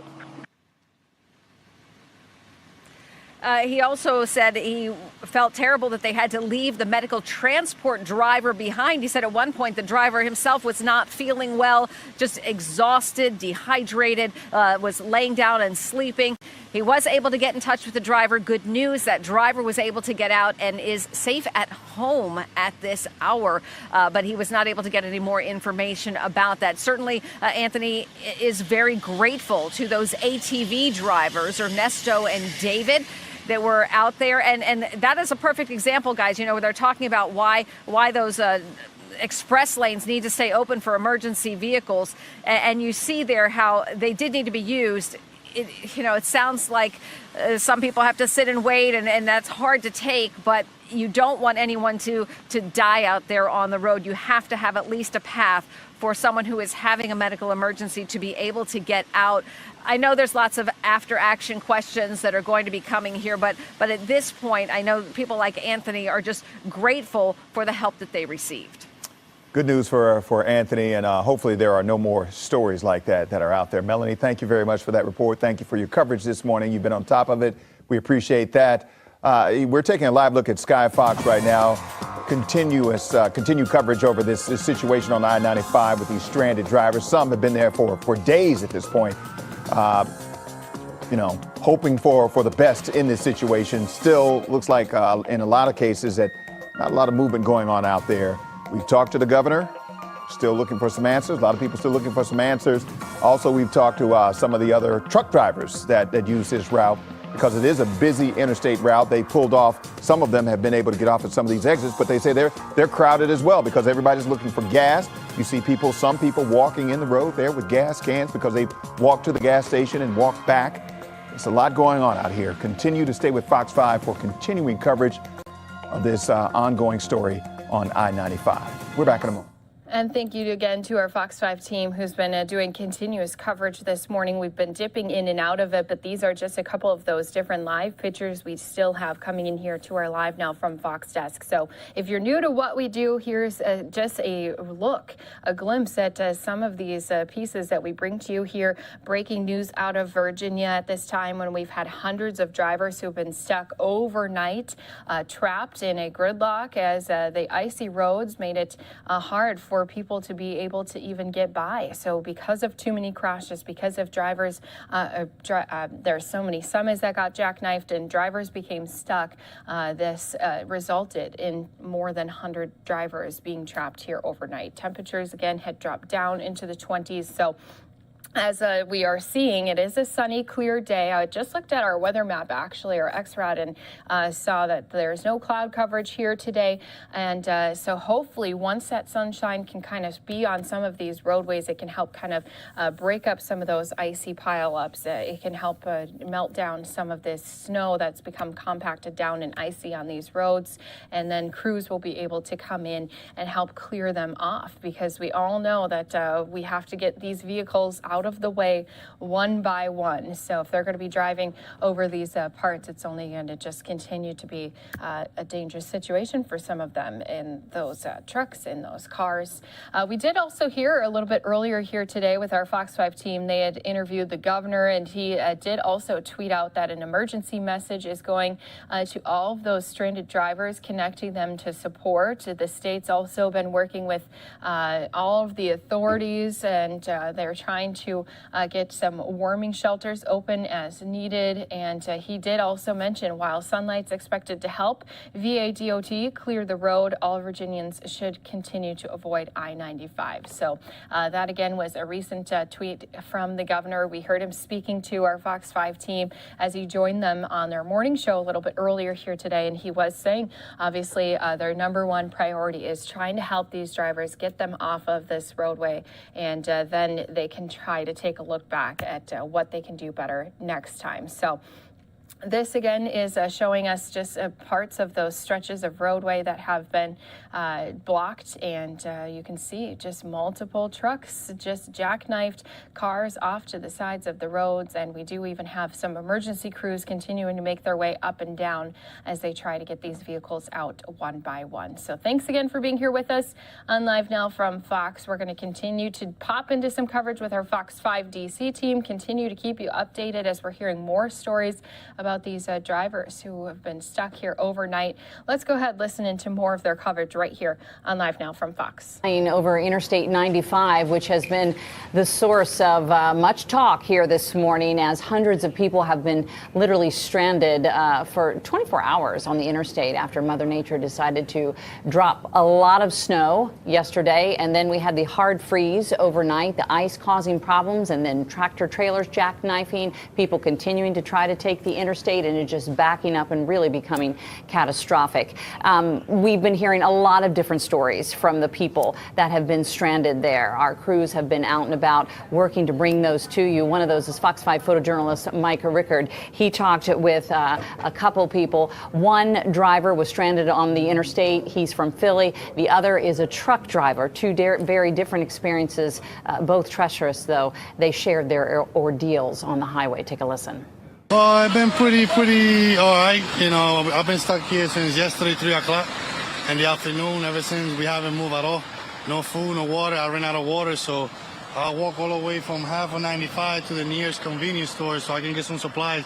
We don't know. I hear rumors talking about 16 hours, something like that, but we actually don't know what's going on at front, so we just waiting, pretty much. What'd you do all night? Probably watch some Netflix and chill, sleep, and hopefully, you know, the traffic was moving. I didn't sleep much because you kind of paying attention to the traffic to see if it's moving, but it's just been horrible, man. It's just been, especially the people in the car. People, they don't have no water, no food. They've been there for more than 24 hours sitting there. So hopefully they get this thing moving. How long did it take you to walk up and find a convenience store? I will say walking distance, I would say like about 20 minutes because of the snow. Pretty much I can feel my toes, but hey, I got what I needed. So I'm good. I'm good to go. I'm going back to my truck and just wait it out, see what happens. And if hopefully they can open it up as soon as possible, because there's people there, they're starving. Now they're giving out water, but that's not enough. Tell me about your story. Well, all I know is I'm hearing that the SUV slammed into a snowplow. Well, first of all, the roads were very icy, so if you were driving over 10 miles or 15 miles an hour, you was definitely in the danger zone, for sure. The snow was totally packed on the roads, for miles. And it finally came to a stop. And I've been here since about 6 p.m. yesterday. I've been here all this time. And, it's really hard because you're trying to stay warm, but you're running out of gas. And I have a tractor trailer, and I'm running out of gas now. So that's why I said, you know what, let me shut it off, come up, take a little walk, and try to get me some tea or something to eat, because it's freezing out here. It's freezing out here, and there's total standstill. And that's where we are right now.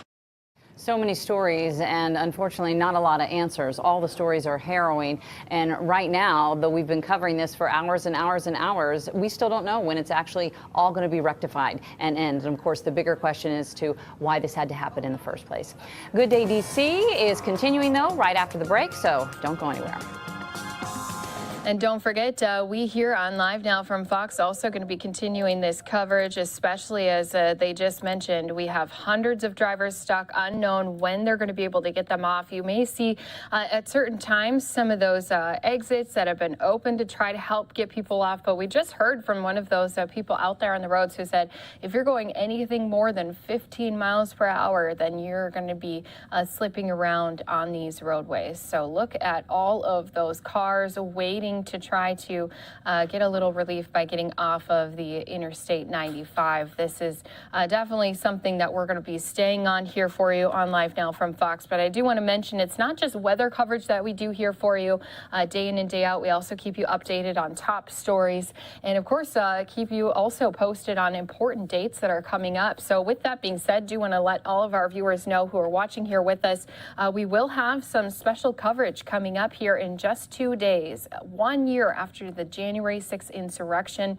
All day we'll be touching on some of those stories that had come out of that day when there had been a group that had stormed the Capitol. And we will not only bring you some of those events, but we also will have special coverage starting at 8 p.m. Eastern Time, as we talk with many people who remember back to that day, again, just 1 year ago. So that's something that you can look forward to here in just a couple days. But right now, we do continue to show you just some of those roads that are closed across Virginia. Here's again a look at their map as hundreds of drivers still trying to make their way off of the I-95. We're going to step away for a 2-minute break. When we come back, going to continue our coverage of this weather story out of Virginia as we are waiting for these drivers to be able to get off Interstate 95. We'll also be popping back into our Fox 5 DC team as they continue their coverage as well. More to come right here in just 2 minutes.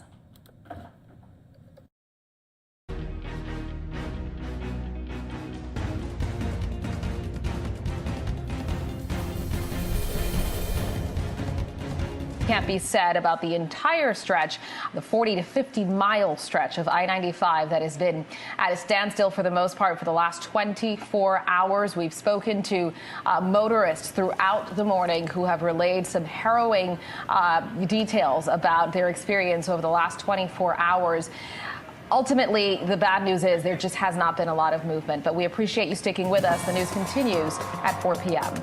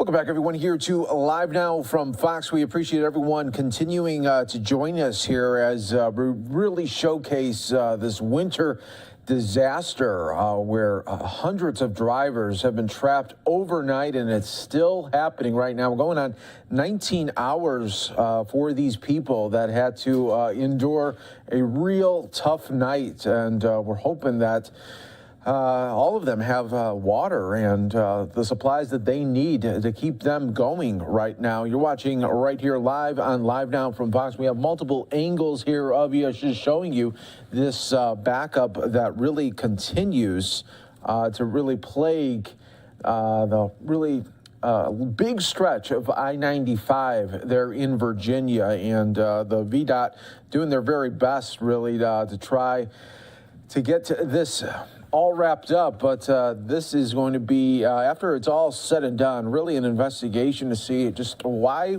it was backed up for so long and how come the crews could not get to where they needed to be to pull the traffic that was in an accident away so you could keep the traffic moving here. But that'll be an issue for another day here. But you're taking a look here at the different cams that we have available to us, as well as some video from earlier showing you what this backup looked like. And you're looking at this here and just really just showing you the full extent of it.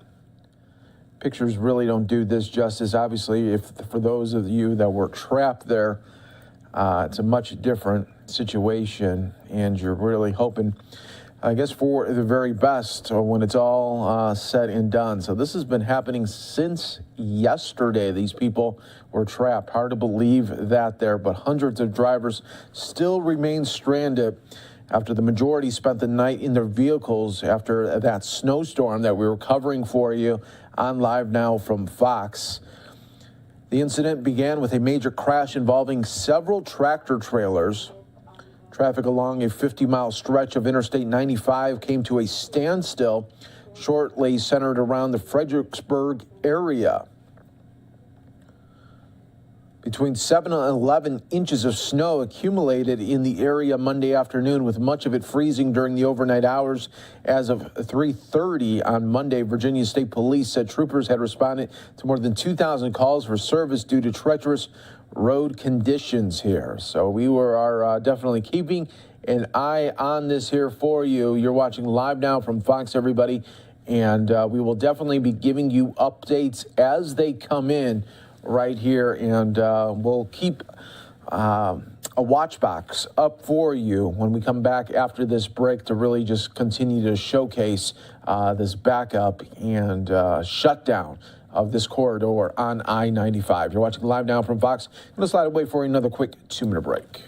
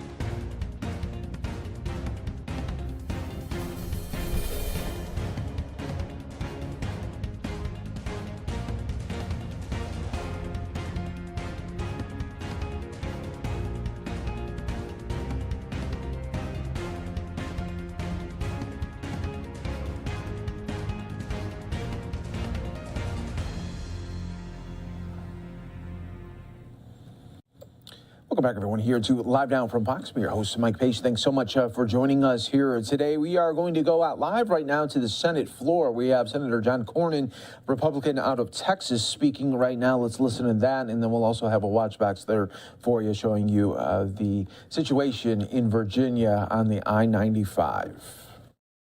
Texas, when 2 years after the Civil War was over, the former slaves in Galveston were told, "You are free." We've been celebrating that for 40 years in Texas, and I'm proud to say we've now made this a national holiday. Hopefully this will be a source of education and reconciliation, and so people will understand our history, because as the old saying goes, those who don't remember their history are condemned to relive it. This would not have happened without the support and tenacity of advocates across Texas, including my friend, Ms. Opal Lee of Fort Worth, who's widely known as the grandmother of Juneteenth. By the way, the Dallas Morning News editorial board named her as the Woman of the Year for last year. Quite an appropriate recognition. But this bill and this holiday will preserve the history of Juneteenth for generations to come and ensure that we never forget the significance of that day when Major General Gordon Granger's troops declared that all slaves are forever free.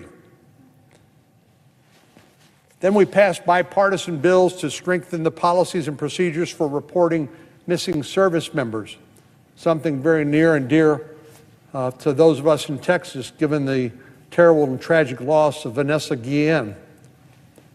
We also strengthened our defense against China by strengthening our relationship with Taiwan.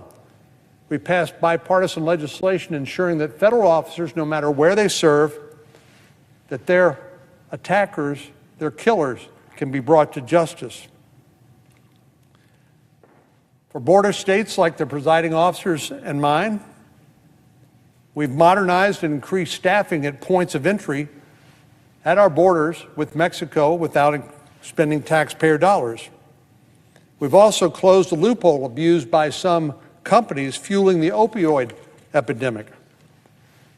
Again, I could go on, but these are just a few of the bipartisan bills that I was privileged to work on and that were signed into law last year. When you add the bipartisan bills introduced by our colleagues on both sides of the aisle, it adds up to a lot of bipartisan wins for the American people. Again, you don't read about it much in the paper, you don't see it much on cable TV or read about it in social media, but it's real and it's true. It's true, and it's what I think we were sent here to do.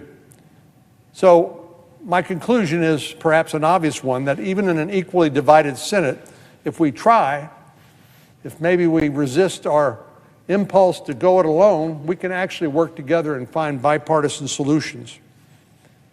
One of our former colleagues, Mike Enzi, who passed away in the recent past, when I came to the Senate, he was on the Health, Education, Labor, and Pensions Committee with the liberal lion of the Senate, Teddy Kennedy. You know, I came here to the Senate, I was kind of in awe of the people I'd seen on television, and particularly the Kennedy family, who had served our nation in so many different capacities.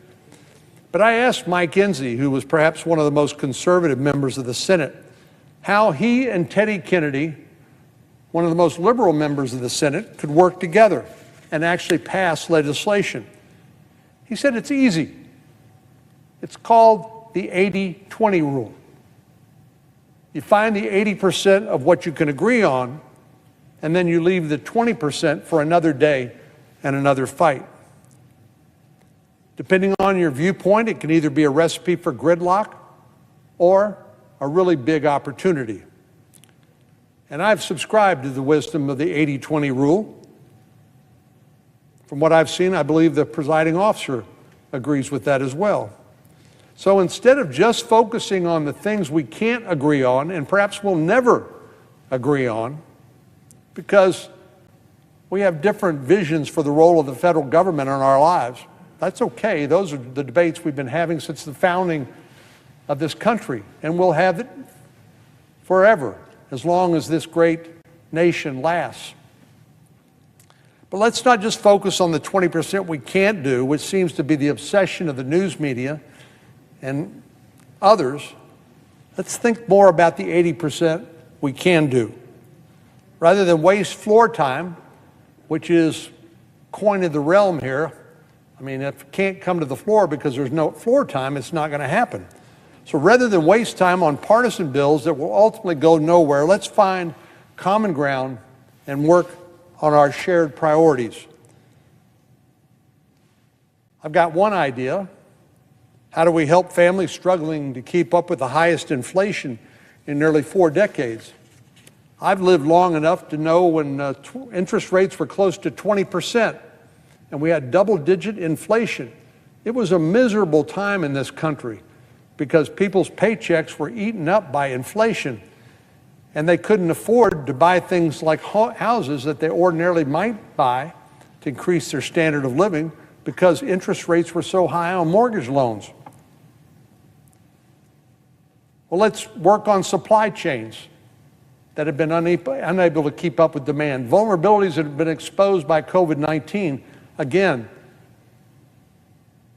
the definition of intelligence, as my dad used to say, what he called the hallmark of intelligence, is learning from your mistakes, not doing the same thing over and over again, like Albert Einstein said, and expecting different results. There's also a humanitarian crisis on the border that's led to the highest number of annual apprehensions on record. I'm not confident our colleagues on the other side actually believe in enforcing our immigration laws, but maybe I'm wrong. Maybe there's some areas that we can work on, like the senator from Arizona, Senator Sinema, and I, Henry Cuellar, a Democrat from Laredo, Tony Gonzalez, a Republican from Texas. We've worked on the Bipartisan Border Solutions Act. And we would love to be able to work with our colleagues across the aisle to find some way to address the uncontrolled access that people who have no reasonable grounds for asylum are getting and coming into our country and then fading into the great American landscape. There are other things I'd like to do in the immigration space, things like the deferred action on childhood arrivals. 10 years ago, President Obama issued an executive memorandum saying that if you were brought here as a child under certain criteria, you will be able to stay and you will be able to get work permits. But it's been in litigation for the last 10 years. The last decision by a federal district judge in Houston, Texas, Judge Hainan, said that basically the DACA and DAPA, in this case the DACA Deferred Action on Childhood Arrival memorandum is unconstitutional and that only Congress can address this. And I suggest we should. I've asked the chairman of the Judiciary Committee to put a bill on the floor in the Judiciary Committee that provides some certainty in a future for these young people who are now young adults living in uncertainty. Give them some certainty and some comfort knowing that they don't need to fear deportation or some other negative consequence. Because I believe there is a broad consensus that we ought to give them some relief. In America, you don't hold children responsible for the mistakes parents make. And I believe that we could find a bipartisan solution to at least that part. And you know what? Maybe, just maybe, by doing some things together, we could increase confidence among ourselves. Yeah, we really can. We can work together. We can find bipartisan solutions. We don't have to just fight and emphasize the 20% we can agree on. We can work on that 80% and make real progress. I believe these are the types of issues that the American people sent us here to solve. Forget legislation that hands tax breaks to the wealthy or federalizes America's elections, notwithstanding the provisions of our Constitution. Let's work together to solve real problems where there is an opportunity for us to find that 80% solution. So as we welcome the start of a new year, I hope the Democratic leader, Senator Schumer, and our colleagues across the aisle will look at the 50-50 Senate with a fresh perspective. We do have an opportunity to deliver big. Senator John Cornyn making those remarks there on the Senate floor. We're going to keep going right here on Live Now from Fox, everyone. I want to show you right now what the Dow situation is right here. You're seeing it up 250 points there in the green. We'll always continue to take a look at that for you throughout the day right here on Live Now from Fox. Next story here. This is a new report coming from the U.S. Bureau of Labor Statistics talking about how just past in November, the number of people calling it quits on their jobs. Total separation, including quits, layoffs, and discharges and other separations. Quits are generally separations initiated by the employee. In November, the number of total separations increased to 6.3 million. That's an increase of nearly 400,000. The total separations rate was little changed at 4.2%. And the number of quits increased in November to a series high 4.5 million. That's an increase of 370,000. In November, the number of layoffs and discharges was little changed at 1.4 million. Large numbers of hires and separations occur every month throughout the business cycle. Net employment change results from the relationship between hires and separations. And over the 12 months ending in November of 2021, hires totaled 74.5 million and separations totaled 68.7 million, yielding a net employment gain of just under 6 million.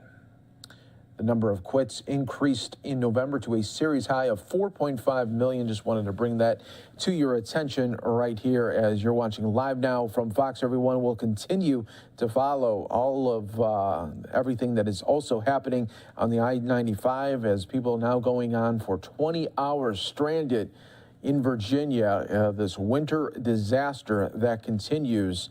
And of course, we'll be bringing you full coverage right here on Live Now from Fox as we get those updates and bringing it to you live, raw, and always direct right here. When we come back, we're going to take you out to Georgia, where we're getting an update on a cold case murder investigation. That'll be coming up next here on Live Now from Fox.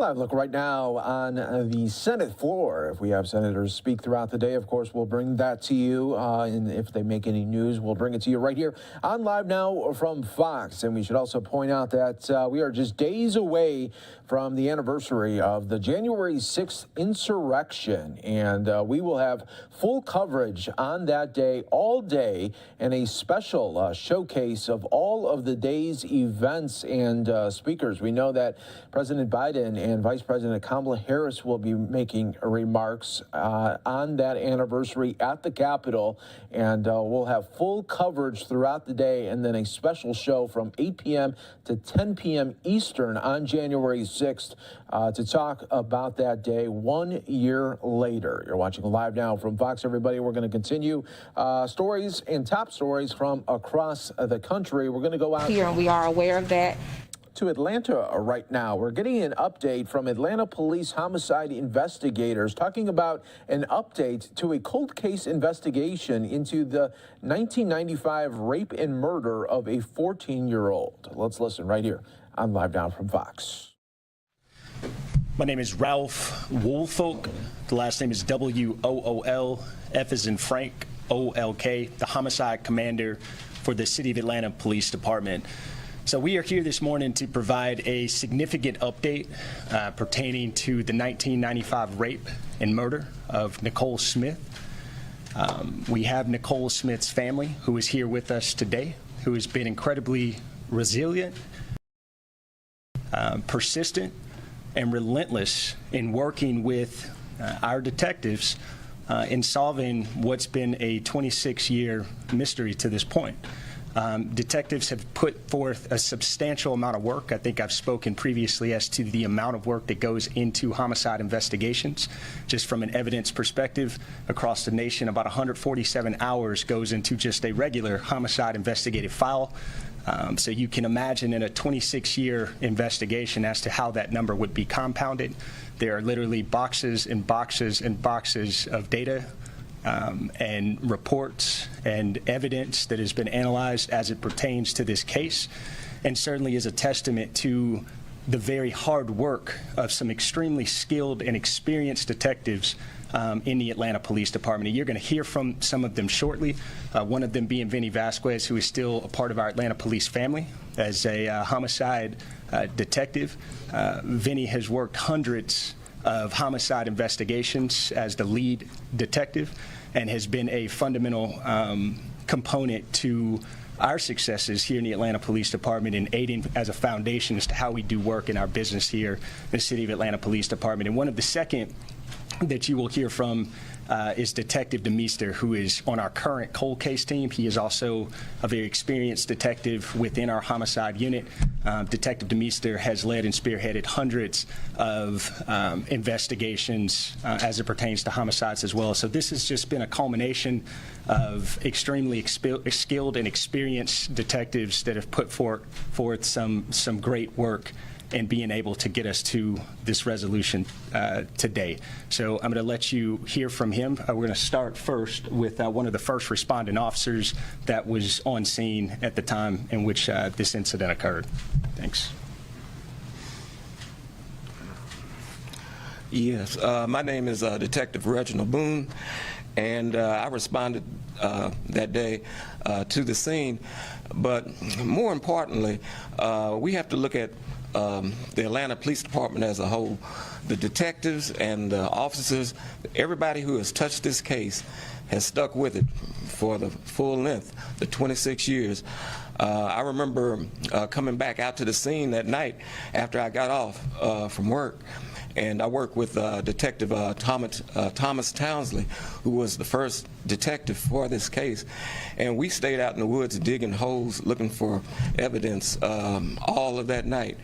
And then he worked the case up until the time he died back in 2017. But all these other detectives, Vince Velasquez, Calhoun, you can name them, have put their heart and souls into this case, and it just goes to show you how committed the Atlanta Police Department is to solving cases. And it's not just a number to us, it's something that we put our hearts and souls into every time we work a case.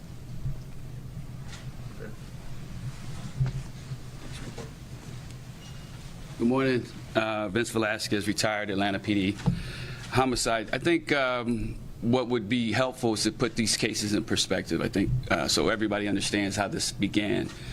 So June 7th, 1995, Nicole Smith, 14 years old, was walking to school in the morning with her sister, forgets something, turns around to go back home, takes a cut through the woods, and she's confronted by a man in the woods who brutally assaults her, rapes her, and shoots her 2 times in the face and kills her.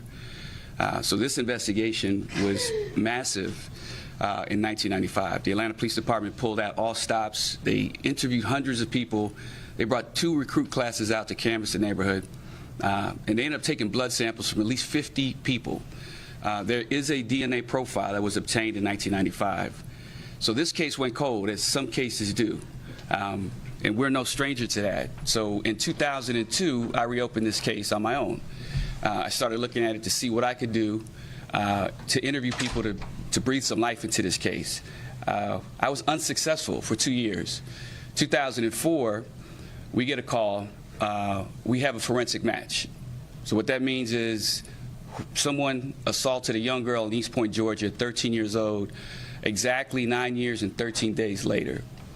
As a result of that, another profile was obtained, and we have a forensic match. So that means Nicole's killer was back. So to put in perspective what we did, not just as a unit, but as the DA's office and the cold case squad collectively, we aired this on national TV, America's Most Wanted. We put a billboard up at Greenbrier with the suspect's composite, because this rape victim now could tell us what he looks like. Many of you have seen the composite. Black male, round glasses, gap tooth. So we put a lot of effort into trying to identify this person. My time came to an end in 2017. I was unsuccessful in solving this case. We spent hundreds of thousands of dollars testing DNA, traveled around the country, interviewed hundreds of people. But upon my retirement, I passed this case on to Detective Demister, who took my role in the complex cold case squad when I left. I've been in constant contact with him since then. Myself and my team, we took this football as far as downfield as we could. We could not do anything else with it. This guy right here, Scott Demister, scored the touchdown. So there's a lot of science, there's a lot of technology involved. I'm gonna let him come up and explain that. But if you've ever seen a case that the Atlanta Police Department put any effort into, this was it. This case has not died. As you can see, the family is here. It's a very emotional time for them. But not only were we in constant contact with Nicole's mother, we were also in constant contact with the rape victim. East Point Police are here. They represent that investigation, but we have been working this jointly, East Point and Atlanta PD, since 2004. So I think right now, I think Scott should come up and explain the science. And if you have any questions later, I'd be more than happy to answer. Good morning. My name is Scott Demister, common spelling Scott, last name spelled D-E-M-E-E-S-T-E-R. I'm a homicide detective, assigned to the cold case squad here for City Atlanta Police Department. Just a little context, I'm 3 months older than Nicole. I was a freshman in high school when this happened, so I was unaware of this when this incident occurred. But when I came into the homicide unit in 2010, talking with the veterans like Vinny and A.B. Calhoun, David Quinn, Brett Zimbrick, Nicole's case constantly came up. So obviously when Vinny left and all of the seasoned cold case detectives retired and left, I took that torch. I was always looking for new ways, new potential investigative leads. To piggyback on what Vinny said, yeah, Vinny retired, Boone retired, but they would constantly call in and check in on the case. Always looking for new investigative leads. Started to look into the possibility of trying to identify the suspect utilizing genealogy and ancestry databases. The command staff of the Atlanta Police Department, the mayor's office, they made the financial commitment to allow us to do that with the help from some outside genealogy. It took a little over 3 years, but we were able to develop a person of interest. We were able to obtain a sample of his DNA from some evidence that we had, and got word just after Christmas that the GBI forensics lab was able to match his DNA profile to the DNA profile obtained in Nicole's investigation and the unsolved rape of the victim in East Point. And to piggyback off what Vinny said, a lot of effort from a lot of people from 95 until today, to include several detectives in the Atlanta Police Department. Deputy Chief Poplin from East Point's not here, but he played a crucial role in this investigation as well, working with his victim. And like I said, it was a support from a lot of people. I would not have been able to do what I did without help from a lot of people. I was just glad to be able to make that phone call to Miss Smith. It was an emotional phone call, but hopefully with this information, it'll hopefully be able to bring some closure and some peace to Nicole and Nicole's family and the community in Zone 4, Southwest Atlanta. Thank you. Thank you. So once again, you can see just the incredible persistence and the resilience and just the relentless follow-through, not only from these detectives, but also a family that's endured something like this for 26 years. We can only imagine as to how that might feel today, to being able to get some type of answers as to what has happened here. Our detectives, once again, have worked in partnership with a number of external entities to bring today possible. This would not have been possible without the collaborative efforts of East Point, without our collaboration and partnership, our current partnership with the District Attorney's Office, as well as some additional external partnerships as well. We are going to bring forth the family at this time to provide some insights, if you're willing, ma'am.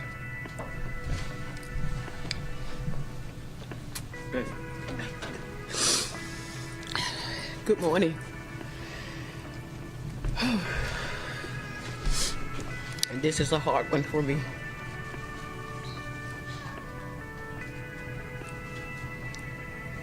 Miss Smith, I just want to let you know that I'm sorry that we had to meet under these circumstances. It's okay.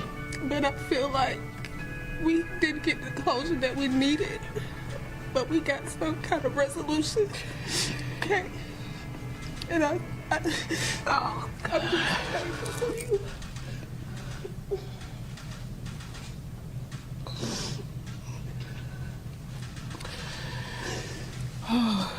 Let me say a couple words.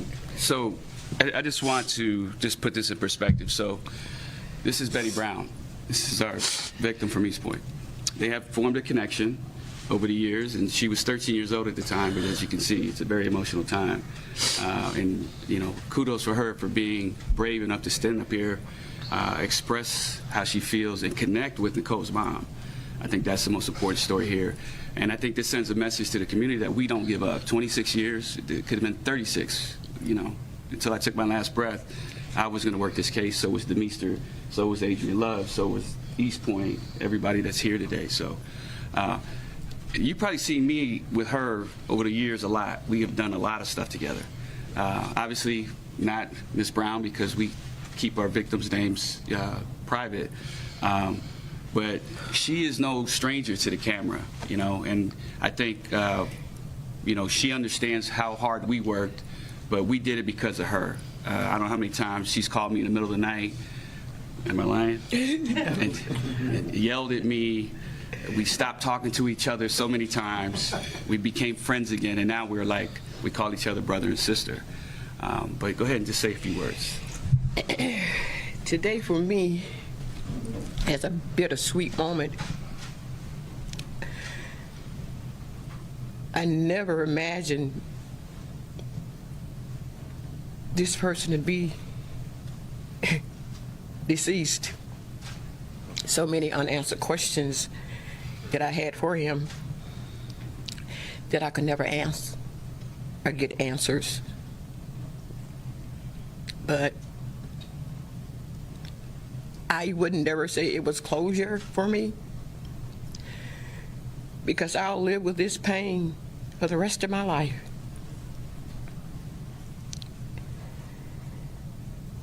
Just taking one day at a time. those are my plans.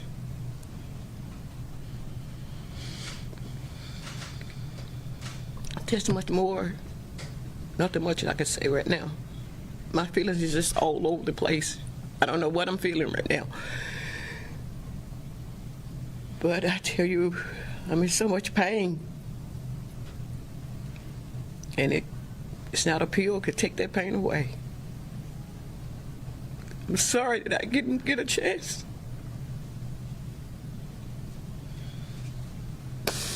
Can't do this. Edward, do you want to say anything?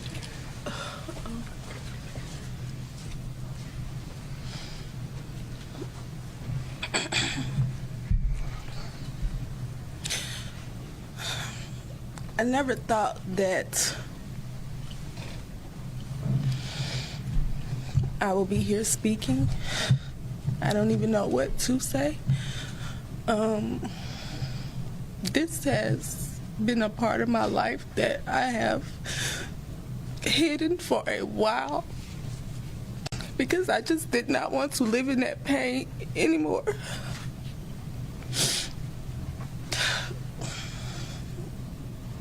But I'm here. I'm not okay with the situation on how long it took us to get here, but I'm happy that I'm finally here. That he's no longer out there able to do the things to me and Nicole, to others. I'm so conflicted because on one hand I want to rise above and not let this control me, but on the other hand I want his family to suffer because he's not here to suffer. I want them to feel the pain that my family has felt for years, knowing that that man that you loved, that you appreciated, that you respected, did something so horrible to me and Nicole. And I want you to live in that. I want you to wear that like I did, like I do every day of my life. I want you to wear that.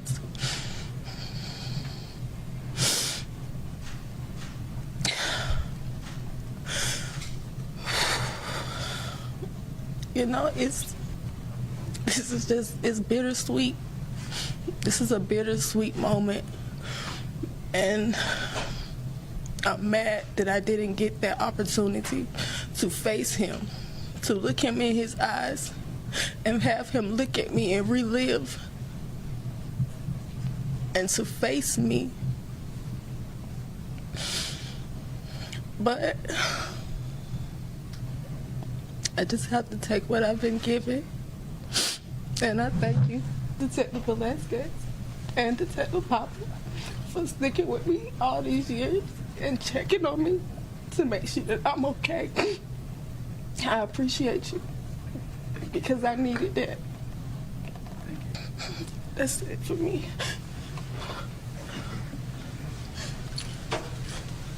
All right, prior to getting to any questions, we're going to bring forth the District Attorney's Office for a few words. Good morning. My name is Adrienne Love, and that's Adriane, common spelling of love, Love. I am the Deputy District Attorney for the Colden Capital Case Unit for the District Attorney's Office, headed by District Attorney Fonnie Willis. And beside me is Chief Senior Assistant District Attorney Juliana Peterson, who heads our Saki unit. I have prosecuted cases for nearly 20 years now, and under DA Willis's administration, I have been placed at the head of our Colden Capital Case Unit. And the number of years that I have been serving as a prosecutor, serving the citizens of the state of Georgia, is emblematic of the type of experience and the type of prosecutor DA Willis has sought to place in the position such as this. Since I have started in this role as head of the Cold and Capital Case Unit, I have worked with Detective DeMeester, tirelessly watched as he has relentlessly pursued leads in this case. I'm happy that we're here today, that we have been able to gain some degree of closure for the family. But I can also say that this is the kind of case that underscores the need for the type of leadership and the type of collaboration that we have and that we see between the Fulton County District Attorney's Office and the Atlanta Police Department and the other agencies within Fulton County. And this case is emblematic of how we will work going forward and how we will continue to work. I'm happy and I'm proud to stand before you with these amazing people behind me who have actually made this come to fruition. I'm going to let Ms. Peterson have a few words because there's still more to be done. Good morning, everyone.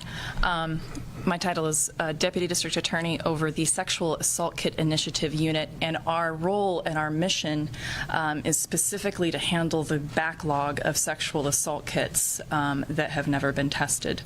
Our initial work has been completed with the backlog that was found at Grady Hospital that left us with approximately 169 DNA results from those sexual assault kits that our office has then gone on to investigate and It's the update there in Atlanta. You're watching Live Now from Fox, everybody. As you can see, we continue to bring you always the very latest that's happening across the country. Live look right now in Virginia as we continue to showcase the I-95 mess that has happened there, the chaos that happened overnight there, where now 20 hours people have been stranded in their own vehicles, hundreds of people, and you can see there right now and also have different shots available to us. Right now, we are going to go to a media call. This is with VDOT as well as the Virginia State Police talking about what they are dealing with and how they are trying to get these people back and moving swiftly. You're watching Live Now from Fox. We're going to listen in right here. Ever I remember in my career, as we were receiving snowfall at a rate of 2+ inches per hour for 4 to 5 hours. That was entirely too much for us to keep up with. And consequently, with the amount of traffic that we had on the interstate, the trucks and the cars couldn't make it up and down the hills because we had too much snow and ice out there. So many vehicles got stuck in both the northbound and southbound direction. While we were able to clear many different accidents and trucks and move a little bit of traffic, we know that there were still an enormous amount of vehicles that were stuck for many, many hours, which we find completely unacceptable for those folks. What we have done since then is we have shut down the interstate. Northbound, we shut down the interstate at exit 104, which is Ruther Glen, Rutherglen, and that takes traffic either over to Route 1 or up Route 207 to Route 301, where they can then continue further on into Maryland over the Harry Nice Bridge. We then at each exit after that, we were clearing the traffic out in order to get the people who have been sitting there off of the interstate. So we were taking people off at exit 110. We were also turning people around in the median at 113, milepost 113, and then again taking people off at exit 118 and 126. The interstate then was clear from about the 118 up to about 133, 135. 133 is the Route 17 exit. It's Falmouth, Virginia. And we came upon another area of stop traffic around exit 140. So we stopped all the traffic from getting on the interstate, so no traffic can get on the interstate northbound from 104 all the way up to 148, I believe. And that way all that traffic has to stay on the surface streets and use other routes. And then we started taking the people off at exit 136, and then at 140, people could either get off or continue on north because it's clear above 140. So southbound, we had the issue at 138, milepost 138. Traffic is backed up, or was backed up, all the way to about milepost 160, which is up at Route 123 in Prince William County. We are taking traffic off at all of the exits south of that. So at 152 is where the official closure is, and then we're taking them off at 148. 150, 148, 143, and 140. And again, rerouting traffic to either use Route 1 or other alternate routes. We have moved a nice amount of traffic off of the interstate so far, and it's going quicker than I actually anticipated, which is good news. We have our plow trains, which are trucks and motor graders, ready to go, so that when we can get all the traffic off of the interstate, we'll be able to send the plows and the motor graders up to cut out the ice and snow that has frozen to the roadway. Now, it's not as easy as just taking the traffic off. We have several vehicles that are out of fuel. We have several vehicles that are broken down. We have several vehicles that are just disabled in some different way. They're either stuck in the snow, in the ditch. So that requires tow trucks, lots of tow trucks, to get those vehicles out. Many of those are tractor trailers, which requires heavy-duty tow trucks. So we have our tow trucks at the 3 different locations that we are going to, as soon as we can get all the vehicles that move on their own around these vehicles, then we're going to start towing off the disabled vehicles. And at that point, we will have the interstate clear, and we will be able to plow it and use the motor graders to cut through the ice. Kelly, am I missing anything? No, I did want to just add that we have sent a mobile alert out to everyone's cell phone communication devices in the area, just to try to reach people in their cars. We know people, certainly don't have full access to maybe the full communications tools that they would normally have. Speaking to a number of people who were stuck overnight throughout the incident, again, I think we're going to continue to just share as much as we can today as the operation continues. And we'll be participating in the Joint Information Center with other state agencies that will also be talking about other efforts to assist those that were stuck for such a prolonged period of time. And this has been a joint effort between the Virginia Department of Transportation, the Virginia State Police, the localities of Prince William, Stafford, Spotsylvania, the City of Fredericksburg, and Caroline County. All the localities are helping with the ramp closures. They are also helping with driving on the interstate as far as they can get to help some of the people who are stranded by providing them water or fuel or a blanket and letting them know where they can go if they need shelter. All the localities either have or are opening a shelter by the end of the day to help anybody who can't continue on to their final destination.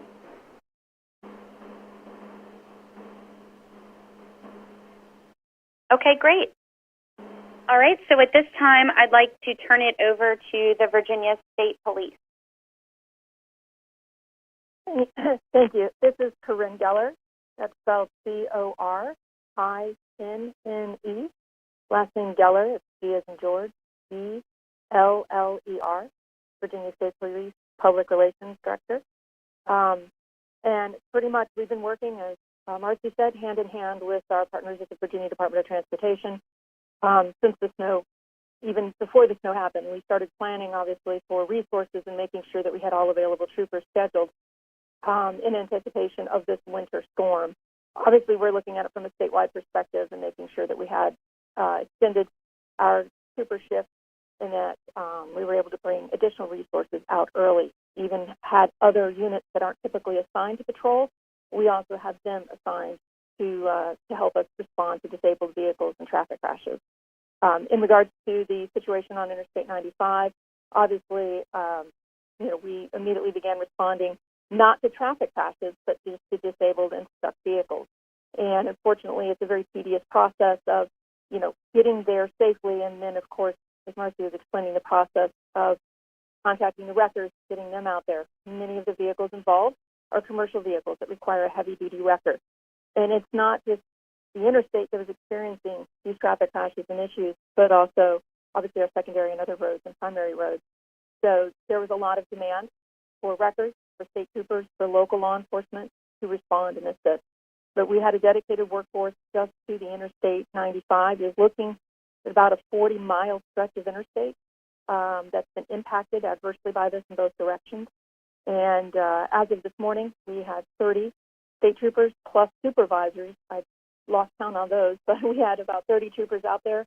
And pretty much they've been going since yesterday afternoon when the real brunt of the storm kicked in and we really started seeing the backlog. We've had state troopers going car to car, vehicle to vehicle, not only checking on folks, but doing our best to get those vehicles a wrecker there if they need it, get them pushed out and get them moving. But as I mentioned, there have been actually no reported crashes within this incident. It's simply stuck in disabled vehicles.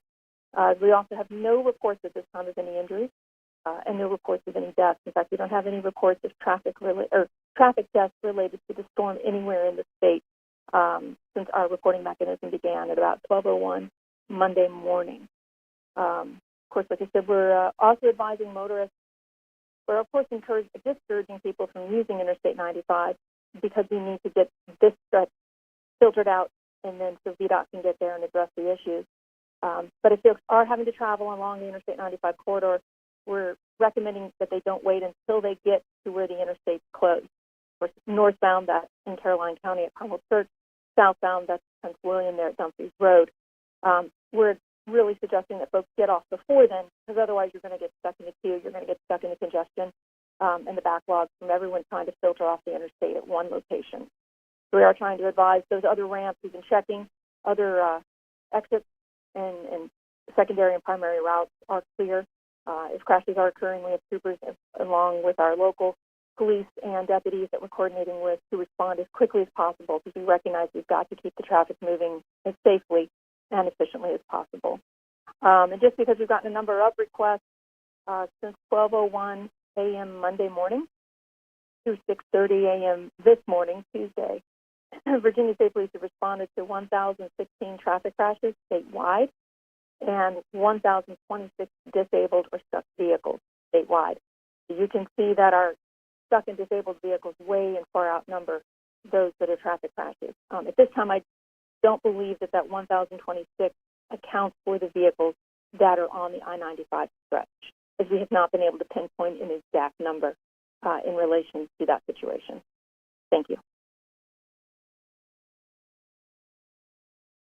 All right, great. Thank you. So at this time, we have no other brief outs, so I would like to turn it back to our moderator for instructions on the Q&A portion. Thank you. We will now begin the question and answer session. If you would like to ask a question, please press *1 and record your name clearly when prompted. To withdraw your question, you may press *2. One moment, please, for our first question.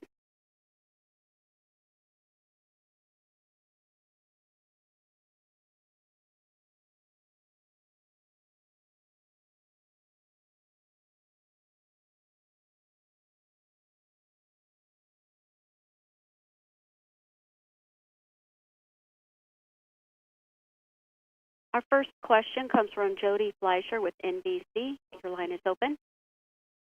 Hi there. Thanks so much for setting this up. I'm just curious, how much of that 40-mile stretch was pre-treated at any point on Sunday night or Monday morning? Just what is the timeline for when any and all treatment occurred on that part of the roadway? Hi, this is Marcy Parker with VDOT. None of the portion was pre-treated as the event was to start as rain. And if we pre-treat, the rain then just washes it away, so we're really just wasting product and wasting money and interrupting the traffic flow to pre-treat. So this storm came in as rain, and then it turned to sleet and then snow. So was there talk of shutting down the roadway at that point when you knew you couldn't pre-treat it in advance of all of this happening?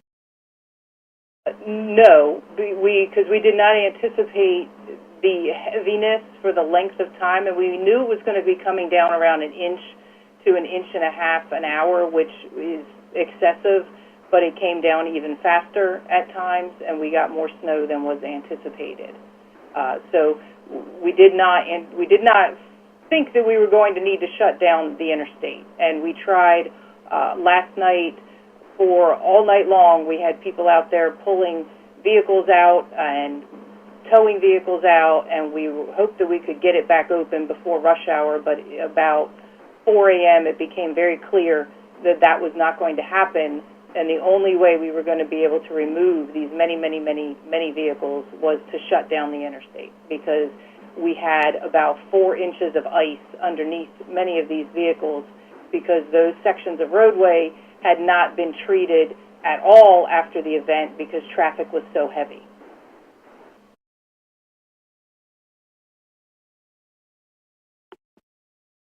Our next question comes from Henry Graff with NBC 12 Richmond. Your line is open. Thank you guys for doing this. I was just wondering if anybody had an idea or a timeline on when you all think all this work might be done, if we think it'll be done today or if it'll take longer than that. This is Marcy Parker again from VDOT.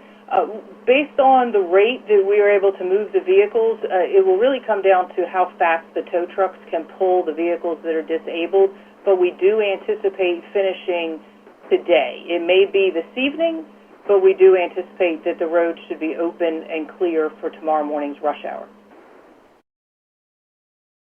pending any refreeze that may occur. Our next question comes from Evan Lambert with News Nation. Your line is open. Thanks for doing this. Just one question. A lot of people were throwing out, it looked like either, as you mentioned, the problem is getting the tow trucks to people and getting the tractor trailers out. Some people are asking why the National Guard wasn't called out to help people. Can you address that? And then also, any kind of estimate at this point of how many vehicles are disabled in that 40-mile stretch versus how many have been successfully taken off the interstate?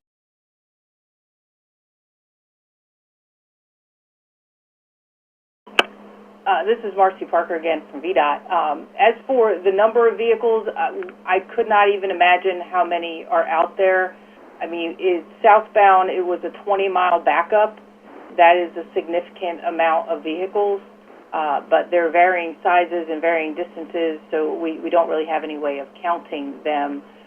Northbound was, northbound at the southern end of the district, we had a 15-mile backup, and then at the northern end of the district, northbound was probably another 5 to 7, depending on what time of day.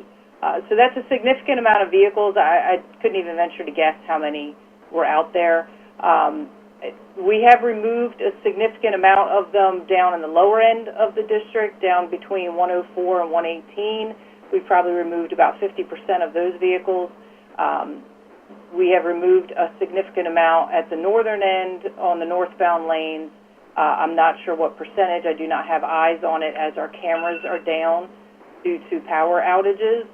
And then the southbound, I can see on the cameras, there's still backups at least up above exit 152. So there's still a significant amount of traffic on the southbound lane. So I don't know how much has been removed from that area. As for the question about the National Guard, is there someone from VDIM on the call who can answer that part of the question? Hi, this is Lauren Opet. I just, to chime in there, just as a reminder to everybody, the National Guard personnel, they have full-time civilian jobs, so it can take anywhere from 12 to 24 hours to bring them on duty. So during hazardous weather situations, the Guard receives their missions through us at VDIM and is not able to respond to direct support requests from the public. So we ask that people in need of assistance contact their local authorities. State officials and agencies have broad powers to address emergency situations just by virtue of statutory authorities, and that grants their positions or their agencies to do things without formally declaring a state of emergency. And so the declaration of a state of emergency simply triggers an array of authorities or actions by the state and or local governments, and depending on the type of emergency that's declared, those actions could include things like activating response plans, most importantly, the authority to expend funds, activation of immunities or liability protections, and then, as you've seen with some of our other events, the suspension of kind of the waivers of rules and regulations. So at this time, the event is being handled at the local level with support of state agencies, obviously have a big role to play in that, and have not at this time exceeded the capacity to be able to respond. We're just looking at some logistical situations making it more difficult. So I hope that that clears up any questions. Our next question comes from Amelia Heyman with WRIC 8 News. Your line is open. Hi. So I was wondering the key timelines for how troops responded.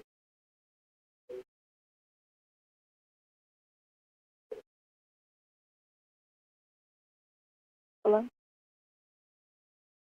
Amelia, this is Corinne Geller with State Police. When you say troops, are you talking about troopers from the Virginia State Police, or are you talking about VDOT crews, or? Virginia State Troopers and VDOT crews, I'm sorry. Well, I'm for Virginia State Police, I mean, we have been responding since the storm initially hit statewide, and we've provided media statewide with those crashed and disabled vehicle updates. We as State Police first started getting calls concerning pretty much the first of the jackknife tractor trailers on 95 there in the Fredericksburg area around 8:20 Monday morning. And unfortunately, it was just almost a chain reaction, kind of a succession of vehicles, because obviously if you have one vehicle that loses control and then jackknife, the vehicle traveling behind has to react. They have to stop. And trying to brake suddenly caused several other vehicles to lose control and also jackknife. And that's what created this chain reaction of vehicles backing up as they were trying to react and avoid either striking another vehicle and brake in time. So fortunately, again, we didn't have any traffic crashes, but that's what it just started and just kept going, almost that domino effect. And this is Marcy Park from VDOT. As for the VDOT personnel, we had mobilized on Sunday to bring in all of our equipment, make sure it was outfitted, loaded up with the abrasives that we use, and then we came on duty, if you will, at midnight in this area, and we've been working 12-hour shifts ever since midnight on Sunday night, just in anticipation of snow, and then we get out there, as soon as it starts, to start spreading if necessary, and then we plow once it gets to be about 2 inches deep. So the snow started around between 3 and 5 a.m. in this area, and again it started as rain, and then it converted over, and things were going very well until, as Corinne stated, we had the jackknife tractor trailer, and the rate of snow by 8 o'clock had significantly increased from what it was between 3 and 5 a.m.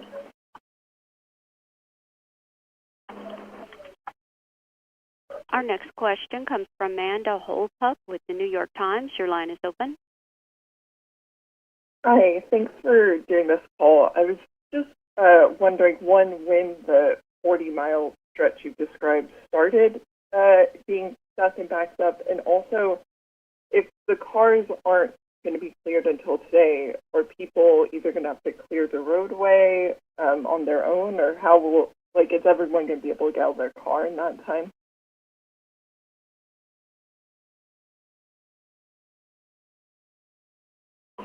This is Marcy Parker with VDOT. So if cars, there are many cars that actually have been abandoned, as well as tractor trailers where people walked off of the interstate and got a ride or went to some location. So that is another complication of cars and trucks that we will have to tow. So they're not all just disabled. Some of them have been abandoned through there. I'm not sure if that answered your question. If you have a follow-up, I'm happy to answer that. Yeah, I guess I'm just wondering if people are right now in their cars still. How do they, are they just expected to wait until the road's clear, or are they going to be taken somewhere for food and all this? So the majority of people are still in their vehicles, and they're moving off, as we said, that we're taking them off at different exits. And then, once we take them off the interstate, they can go wherever they need to go, whether it's to get fuel, food, restroom, find another route to their destination. But we're just taking them off the interstate, and then it's up to them to go whatever direction they'd like. And this is Corinne with State Police. We actually encourage and we sincerely appreciate everyone who has stayed with their vehicles. When folks leave the vehicle and it's abandoned, it actually takes even longer for us to get a record to that vehicle because it has to be towed. But when folks are still with their vehicles, obviously we can talk to them immediately and get them moving much faster. So by having folks stay with their vehicles, it actually does expedite the process significantly, and we do appreciate everyone who has stayed with their vehicles and are helping us and being patient as we get through this process. Our next question comes from Tom Fitzgerald with Fox 5. Your line is open. Appreciate the call. Earlier this morning, Governor Northam appeared on our air and at one point said that the problem started after midnight. We have had tweets and social media posts from people going back from early yesterday afternoon that there were problems on that highway. Is the governor's timeline correct? Did you get into trouble after midnight? Because Corinne just told us that the first report came in at 8:20 a.m. on Tuesday morning. And I would also like to just follow up while I can. You've been very clinical in this call with a lot of detailed information. I've not yet heard an apology to these folks that are stuck on that highway, even right now. Some of the callers told us that when they reached out to VDOT, they were told that VDOT is in charge of the road and that the drivers were not their priority. So could you respond to that? Because we've heard this from multiple people. Hi, this is Kelly Hannon, Communications Manager. I do want to say I think all of us have been out on the interstate, and I think we all put ourselves in the shoes of everyone who was stopped. I definitely took calls all evening, and very challenging situations for people who, were just making a trip and maybe didn't grab water or, something to eat with them or didn't have a blanket. So we really understand that people face very stressful, scary situations, and we do apologize, and we'll be taking an exhaustive look at this incident. So we certainly want to convey that, and while we can't speak to any conversation that may have been had out in the field, I think on behalf of all of VDOT, that's not what we adhere to. We want to keep Virginia moving, and everyone who was working through the night was there to provide assistance to everyone who was stopped. Absolutely. Oh, I'm sorry, in the timeline as well. We did, when the snow began falling at a very rapid rate on Monday, we did start to experience some of those disabled vehicles. So we certainly, I spoke with people personally that said that they were stopped Monday morning. So it might have just been a little bit of a misunderstanding there on the timeline, but we can report that we did have people experiencing stoppages on Monday morning. Thank you. Our next question comes from Bruce LaShan with WUSA 9. Your line is open. Hey, thank you so much for doing this. I'm sorry, but I want to go back to this National Guard issue. The National Guard clearly has a ton of heavy equipment, wreckers and other pieces of equipment that could help get these folks cleared off the highway. Did anyone recommend to the governor that the National Guard be deployed to help get this road clear and help these people?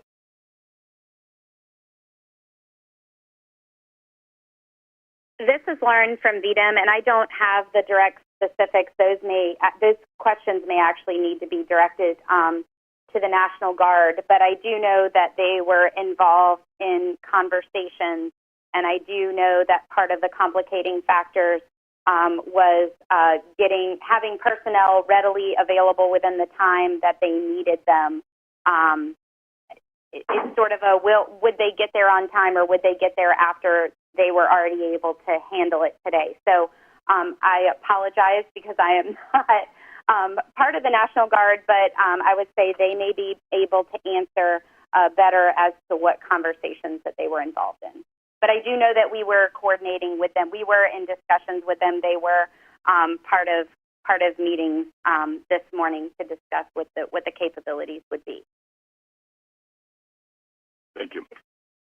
Our next question comes from Julian Angelon with AccuWeather. Your line is open. Thank you so much for meeting with us. I really appreciate it. First of all, I wanted to check for anyone who ran out of gas. I knew you were talking about towing abandoned vehicles. For anyone who was sitting in their car who ran out of gas because they had been running it for who knows how long to stay warm, what are you doing to get them gas in their cars? Do they have to get towed, or are you bringing gas canisters around? And second of all, how do you prevent something like this in the future? I know you said that you're taking a hard look at something like this, and we'll be doing a debrief. But initial reaction and plan on what could have been done to prevent something like this. So this is Marcy Parker from VDOT.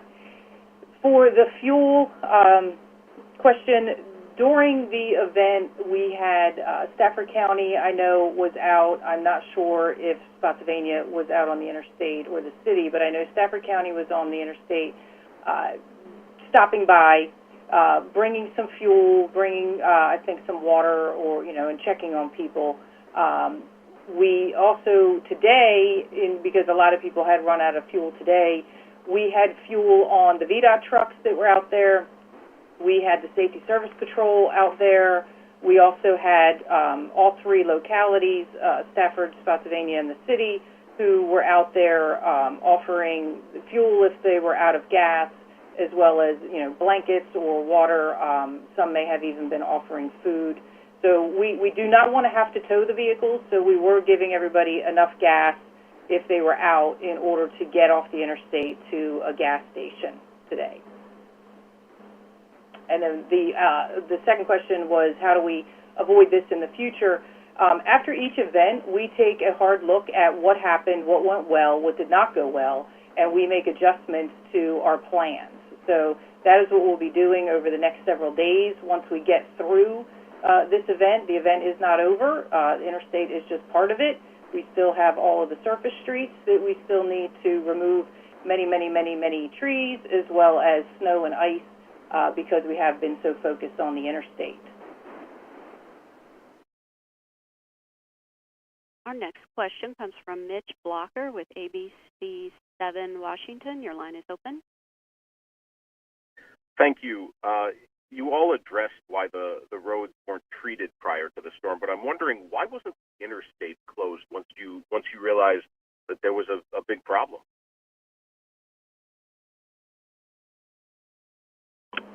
Hi, this is Kelly Hannon, Communications Manager for VDOT.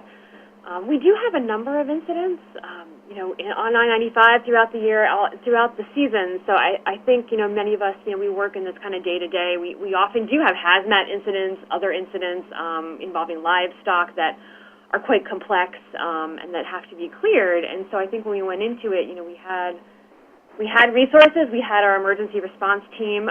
So again, I think it's something I will allow Marcy to answer as well. But again, we do have a lot of big incidents, complicated incidents that are cleared. I think in this situation, the weather and the intensity of the snow was a factor.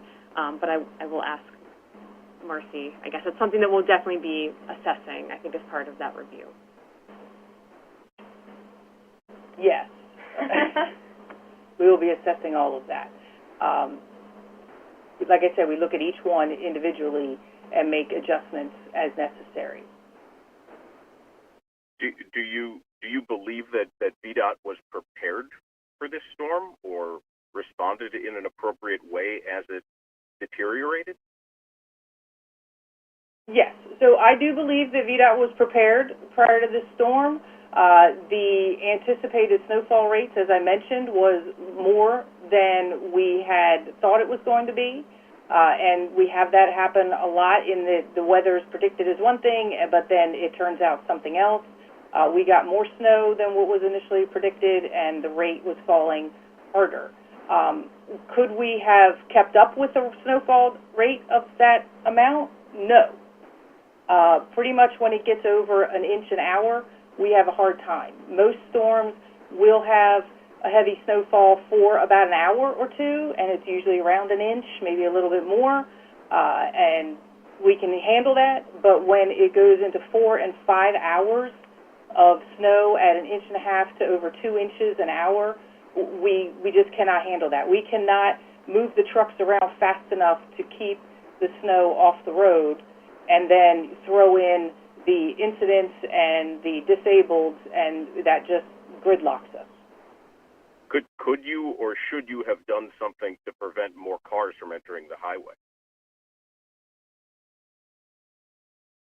That is something that we will look at. I mean, we have to weigh that with the fact that people want to get to where they want to get to, and we can't necessarily predict the outcome of each storm. So in the future, we will weigh that for closing parts of the interstate earlier than we had to this time.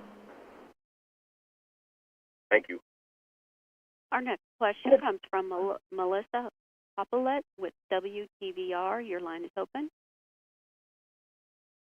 Thank you so much. This is Melissa Hippolyte with WTVR. So a couple of things. I wanted to follow up on the National Guard stuff. So based on the timeline that I've heard, the situation started deteriorating quickly yesterday morning.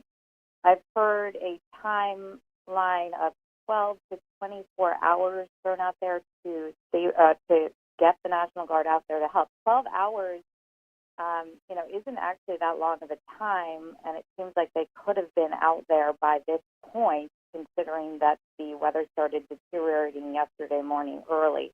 So I'm wondering, you mentioned having conversations with the National Guard this morning, but what about talking to them yesterday about trying to get them out there to help? And that's question number one. Question number two, the express lanes, some drivers have mentioned, why weren't those opened up to try to escort folks off of the interstate overnight? Thank you. Hi, this is Lauren Opet from... All right, everyone. We've been hearing from VDOT and Virginia State Police talking about what this situation is and just how much this has really impacted so many people. We're going to take a quick 2-minute break here on Live Now from Fox. When we come back, we're going to talk to one of the people that were stranded and trapped in their vehicles overnight. You are going to hear that on the other side of this break right here on Live Now from Fox.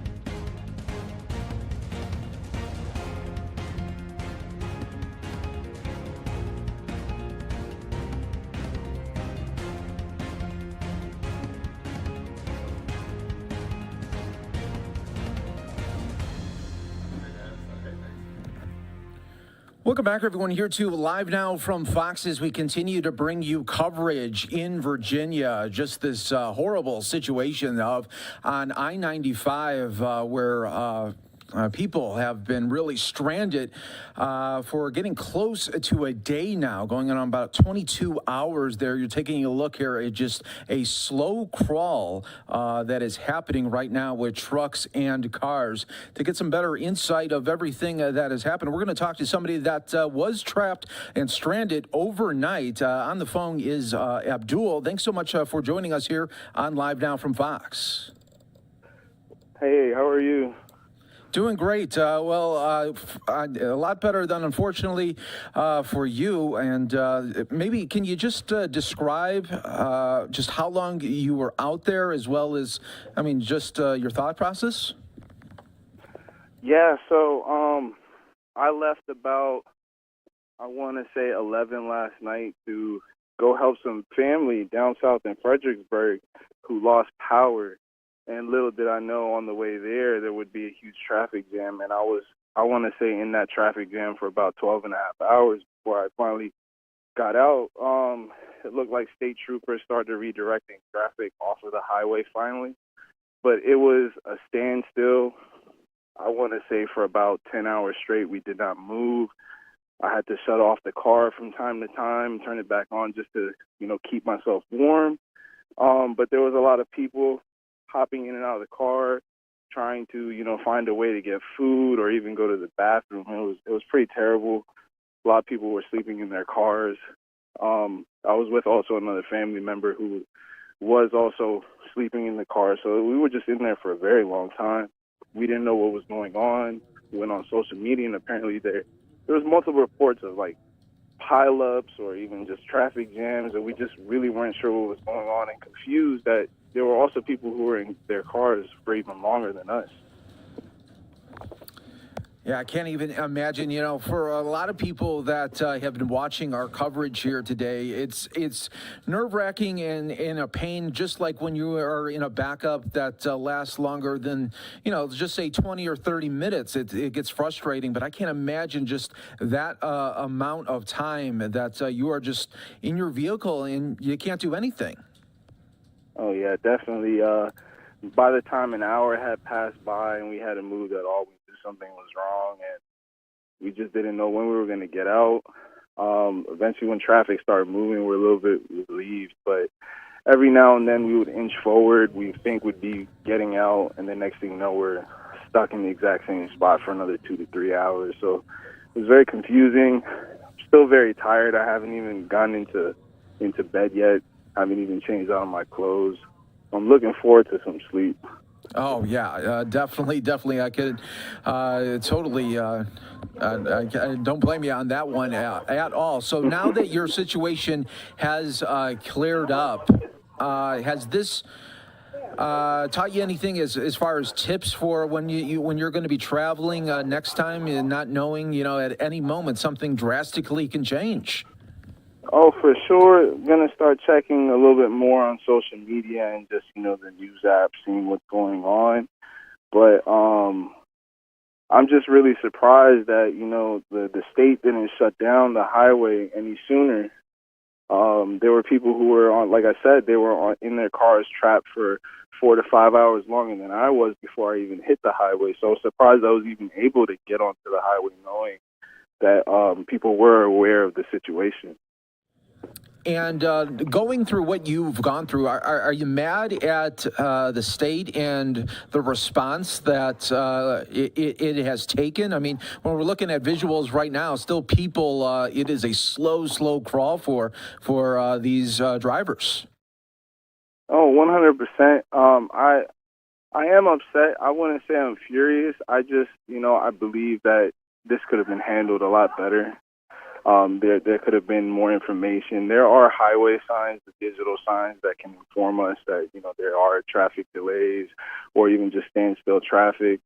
Police could have been dispatched to block off exits so that, pedestrians or even just drivers couldn't get onto the highway and get stuck the way we did. Absolutely, absolutely. Well, Abdul, we are so glad that you are safe and out of there, and we appreciate you calling into Live Now from Fox and sharing your experience, and we hope that you get a good rest. Thank you very much. I hope the best for everyone else, and thank you for having me. No problem, no problem. Have a happy New Year, and hopefully this was the worst of it to start it. Happy New Year. Yeah, hopefully it was. All right. Take care, Abdul. And that was Abdul talking to us live right here on Live Now from Fox. So we appreciate that. And we'll have coverage for you throughout the day right here on Live Now from Fox. I do want to show our viewers, this was a Fox 5 DC interview that they had with the governor earlier this morning talking about the situation. Let's listen to that right here on Live Now from Fox. It is 9:55, and we're continuing to look at the traffic situation on I-95 in Virginia. It is a stretch of more than 40 miles that has pockets of inactivity. A lot of folks have been stranded overnight, so we wanted to get some answers. And joining us right now is Virginia Governor Ralph Northam. It's good to see you this morning, Governor. I appreciate you joining us. Well, good morning, and thanks for having me on. This has been a long, difficult night for a lot of folks. There's still a number of people that are stranded on 95, and obviously, our state agencies, our Virginia State Police are working very hard, VDOT, emergency management, and this storm started as rain. It was very difficult to pre-treat the roads, and then it turned into snow, and then after midnight, a deep freeze. And so a lot of people are out there, and I feel for them. I just want them to know we're getting to them as soon as we can, whether they need water. Some of them need medication. I understand. Some of them need warming stations. So as soon as we can get our resources where they need to be, we will. But in the meantime, I just encourage everybody, please stay away from this area, stay off our roads, and let us get these roads cleared. It was a terrible storm last night. Over 400,000 Virginians lost electricity. Dominion has done a great job getting over 250,000 of those households restored, but we still have a lot of work to do, Steve. Governor, I appreciate your words, as do many, I'm sure. But I do have to tell you, I can't tell you how many people I've heard from this morning that have been stuck in this, that have said, we haven't seen a truck. We haven't seen any police officers. We haven't seen anybody with water, with food, anybody that can help us out, as we've been stuck here in some cases since yesterday afternoon. Can you assure them that there is, in fact, help on the way? There is, Steve, and that's a great point you make. And I can promise you that if the resources haven't gotten to these individuals, they're working with someone else. And just as soon as they can get to them, they will. As far as VDOT, state police, even Transurban with the express lanes, it seems like there is some communication that maybe not be the most streamlined this morning as far as the agencies talking with each other. What can we do to streamline that process? Well, we've been communicating through the night, Steve, so I don't think that communication is the issue. Right now, the challenge is getting the resources that we have where they need to be, and we're doing that just as quickly and expeditiously and safely as we can. Sure. And from your perspective then, and your abilities and what you can do as governor, where do those resources go first? Well, it's one step at a time. And, you know, what happened after midnight is we just turned into literally a skating rink, and trucks were jackknifing. And once that happens, once you get the backup, it's very, very difficult to get our resources, get our equipment in. So we're going from both ends as fast as we can, and doing everything that we can, Steve. Now, as far as what the communication that you've had, Governor, with VDOT, is that the plan essentially to clear from the ends and then get vehicles turned around, or are you trying to clear exit ramps and push them forward? Because I know this is a stretch of dozens of miles. Yeah, it's a great question. And as we speak, we have the commissioner of VDOT and our chief of Virginia State Police are in a helicopter monitoring this, and I expect to be briefed by them in the next few minutes. So we're coming at it from all angles, and again, getting our equipment to where it needs to be just as expeditiously as we can. And that in itself might be a challenge from what you've been able to tell, either yourself or hear from VDOT. Is there even room for those emergency vehicles to get through, or the plows or any VDOT equipment? Well, that's certainly been one of the challenges. And this, again, we need to get people to not go there if they don't need to be there, so that we can get our equipment in where it needs to be. Yeah, and actually we're taking a look right now, some of the video from Skyfox now, and you're seeing some movement in some places, but what we're also seeing, Governor, unfortunately, and I don't know the easiest way to communicate to drivers who are already stuck in this, if there are any overhead boards or any way you can get the message to them, but you still have some motorists now that understandably have been frustrated and are essentially trying to carve their own paths. Sure, and we're sending texts to them, updates as best we can. And you know, Steve, this was a terrible storm, almost what I would call the perfect storm. And so we're getting the resources to them as soon as we can. The sun being up, it's warming up a little bit. All of this will be helpful. So as quickly as we can get to these people and get the road back open, we will. Sure, no doubt about it. And we're getting updates, and a lot of us have loved ones and friends that are in this. I can tell you my sister's been stuck at Ladysmith since 6 o'clock yesterday afternoon. So a lot of folks are in it. I understand that. Governor, if you could hang tight for 1 second, I want to bring Holly Morris in. I know she has something that she wanted to ask you as well. Holly? Governor, thank you so much for joining us today, and we appreciate obviously your time and your effort to do what you can now. But respectfully, VDOT put up a tweet last night at 10 o'clock that said that they knew that the roads were getting icy. All of this didn't just happen starting after midnight. And my question is, as you see one truck jackknife and then another one get into trouble and another, I mean, we shut the interstates down when there's one accident, right? At what point does someone recognize that this is going on and the interstate needs to be shut down so that this backup just doesn't continue to happen and now get out of control like it is right now? Absolutely. It's a great question. And I think our emphasis right now needs to be to get to these people, get them the resources they need, and get the roads cleared. And, then once that's done, then we can look at, are there things we could have done better? And we'll certainly review that at the appropriate time. I mean, I think, is it fair to say, yes, this was a major storm, and we haven't had a storm like this in 3 years. But this wasn't just an act of God. This is a mismanagement of something that happened. I mean, we're not seeing this on 95 in Maryland. We're doing the best we can right now in a very difficult situation, and just again want to reassure people we're getting to them as soon as we can, and we'll keep them safe. That's our main priority right now, and then get Interstate 95 reopened. Do you have an answer as to why people are asking why it's taking so long to get these resources in place? Well, it's very difficult getting through some of this ice and snow, so it's a challenge. Do you know why they haven't opened up the express lanes?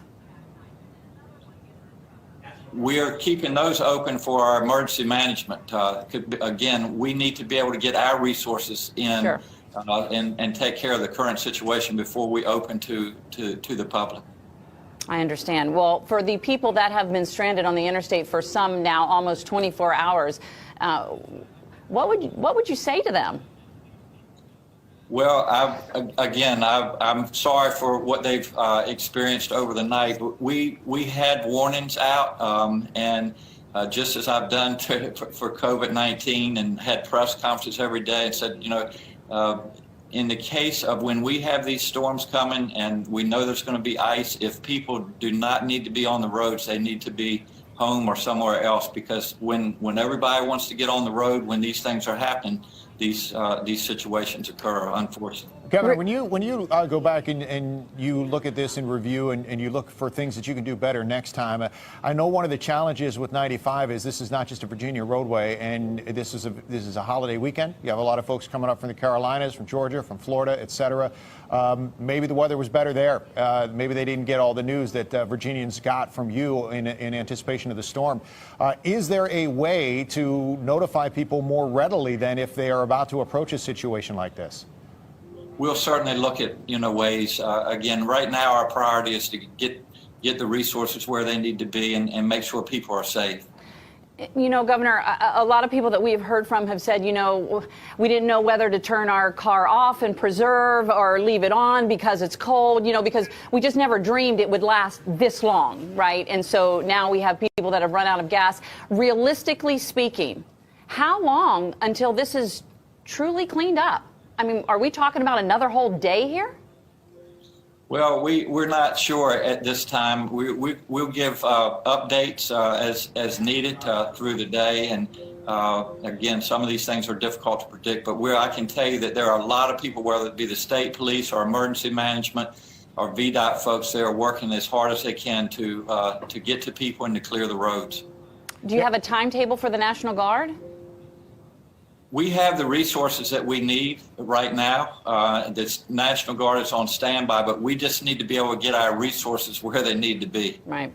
And for people that are stranded there, what's the best way for them to get information out there? Is it via Twitter?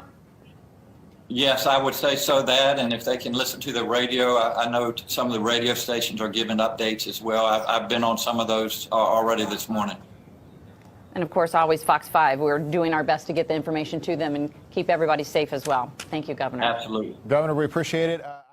That was Fox 5 coverage there from earlier, talking to the governor there of Virginia. You're watching Live Now from Fox, everybody. We are going to step away for a quick 2-minute break, but when we come back, look who was talking there, Senator Joe Manchin, the Democrat who broke the hearts and dreams of his fellow Democrats just before the end of the year when it comes to Biden's Build Back Better agenda. So what does he have to say going into the new year, and has he spoken to the president? You're watching Live Now from Fox. We'll have all of that on the other side of the break.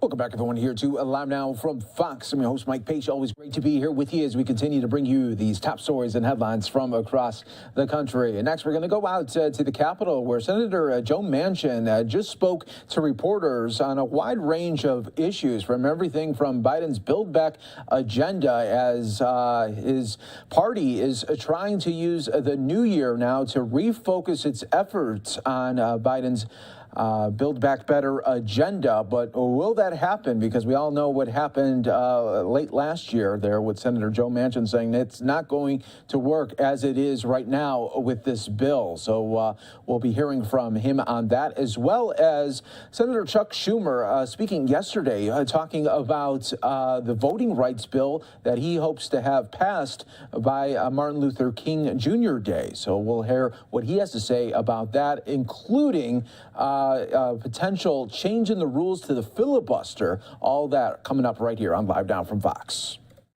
Of age and United States citizens should be able to cast their vote, and it should be counted accurately. So we're talking about those things there. I'll go here, then I'll come. So wait, just to clarify. You had to wait a second. It was hard, wasn't it? It was hard. I was okay. So just to be clear, you are open to the idea of using the nuclear option to change the rules to pass voting rights legislation on a simple majority. Let me just say that to being open to a rules change that would create a nuclear option, it's very, very difficult. So it's a heavy lift. And the reason I say it's a heavy lift is that once you change a rule or you have a carve-out, and I've always said this, anytime there's a carve-out, you eat the whole turkey. There's nothing left because it comes back and forth. So you want things that will be sustainable. That's what you're looking for. So that common sense commonality, but if I just believe that it's bedrock of democracy is voting, and we have to do what we can in order to preserve that. But let's just see. The conversations are still ongoing. I've been talking to everybody. We've been having good conversations since we left 2 weeks ago. So, Senator, I just want to try to put a finer point on this. Okay. So, the 60-vote threshold, are you willing to change that? And you are involved in ongoing discussions, as you just mentioned, with your colleagues. So there must be some openness. There's basically the need for us to protect democracy as we know it, and the Senate as it has operated for 232 years, are extremely, extremely high bars that we must be very careful if we're willing to cross those. So I'm not agreeing to any of this to the extent I want to talk and see all the options we have open. And that's what we're looking at. So they're bringing all the experts in, what type of options, what we can do. We've talked about talking filibusters, and we continue to talk about this, and very interesting. We talk about motion to proceed. We should be able to get on the bill and should be dependent. We talk about also the ability to restore some privileges to the committees. They have some weights. So if something comes out of committee, and I think these are things Republicans and Democrats both could and should agree on. So we want to talk to everybody. I want to engage everybody. I'm just not doing it from one side. I think that for us to go it alone, no matter what side does it, ends up coming back at you pretty hard. I was there in 2013. I was there in 2017 when the judges came back, as far as Supreme Court judges, from just the district and circuits that we did in 2013.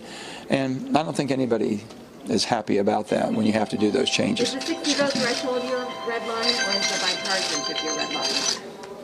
So the 60-vote threshold, is that a red line, or is it bipartisan? Well, they're both one and the same. I mean, bipartisanship takes more than a 51-vote threshold, okay, and that's what we've always had.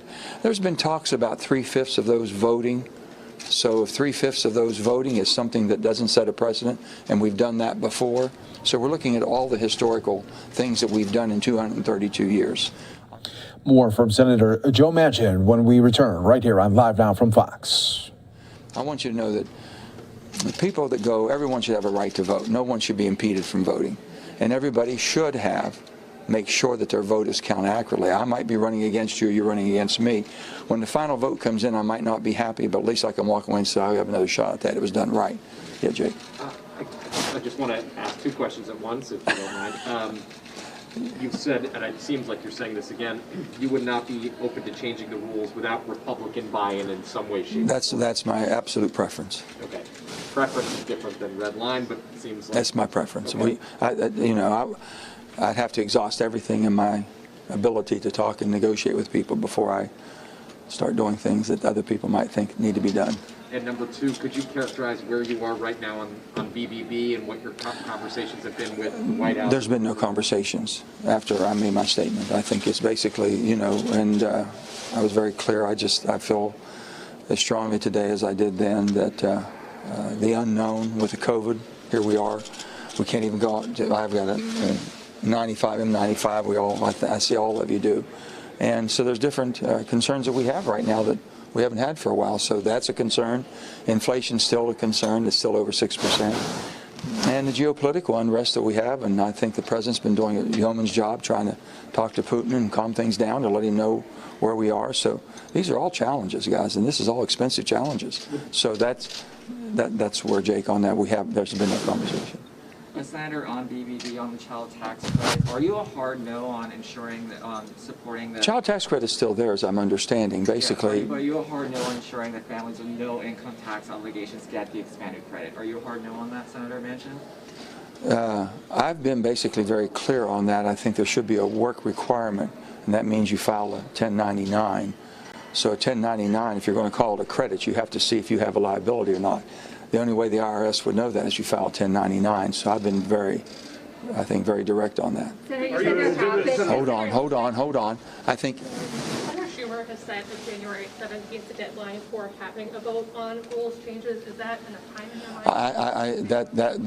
we're supposed to have a meeting today. We're supposed to have one right now, and I guess it's been postponed a little bit because people are having a hard time coming in. So I'll be going to a meeting and finding out what that entails and the timelines are talking about. Senator Manchin. Are you open to starting negotiations on Build Back Better, though, when you're talking about speaking? I've never turned down talks with anybody. I really haven't. I just I was very clear on where I stand, and I thought it was time to do that rather than just continue on and on as we have for 5.5 months.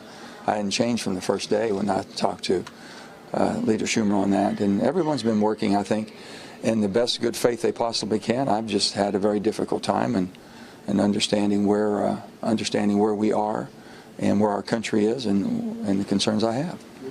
So for a child tax credit, does it have to have some sort of a work requirement for you to be able to support the broader Build Back Better package? I mean, I've talked about all different issues on Build Back Better, but the bottom line that you're talking about, the child tax credit, if you have a credit, that means you've had to have earnings.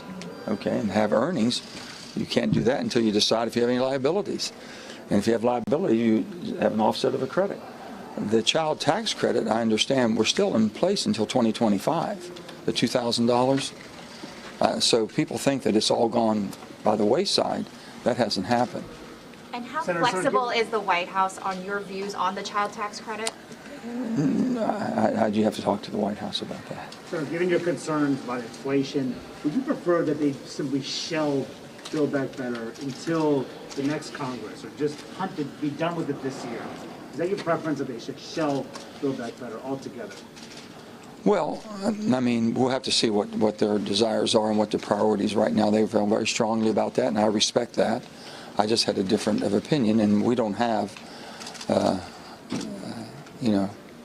to do some of the things that's been proposed takes more of a majority than what we have. We have no majority. We're 50-50 with one being the vice president making the deciding vote. And I think we have to take that in consideration. We have, our caucus is goes from one end of the spectrum to the other.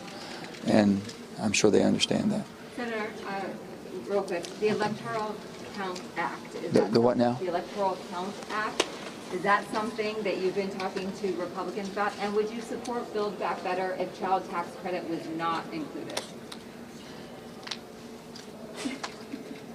I'm really not going to talk about Build Back Better anymore because I think I've been very clear on that. There is no negotiations going on at this time, okay? And there's an awful lot of things that had a lot of things that were very, I think, well intended. And there was a lot of things that was pretty far reach on some things in the most delicate times that we have right now. And our country is divided. And I don't tend to do anything that divides our country anymore. So whatever I can do to unite and bring people together, and that means you have to work harder as you work across the aisle to bring people together. One more. What is your comfort level with the climate provisions in Build Back Better? There's a lot of good things in that. I mean, I've always said, we had a lot of money in there for innovation, technology, tax credits for basically clean technologies and a clean environment.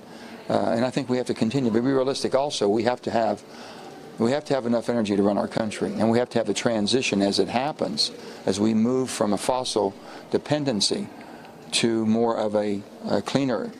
Do you do that by using fossils in cleaner ways? You should be able to. And you do it by creating new technologies that are the renewables that we have as far as wind and solar and hydro and all the different things. Hydrogen, I've been big on hydrogen. I'm big on nuclear. Okay, and I'm really big on basically making sure fossils are used in the cleanest possible fashion. And in America, we do it better than most other countries. So you would say you're not as concerned as some of the other portions of Build Back Better? I think that's the climate thing is one that we probably can come to an agreement much easier than anything else. Senator, you've talked about geopolitical issues. Are you going to vote yes to impose sanctions on Nord Stream 2 when that vote comes up before January 14th? I haven't thought about that one there. I really haven't. Anyway, I thank you all. Okay, Merry Christmas. Happy New Year. Senator Joe Manchin talking about the way forward there for Democrats. You're watching Live Now from Fox, everybody. We appreciate you continuing to join us here. We're going to take another quick 2-minute break, but we'll have more updates on the I-95 shutdown there in Virginia. That was really a nightmare for hundreds of drivers that were stuck there overnight. We'll have full details coming up in just a bit right here on Live Now from Fox.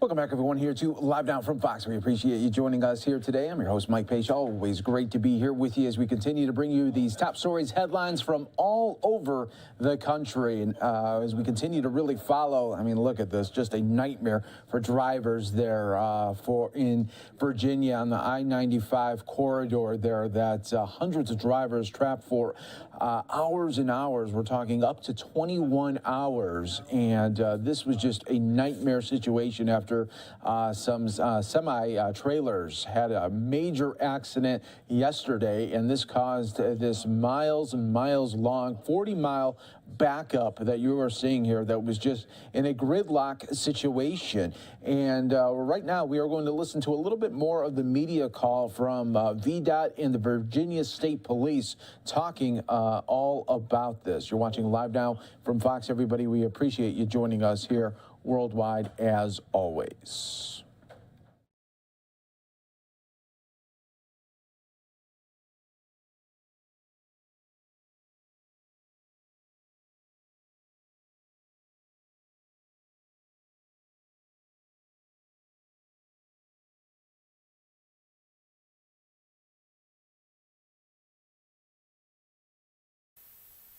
Our next question comes from Mitch Blocker with ABC 7 Washington. Your line is open.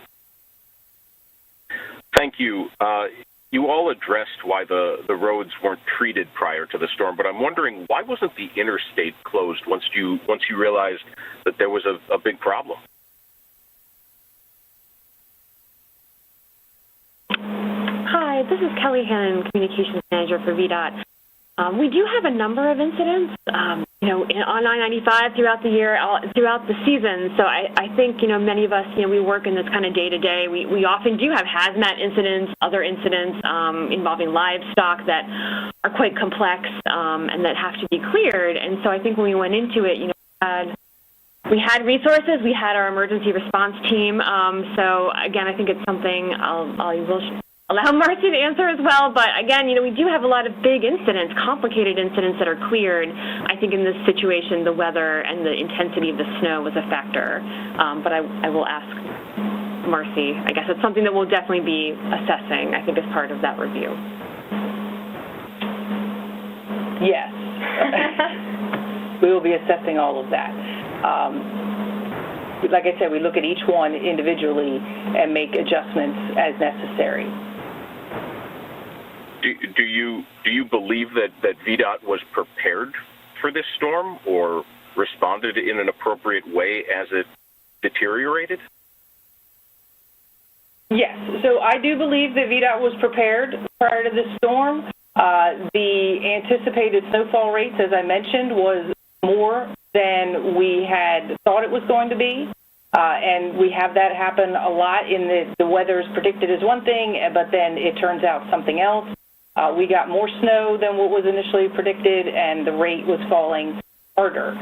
Could we have kept up with the snowfall rate of that amount? No.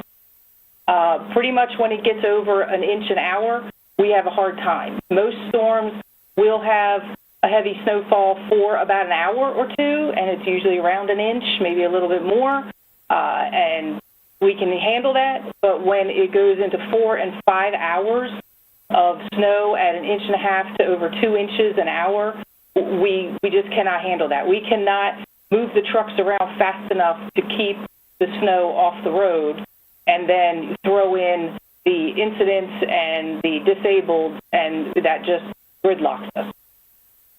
Could you or should you have done something to prevent more cars from entering the highway?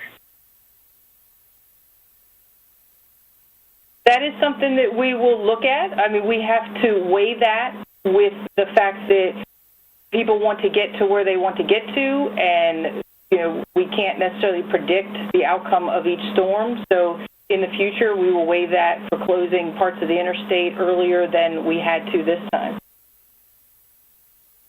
Thank you. Our next question comes from Melissa Hoppelet with WTVR. Your line is open. Thank you so much. This is Melissa Hippolyte with WTVR. So a couple of things. I wanted to follow up on the National Guard stuff. So based on the timeline that I've heard, the situation started deteriorating quickly yesterday morning. I've heard a timeline of 12 to 24 hours thrown out there to get the National Guard out there to help. 12 hours isn't actually that long of a time, and it seems like they could have been out there by this point, considering that the weather started deteriorating yesterday morning early. So I'm wondering, you mentioned having conversations with the National Guard this morning, but what about talking to them yesterday about trying to get them out there to help? And that's question number one. Question number two, the express lanes, some drivers have mentioned, why weren't those opened up to try to escort folks off of the interstate overnight? Thank you. Hi, this is Lauren Opet from VDM. Just to address the National Guard question, part of our trigger is also a request from our localities. As of early this morning, we only had, I don't even believe we had any requests overnight. If we had one, it may have been one, but it wasn't for anything related to the National Guard or any of those services. So we have certain triggers that we also have to meet.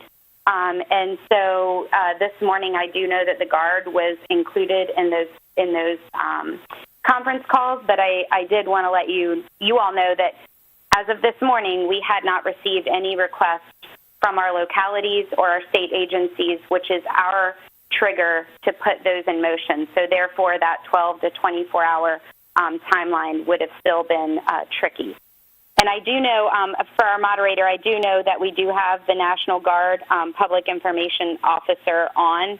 I don't know that he can speak to the decision-making process, but if there's a way to get him unmuted, or if that satisfies your question, hopefully that helps. That was very helpful. You said localities and state agencies, for example, perhaps VDOT have to trigger the request at VDOT for the National Guard to get involved? Yes, so there's an official process. So we in emergency management use the phrase, all disasters begin and end at a local level, and that means our localities exhaust their resources. They then go to the state. Once we exhaust ours, we obviously go to the federal level. And so our trigger for requesting anything, such as the National Guard, is that we start seeing requests come in for assistance and support.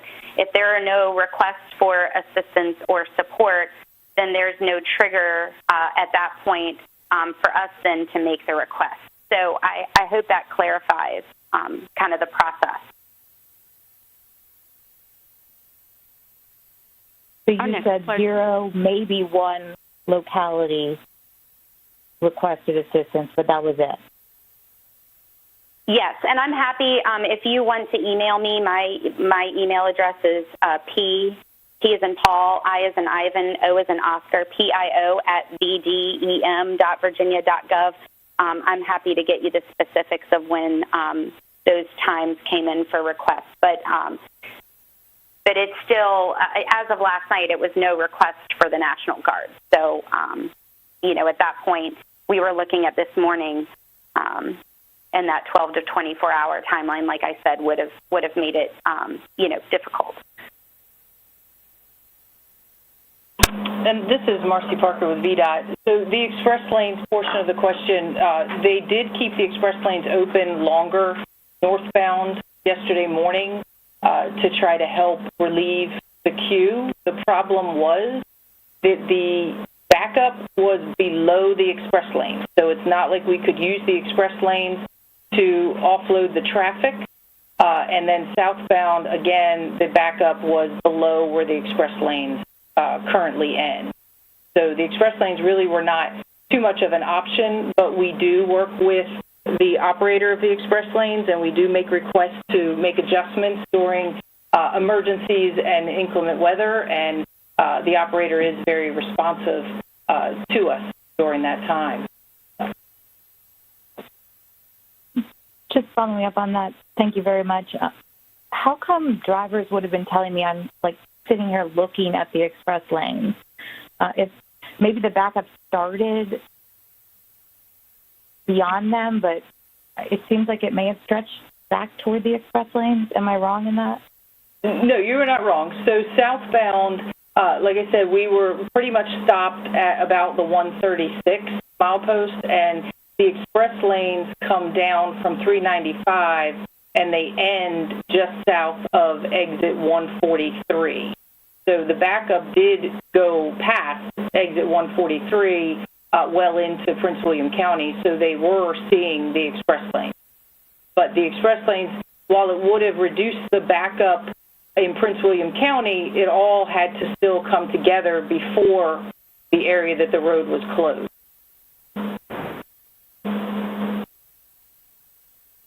Thank you. Melissa, this is Corinne with State Police, and we've been utilizing the express lanes this morning, especially up in the Prince William County. The fire and EMS up there have been using the express lanes to reach out to motorists in regards to providing water, snacks, and also to assist those who may need to refuel their vehicles. Someone else had asked about that. So the express lanes are cleared and able for usage now, and so we've been able to use those since early this morning. Thank you. Our next question comes from Megan Polly with VPM News. Your line is open. Yeah, hi. Thanks for doing this. I was just wondering, can you speak to how many calls for emergency service, for either for food or for potentially life-threatening issues from people who are stuck on I-95 you had come in, and if you were able to address those issues? And then also, can you share any updates on getting people to shelter who may, not have any place to go immediately, who maybe ran out of gas, don't have the money to get to where they're going?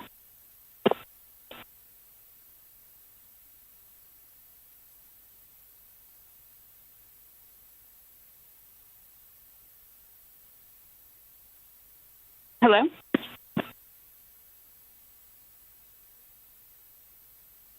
This is Marcy Parker with VDOT. We do not have any record of necessarily how many calls came in. I mean, VDOT received some calls, but I'm assuming that localities received many more calls, and that would, I guess, be a question for the locality.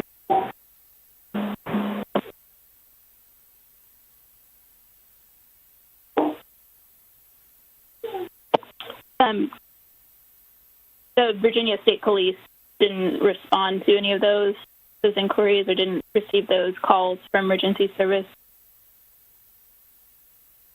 I mean, we've been receiving a number of calls, obviously, and trying to address and dispatch our troopers as best we could to those. Unfortunately, the number of vehicles simply outnumbered the number of troopers that we had available to send. So we did have to prioritize those calls, obviously, with the worst case scenarios in regards to just responding to individuals, while at the same time still working to get the vehicles cleared and getting them out of there. I just don't have a number available for you right now. Okay. Did anyone have to be airlifted, or is that even an option? If were there any life-threatening issues that you're aware of? No, as I said earlier, we've had no reported injuries or deaths related to this situation. Okay. Our next question comes from Sarah Rankin with the AP. Your line is open. Hi, thanks. A couple questions. One was wondering, can someone reiterate how many miles the backups were at their longest point, and about how many miles of backup remain at this hour? If that's clear. Hi, this is Marcy Parker with VDOT. I believe that the longest backup was southbound. As I mentioned, the road was closed at milepost 136, and I do believe that it went up to about 163 was the longest backup. Okay. Currently, it is, I believe, still backed up. At least, I looked at the camera before the call. I believe it's backed up at least past the 156. But again, we are taking traffic off at different exits up there. So it's not really an indication of how many vehicles have been removed or left the interstate. Okay. Corinne, could you, I'm wondering the exact timing and location of the jackknife tractor trailer that you described, kind of setting off the chain reaction yesterday morning. I guess location, rather, right? You said it was around 8:20, but where on 95 did that happen? I've got 8:20, and I didn't write that down. When I asked my folks for that information, I might have to do some digging unless Kelly has that readily available. Okay, no problem. I can follow up with you. Were there any COVID-related staffing shortages that hindered the response in any way? This is Marcy Parker from VDOT. So while it is after the holidays and the numbers, did spike with COVID and positive, and we did have some employees out, we were able to supplement those employees with our hired contractors. So we were still able to bring in the number of employees as well as the number of trucks that we needed for the event. Okay, thank you. And last question, I know, Marcy, you said it's really difficult to pinpoint exactly how many cars are still out there now. My impression was there was an aerial survey Colonel Settle was part of. Is there any kind of rough estimate? Are we talking about cars numbering in the thousands, tens of thousands, any kind of ballpark? I am not privy to that survey. Corinne may be. I would be very interested in seeing it, though. I did put that request into the colonel when I found out he was going up in the helicopter, but I haven't heard back from him yet. So I don't know if he's got decent service up there or not. Hopefully I'll hear from him when he gets back down on the ground, because that was one of the questions, and if he could snap a few aerial pictures for us. But I'm still waiting to hear back from him once he returns to the airport. Okay, thank you. Our next question comes from Dion Hampton with NBC News. Your line is open. Yes, and so thank you all so much this afternoon for having us. I do have a couple questions, and some of it's kind of been cleared up for me, but not all the way.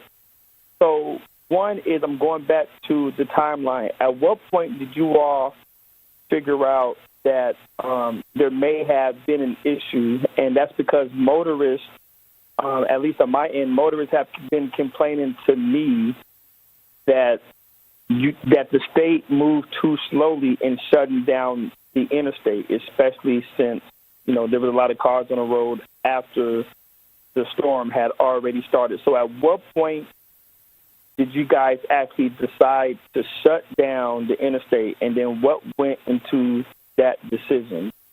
That's the first part. And then also the second part, which is kind of related, is the timeline, because I've heard you guys knew at 3 a.m. that you guys were prepared. You thought you were prepared, but the snow was coming down too much, too fast. So if somebody can answer those two questions for me, I would appreciate it. And that was the media call from VDOT and the Virginia State Police on this just horrible situation there in Virginia, talking about the shutdown there that happened for more than 20 hours there, leaving hundreds of drivers stranded. You're watching Live Now from Fox. When we come back, we are going to be taking you out to Chicago for the latest update on could remote learning be coming back to Chicago public schools? If the teachers union, some of their leaders have their way, it could happen. And what happens to the more than 300,000 students awaiting this vote? We'll have all of the very latest coming up on Live Now from Fox in just 2 minutes.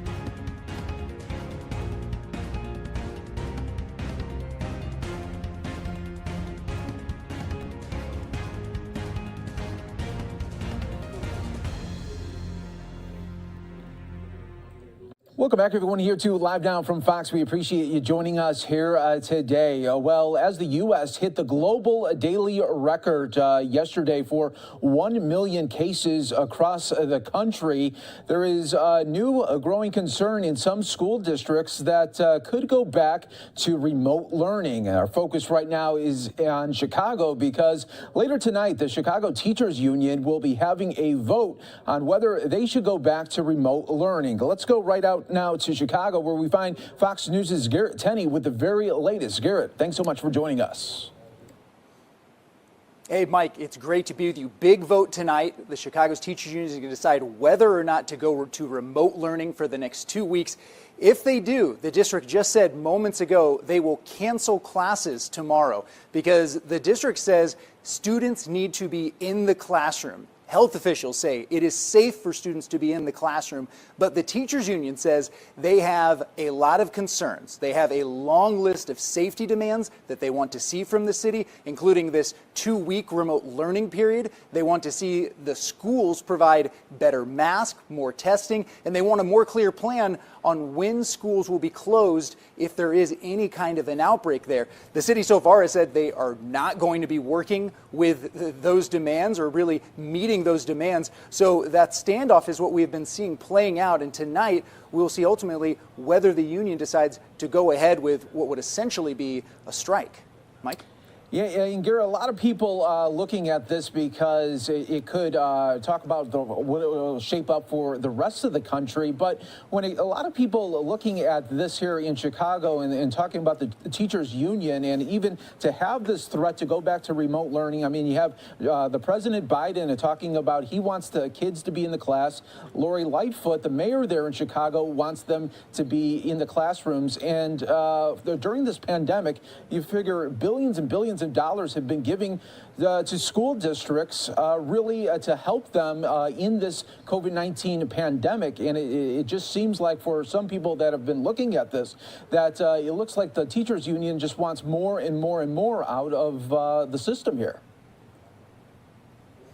And that's what we've heard from some parents here in Chicago that are really upset and frustrated over this, that the teachers union, they say, is really the only one here that's not following the science. As health officials have said repeatedly over the last year that schools are safe for children to be in, especially now that we have the vaccine. And here in Chicago, you have over 100,000 students that are vaccinated. So the risk, health officials just said today, are extremely low for students in public schools. It is the safe place for them to be. And these parents that are upset argue that the union is really looking for any opportunity to try and make a power play and gain leverage with the city in terms of negotiating for a future contract and is not looking out for what's in the best interest of their children. That's what a lot of parents say. There are some, though, that are concerned about the possibility of a spread of COVID with kids coming back to schools after the holiday break.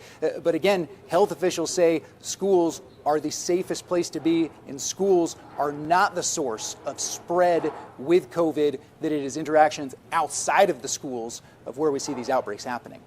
And a lot of parents, too, are going to be looking at this vote tonight as really their really plans with their children hang in the balance with this vote tonight.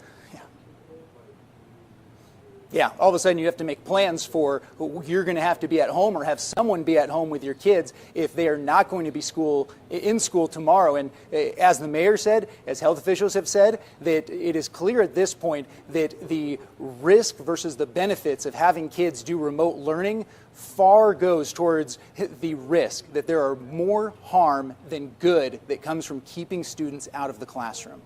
And lastly, what is their thinking here with the teachers union wanting this 2-week remote learning period? What will happen magically in 2 weeks that is not happening right now, do they think? Well, the idea is that over the holiday break, you had students and families that were traveling to visit friends, loved ones, and that you potentially had a lot more exposure to COVID than if everyone was just hunkering down, staying at home, giving 2 weeks to essentially allow any potential infections to run their course and then come back, hopefully with more of a clean slate to move ahead without all of that potential contraction and spread of the virus. All right, Fox News' Garrett Tenney breaking it all down for us today there in Chicago. We appreciate that and be looking forward to the vote later tonight. When we come back here on Live Now from Fox, everybody, we'll take you out and keep you in Chicago, where we are now hearing from the city ahead of the vote. You're watching Live Now from Fox.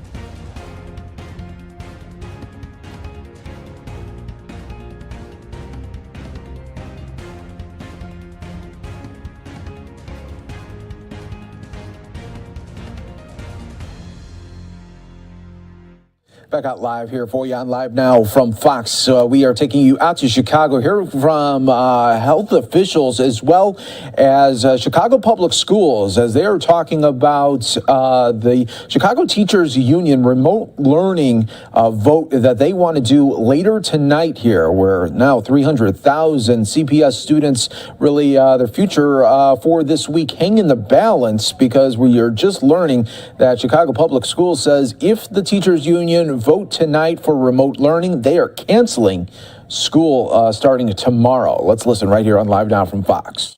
Child safe, your family safe, school's open is for everybody to be vaccinated, kids definitely included. One more piece of context on this. Oops, how does this compare to influenza numbers, right? Like some people have said, I don't really know, it's 55, is that a lot of hospitalizations? How does this sort of fit in? So we pulled for you the numbers on what we've seen, not last year when we had an unusual flu year, but in the 2 years before. We estimated how many children, 0 to 17, were hospitalized with influenza. So 2 years ago, 2018 to 2019, approximately 188 children hospitalized with influenza during the season, running roughly October to April, as you see. Similarly, the next year, a little worse year, 2019 to 2020, estimate 232 children hospitalized with COVID between that October and early April period. For comparison, between this last October 30 and April 3, 2021, the approximate flu season, which included last winter's COVID surge, to be clear. In Chicago, we saw about 19,000 children be diagnosed with COVID and 231 COVID hospitalizations, and no deaths actually during that period. And so broadly, COVID is behaving like the flu in children. I wish it were behaving like the flu in unvaccinated adults. It is not. But where we look at the numbers overall, even before vaccines were available, children are approximately as likely to get seriously ill with COVID as they are to get seriously ill with influenza. And it's important to keep that in context. We did not know this at the beginning of COVID. But it's not just about the negative outcomes that we've seen on learning when schools were out of session and all of the other indirect effects. It's that we've got to do risk-benefit analyses here. And at least among children, we have to think of this as similar to flu. You add vaccination on top of that, the risk is even lower, and that is what we are seeing right now. We need kids to get vaccinated, but I remain extremely comfortable with children continuing in-person education. In addition, the other piece where we're talking about schools, what happens with working age adults. I am doing a Facebook Live update this afternoon at 1, and I'm actually going to go through some more data for the young adults and the older adults because I know people are very interested in this. But for the purposes of today, I just focused on 30 to 64-year-olds, our working age adults here in Chicago. So where we look at hospitalization in that group, again, the solid lines are people who are unvaccinated and recently hospitalized in Chicago. The dark green are people who are unvaccinated, 50 to 64, getting hospitalized right now. The yellow line are people unvaccinated to 30 to 49, and then way down at the bottom, risk close to zero is for those who are boosted, and then just slightly above that, people who are vaccinated and not boosted. So we have had 1,250 COVID hospitalizations in this age group, 30 to 64, just since Thanksgiving. That's a lot. But only 3% of those were in people who were fully vaccinated with a booster dose. In particular with boosting, does a beautiful job, thank God, of keeping people out of the hospital. Because otherwise, with the COVID numbers we are seeing right now, we would have long since swamped our hospitals. Finally, deaths among unvaccinated adults have increased. Again, you see that in the dark green here, 50 to 64-year-old unvaccinated. That is what is driving our increase in deaths. The dark yellow are recent deaths in unvaccinated 30 to 49-year-olds. Very, very little in the fully vaccinated and virtually nothing in the boosted. I think I failed to mention that the hospitalization risk among working age adults who have received a booster vaccine, it is literally near zero. Okay. How are we then doing on vaccine? Because this is and remains the most important thing. We're above the national average on boosters, but not as much above as I would like us to be. If we look at the population over 18, about 39% of us have now had a booster. If we look at people over 65, about 60% of us have had a booster. I want both of those doubled. Honestly, in terms of protecting yourself right now against hospitalization and death, the most important thing you can do, yes, keep doing all the other things that work, but get vaccinated and get a booster. Our youth are also vaccinated quite a bit higher than the national rates, although we still have a ways to go here too. So if you look overall across the city of Chicago, about 24% of our 5 to 11-year-olds have had a first dose, and about 63% of our 12 to 17-year-olds at the U.S. level. And then here in Chicago, we're about 10 points above that. So 34% in Chicago of our 5 to 11-year-olds have had a first dose, 72% of the 12 to 17-year-olds, and you can see the completed series on the right. So I'm pleased that we're doing well. CPS and others continue to do a lot of vaccination. You're going to hear some more about that. So just a reminder, the best way to protect yourself and others from COVID-19 are the things we have been doing all along, but it is more important than ever that you're paying attention to all of them. First and foremost, get a COVID vaccine, get a booster as soon as you're eligible, as soon as you can make an appointment. Wear a mask that covers your nose and your mouth all the time right now, if you're out in public, to help protect yourself and others. And if people have questions about types of masks, we've answered lots of questions. I'm happy to answer more. Keep 6 feet away as much as you can. Avoid the crowds, the poorly ventilated indoor spaces. Test to prevent the spread to others. I know it's a challenge right now in some cases to find a test. We'll talk about that. Wash your hands. So, related to testing, I want to just talk a little bit about this. It is extremely hard to get a rapid COVID-19 test right here in Chicago and across the country. I want to put this in some context. Why is this true? So first of all, with the supply chain, there just are not rapid COVID-19 tests available. The health department, of course, has had these on order for months and months.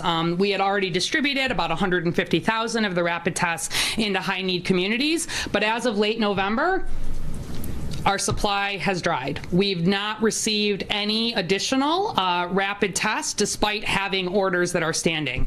Our understanding of this, as we've been talking to partners across the country, is with the move, the federal move to more centralize and purchase rapid vaccine tests, and supposedly these should be available generally to the public soon, is what we're hearing. It has really dried up the ability for us to have rapid tests available here in Chicago. That's just the truth. I will tell you that we have continued to put the rapid tests we have available into our highest risk settings. Last week, for example, we pushed our last big batch into the homeless shelters, which we're needing to, of course, are high risk, and there's been a lot of work to decompress. But I want you to know, in terms of individuals at home, that I would go, if you've got the means, I would go ahead and order right now some of those home tests. You can order them on Amazon. I keep doing this. It probably takes 4 or 5 or 6 or even 7 days for you to have some available. And I do think they've invoked the Defense Production Act. I do think there will be more available. But it is just a true fact that it is very hard to find a rapid test. If I had more tests available, we would be standing those up. In addition, we are certainly doing a lot of testing and a lot of PCR testing, but with a lot of the threat, a lot of the stretch on the commercial labs that we're seeing across the country, some of you may have experienced it is taking a long time for PCR results to come back. It's sometimes taking 4 and 5 days for that to happen. And that is because the same networks are working on this surge here in Chicago as across the country. And so we've actually worked, especially with schools. CPS, for example, as you know, over break, worked to send home 150,000, I think, of these rapid tests. I know a lot of them didn't come back, and one of the reasons why in-person is important is to have the testing mechanism actually in place to test kids. But regardless, those are precious, and they're being prioritized in settings that work to keep kids and staff safe. In addition, where you look at PCR PCR testing, there's been work not just with CPS but with the other schools to think about, are there ways to have labs that are dedicated for more rapid testing? So I assume CEO Martinez will talk about it, but some of the PCR testing that's being done in the lab and with the work that CPS is doing is specific with a much faster turnaround time. So you're not waiting the 4 or 5 days, because that's just not that helpful, and you're able to really get those numbers back quickly and act on them. So for the general public, if you test positive right now with any COVID-19 viral test, a rapid test, a home test, a PCR test, I don't care, any test, consider it a true positive. Isolate at home for a minimum of 5 days. Please don't take a home test, and if it's positive, say maybe it's not, let me go try to get a PCR. We don't need that. Right now, positive means positive. And given that current surge in COVID-19, there is additional pressure on laboratories, so we need you please stay at home while you are waiting for COVID-19 test results. If you've got symptoms of potential COVID, but you can't get a COVID test, isolate at home for at least 5 days and until your symptoms improve, even if you're vaccinated. There is still testing availability, but lines are long. And honestly, we're seeing with Omicron, many people, especially if they're vaccinated or boosted, having mild COVID illness, being able to recover without medical care, but we need you to isolate. You think it's the flu, you think it's the cold, assume it's COVID right now. Isolate for 5 days at a minimum. Obviously, seek immediate medical care if you're experiencing emergency warning signs, shortness of breath, you have a lot of underlying conditions, but do not go to the emergency department to get a COVID test. Do not call an ambulance to take you to the emergency department to get a COVID test. We are seeing people do this, and at this moment, when the hospitals are under a lot of stress, you can call our helpline, we'll get you sorted. You may need to wait, but if you're doing okay, just isolate at home. All right. Vaccines are available, to be clear. They're over the week of Christmas. I know that there were some people having issues with boosters. We do have a lot of healthcare workers that are out right now, which has also decreased some of that vaccination. And there was some delay sort of in shipping with storms, et cetera. However, they're here, they're available, and you can sign up for, I was looking at it this morning, there's booster appointments available in the next few days. There are pediatric appointments available in the next few days. As always, you can call our number and we'll get you sorted. Particularly on the pediatric vaccine, because we were hearing maybe some confusion that it was difficult to get a vaccine for kids. It's not. We've had almost 300,000 doses at this point shipped to Chicago. We only have 550,000 kids, and a lot of those are too young to get a vaccine. We've got 205 providers actively providing vaccine, and we've already sent 663 orders through those sites. So chai.gov/COVIDvax is where you can go to see what those sites are, or as always, call our number.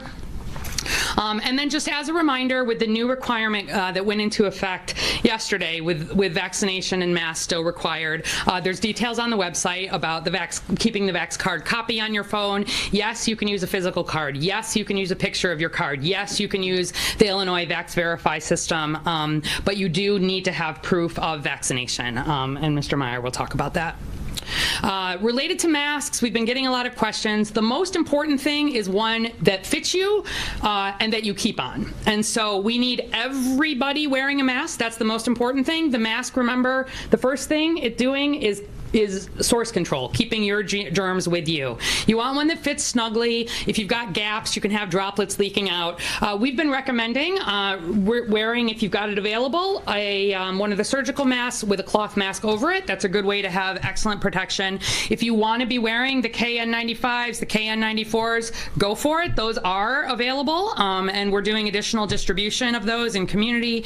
But please know that you need to keep it on. The most important thing is that you wear a mask that fits you, is comfortable, and that you keep on when you're in public spaces.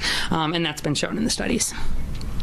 Finally, when we're talking about the layers of defense against COVID-19 in schools, I just want to remind you that always we are thinking about the ways these defenses layer on each other. Some of you have heard me talk about this Swiss cheese model, where basically as community transmission increases, you have more holes appearing. If the virus is able to get all the way through the holes, somebody has the potential to get infected. But the first line of defense is vaccination. You see that. at, where we've got the virus on the left kind of moving through. As we have more and more people vaccinated, including in schools, there is less opportunity for the virus to spread. Next, correctly and consistently using well-fitted masks. We didn't even have vaccination earlier on in COVID. That's an additional layer. But the masks remain important. They remain in place. Next is the physical distancing and all of the operational work, cohorting, et cetera. Next is screening and testing, making sure if your child or yourself have symptoms, you are not coming to school. And then obviously the testing that's happening in schools. And then finally, the ventilation. Millions, hundreds of millions of dollars spent on schools around this city working on that. And so all of these become increasingly important, just as all of the things that we're doing in the community remain important. I do want to point you to, again, if you're interested in reading some of the science around why we are so clear about there not being an increased risk of transmission within schools. There are studies that have been done here in Chicago, here in Illinois, around the country, around the world. The CDC science brief here, just updated December 17, highlights a lot of that data. It shows that you can see clusters and outbreaks within schools. In CPS, for example, we have seen some clusters and outbreaks. The average size has been 2.5 cases in the whole first part of the school year. But multiple studies have shown that transmission within school settings is typically lower than levels of community transmission. In the worst case scenarios, we've seen it be similar to levels of community transmission as long as prevention strategies are in place in schools. And this is one of the things that we know when it comes to COVID. So, as always, you have a question, you need a vaccine, you need a booster, visit chi.gov/COVIDvax or call 312-746-4835. And with that, I will hand it over to CEO Martinez from Chicago Public Schools.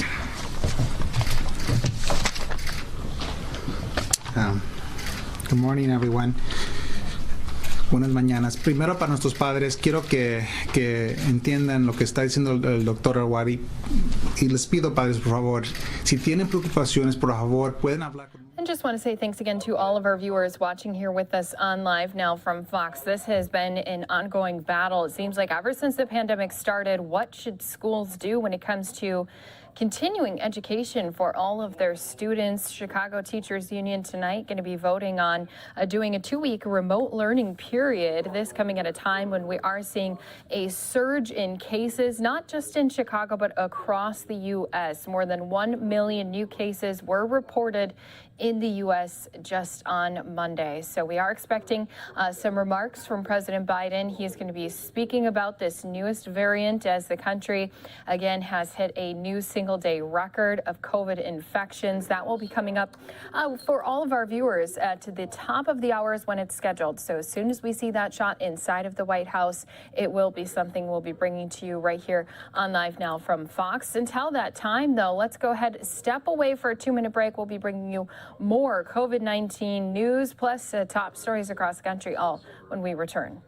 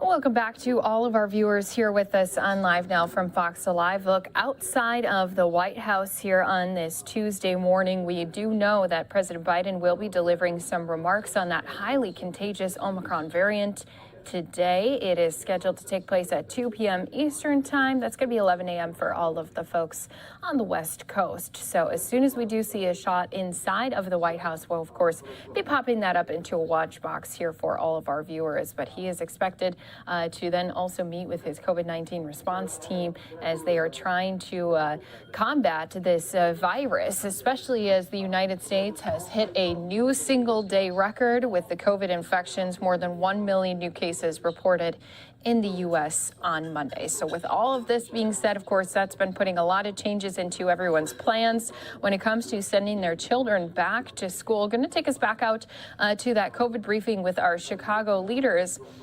Hearing now from some of the Chicago public school leaders as they are also trying to work with their teachers union as they are going to be voting tonight for a 2-week period of remote learning. Now, most of the other officials we've been hearing from don't want remote learning. They want to keep kids in school. So let's continue to listen into this update right here on Live Now from Fox. What I just said is that for our families, please, if you have fears, talk to a medical professional. Listen to the message of Dr. Arwady. If you are vaccinated, your chances of being sick as an adult are lower. Your chances of being hospitalized are even lower. Your chances of something more serious happening are even lower than that. And for our children, even if they're unvaccinated, their risks are much lower. The amount of noise that's out there right now, the amount of information, we have so many people that are afraid, from parents to my staff, because of the misinformation. And again, I just continue to plead, let's listen to our medical professionals. There is no evidence in our schools throughout the whole semester, the whole entire semester, with all the complaints that existed about what we didn't have, the misinformation, that we saw any significant level of any transmission. We just didn't see it. We started seeing cases pick up right before the break, and folks, we moved quickly. We took classes remote quickly, and immediately that was used against those poor families and children in that community to say, look at how dangerous the school is, when it was just the opposite. We were very, very conservative on taking those classrooms remotely. And so I'm sorry, but I can't help but feel frustrated. Just the amount of misinformation that exists, and it's just very important. So again, let me go right to our slides. So again, as I said earlier, there is no evidence that our schools are unsafe. In fact, I hear, because you hear it so loud, I started hearing these issues about filtration, and I had to just ask again. And I even went to our website again. You can go to our website, and you can actually go by classrooms. In every single school, we have our classrooms monitored on a regular basis, minimum weekly, to make sure that there's any issues with filtration. You can actually go by classroom. And if there's any school that isn't, any classrooms that are in the green, it is not allowed to be used. It is by classroom, ladies and gentlemen, not by building, by classroom. Because the district invested over $100 million as I was coming into the district, into the buildings, into these systems. So there's no widespread issues around safety in our schools.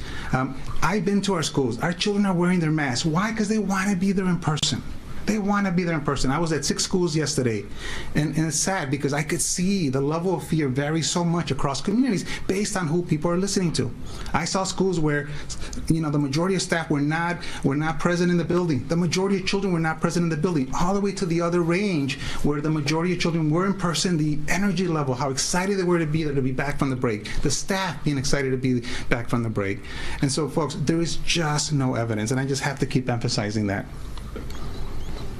One of my biggest frustrations, and I've been very open about this, has been the lack of capacity of testing in our city and for our district, for a district of 330,000 children. It's been one of my biggest frustrations. And we are not an expert in COVID testing, but we have ramped it up. It was almost non-existent when I started at the end of September. As of yesterday, we got 10,000 tests done at 125 schools. We are going to be at every single school 100%. We're going to continue to build the capacity.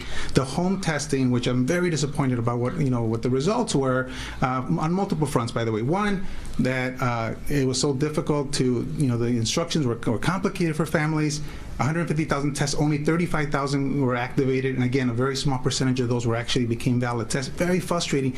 But ladies and gentlemen, it is because I want to provide more access to our families because I know how high the anxiety is. It's not because the schools are not safe. It's not because I was worried about the children coming back to schools in unsafe conditions. It was because I wanted to reduce the anxiety level. And I'm just disappointed that I couldn't achieve that, but that was the effort. Now with that, we're going to have our lessons. We take our lessons. And one of the biggest lessons that I learned, I can't do these types of initiatives if the schools are not open. There's just no way for us as a school district to execute a complicated initiative if I don't have the schools open, if I don't leverage all of the staff, including my medical professionals. So again, it's a lesson learned, but I'm not going to stop trying to get more access to our families. I am committed to that because I know how high the anxiety is, and whether I like it or not, I am fighting a lot of misinformation. And so the best way I can do that is just to try to give families at least some relief by getting them more access to testing. So we're at 10,000 tests. By the way, our labs are prioritizing them. We already have 1,800 results of those 10,000 tests. I mean, we're going to see those results be turning very quickly, much quicker than what you're seeing. By the way, I went and got my child tested, right before the break. It took 4 days before I got the results, And so again, it's what Dr. White said, and my children are vaccinated, by the way. And so again, it is difficult to get timely results right now, especially with PCR. It is impossible for us to get rapid tests. Not because I don't want to use them. I would love to be able to use them. We just don't have them available, folks. But again, this is something that I call on the entire community, the federal government, the state. We need to figure out how to get more access to testing for our families. Over 91, almost 91% of my staff are fully vaccinated. That is a great victory for us. I'm still also another frustration is still how much we lag on our vaccination rates. And I continue to plead for families. And by the way, the good news is we have over 33 mobile events that are scheduled this month. We have all of our 24 clinics, school-based clinics that are open, ready to receive children. We have never had an issue of supply. Never have had it ever. I've never gotten a phone call to say, hey, all these people showed up, we didn't have enough supply for them. We just have not had that.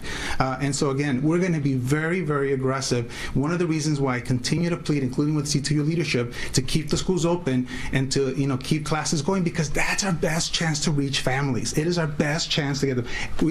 Even the vaccinations that we hosted yesterday, I went back at my children's school, it was full. They took all the slots. I mean, we're starting to see more of an urgency, and that's because of the efforts that the city has taken, as well as parents are seeing that, yes, we need to have a higher urgency around vaccinations.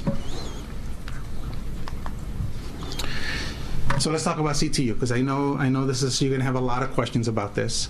I have been in active conversations throughout the break, throughout even yesterday, with the leadership of CTU, and I have been very, very clear that it is not practical to have a district-wide decision when there is such a variance across our city of how COVID is affecting us.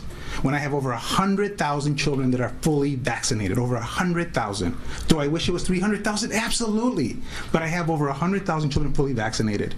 I'm seeing such a variance of, and what I'm seeing the most is the fear variance across schools. It just varies so much. And again, it's based on who's listening to the medical information and who's getting the misinformation. That is the biggest challenge that we're seeing. And so here's a proposal that we've given them. And by the way, these things didn't just come up today.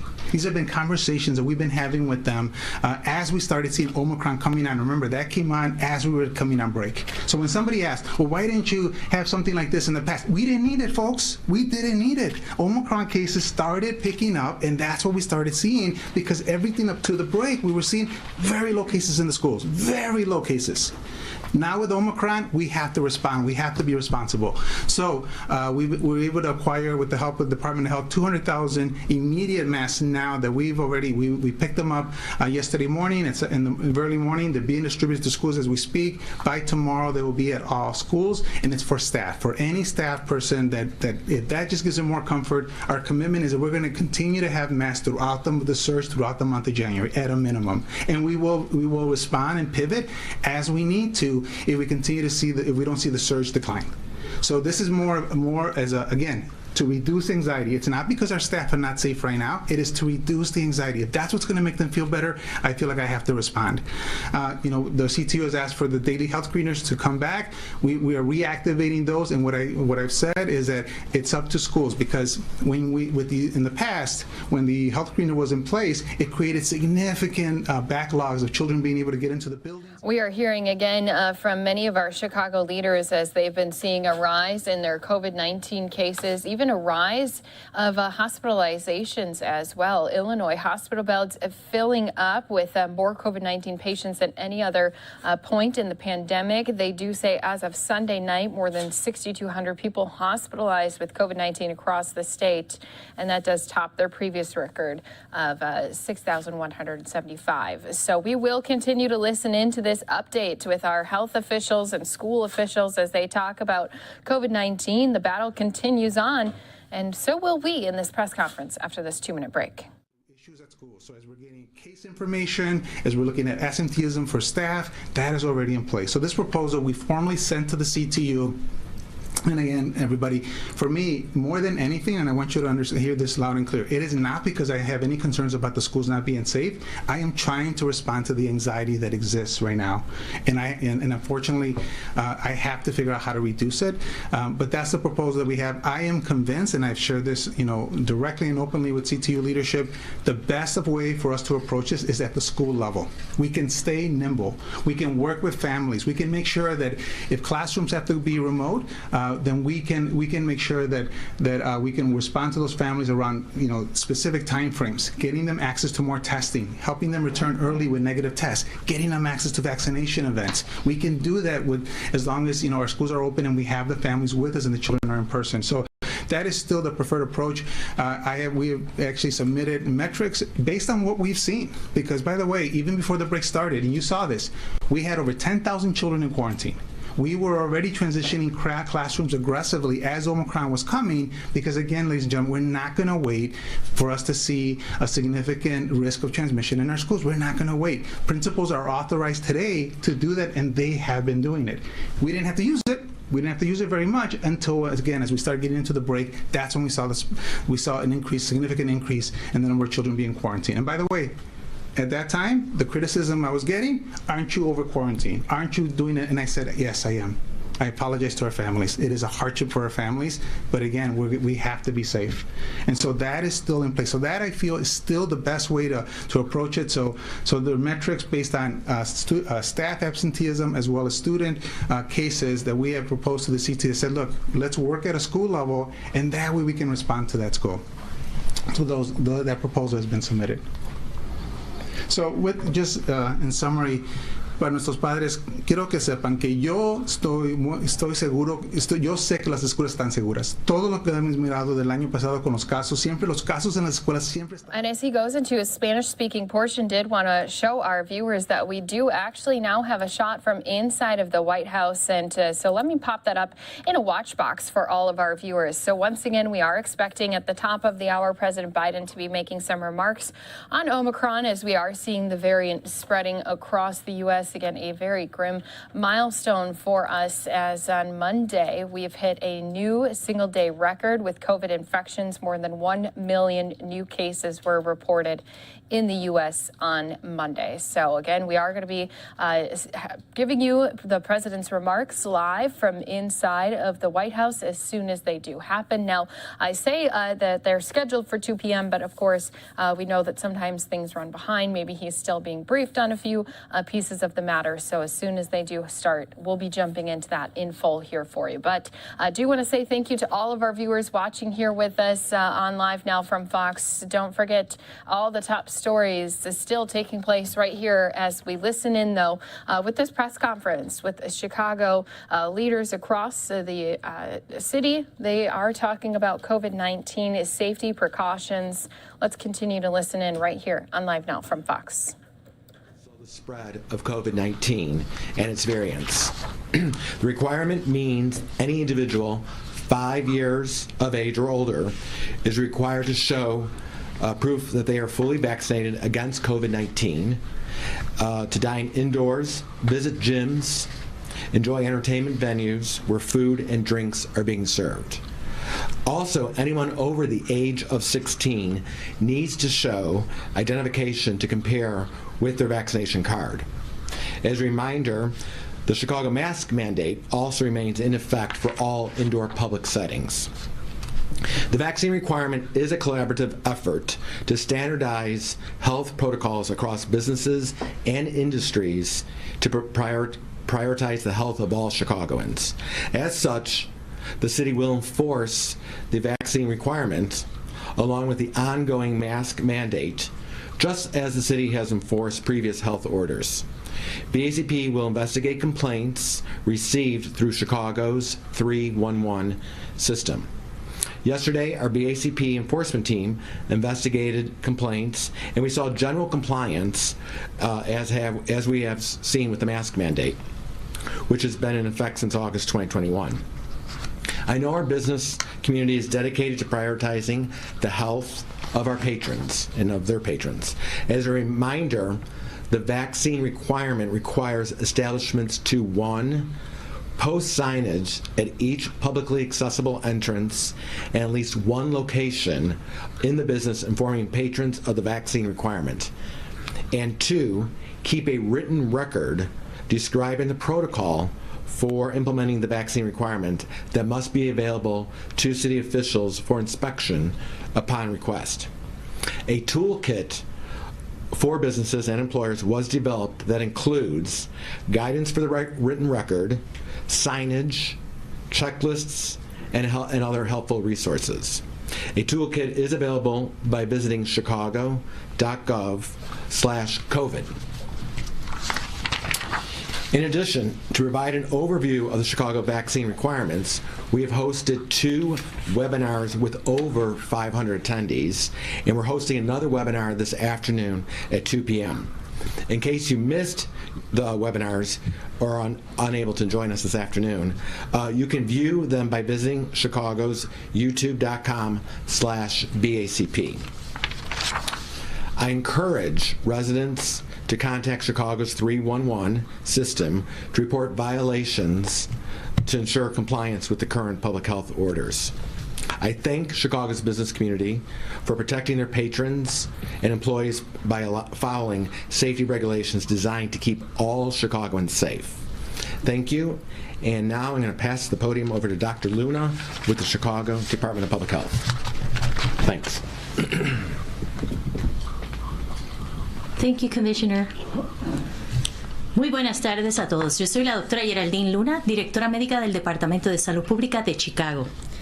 Y hoy les voy a traer las últimas actualizaciones. And thank you again to all of our viewers who are watching here with us on Live Now from Fox. We've been bringing you this press conference out of Chicago as we do have an important vote happening tonight. Chicago Teachers Union going to be deciding if they do want to do 2 weeks of remote learning. This trying to help combat the rise of cases. And speaking of that, do want to show our viewers we are on top of course, the president's remarks that are expected to be taking place here any moment. Now, they were scheduled here for the top of the hour.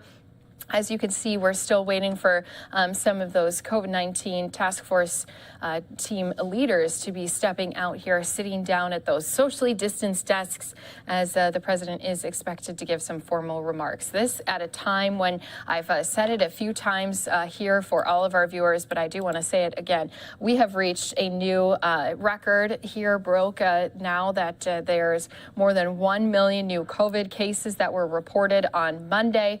So we know that this is definitely something that we're going to be combating here for quite a bit of time. It's what we've heard from some of our health officials out of the area as well, out of our team briefings that we've had. They said that this surge is expected, especially after the holidays, now with more people returning to work, returning to schools, and even with the winter months as well. The cold weather moving more people indoors, you're in closer spaces together. So there is a lot to consider when it comes to the spread of this virus. So as soon as we do see the president step out here and deliver his remarks, of course, this is going to be something we're going to be bringing up, giving to you in full. It's always something we try to keep track of, is always these different live events. So speaking of COVID, just want to show that we do also have a COVID briefing happening out of Delaware. Earlier this morning, we also had the Maryland governor speaking about COVID-19. We even had Florida Governor Ron DeSantis speaking about COVID. So it is definitely a hot topic across our country as we continue to try to learn a little bit more about the spread and how to combat this virus, return to some normalcy. So thank you again to everyone who is here with us on Live Now from Fox. I'm going to slide in a quick 2-minute commercial break for our viewers as we are waiting for the president to step out here. As soon as that does happen again, that's what we'll be in. Live Run Unfiltered here for you on Live Now from Fox.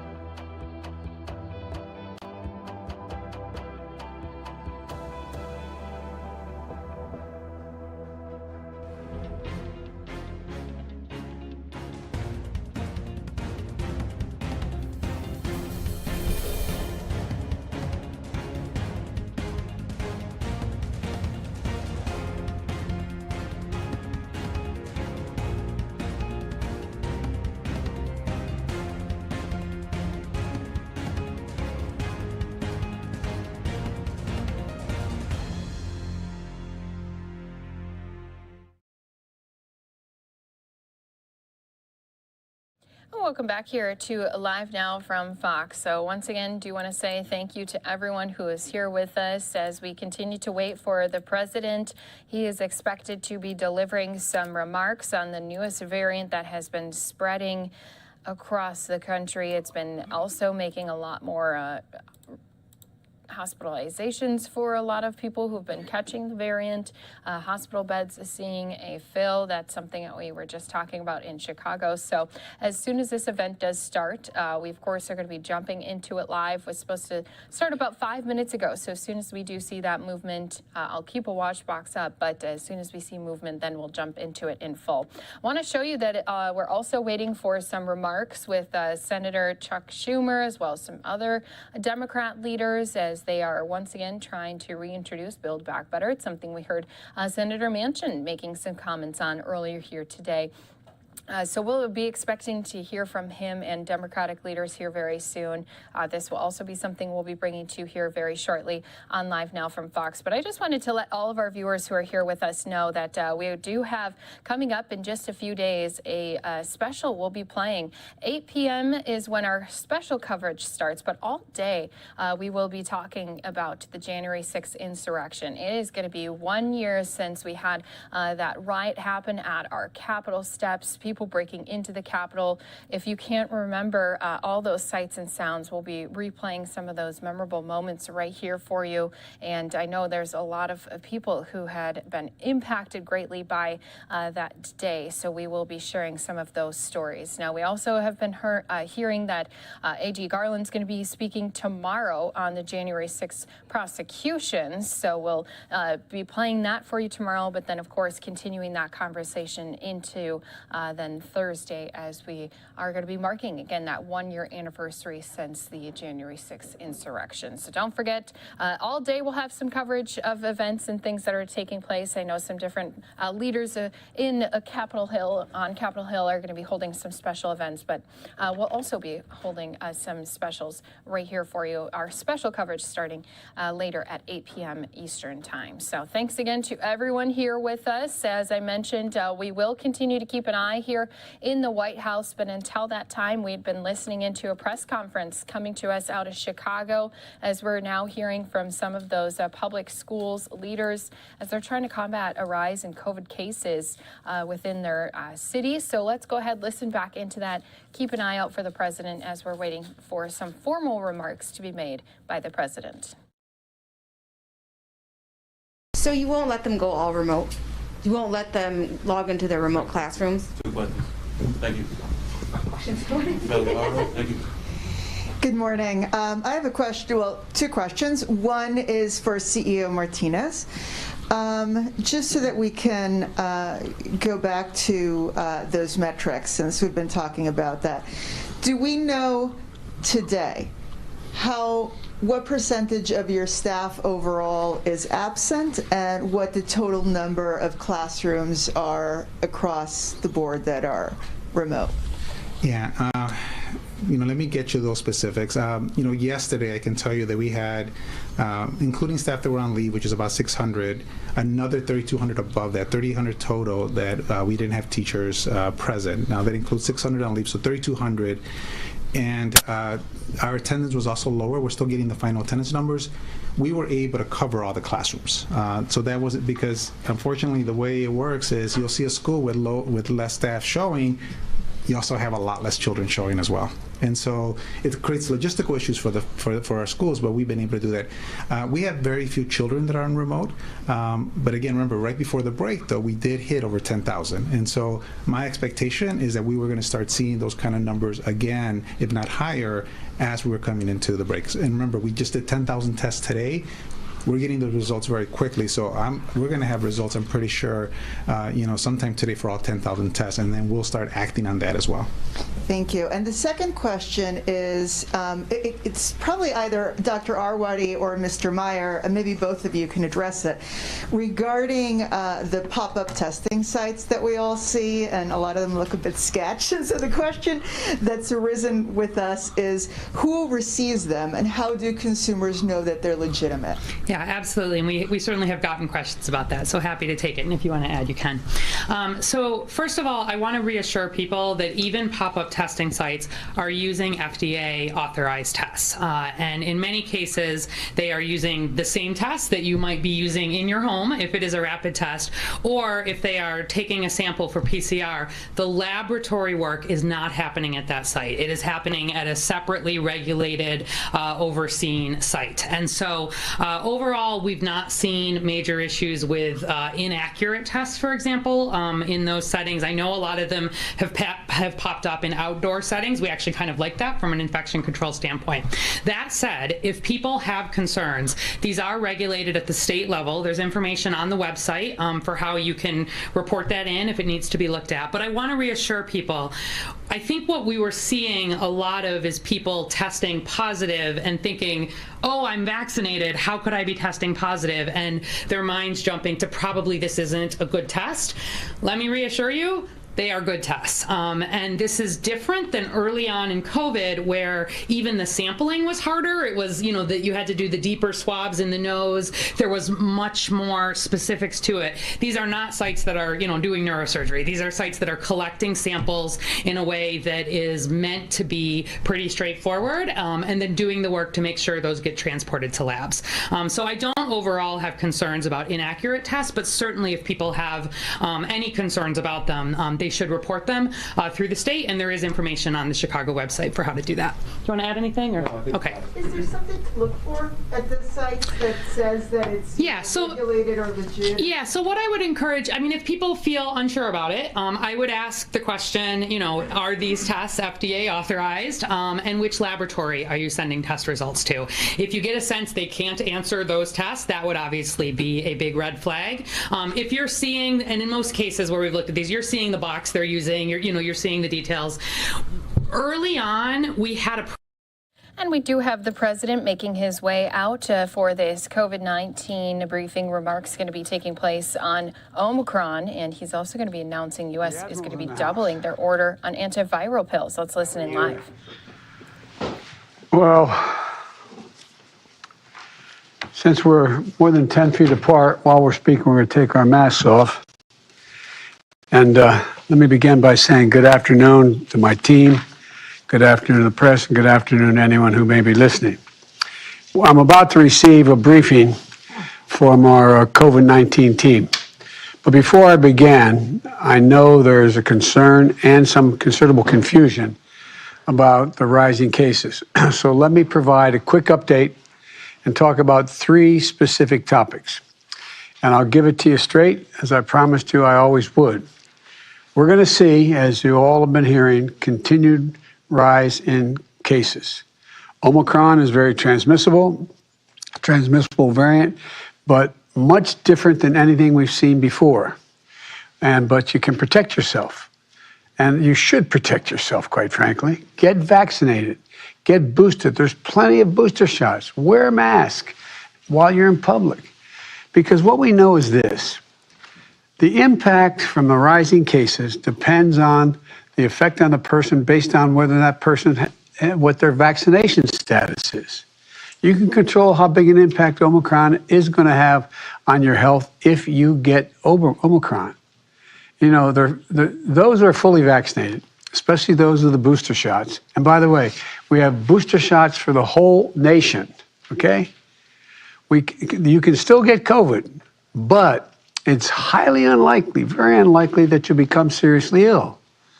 And we're seeing COVID-19 cases among vaccinated in workplaces across America, including here at the White House. But if you're vaccinated and boosted, you are highly protected. Be concerned about Omicron, but don't be alarmed. But if you're unvaccinated, you have some reason to be alarmed. Many of you will, you'll experience severe illness in many cases if you get COVID-19, if you're not vaccinated. Some will die, needlessly die.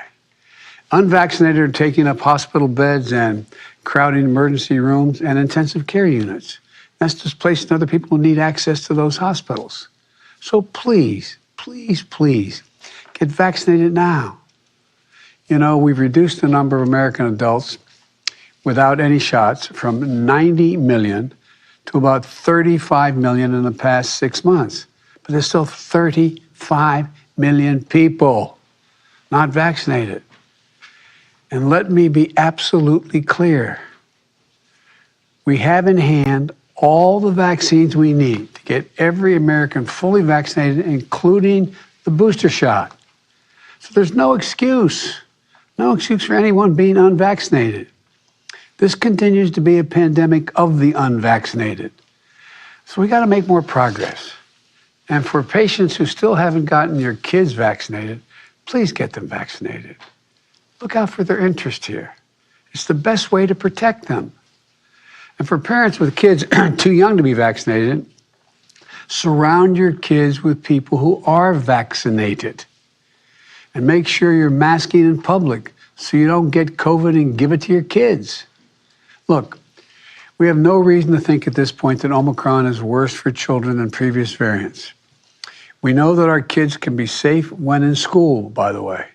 That's why I believe schools should remain open.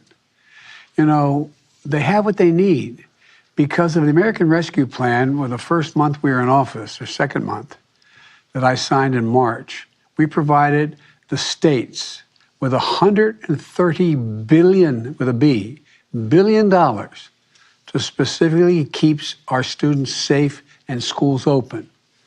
Funding for ventilation systems in the schools, social distancing in classrooms, even larger classrooms, on buses and everything from bus drivers to buses, the actual bus.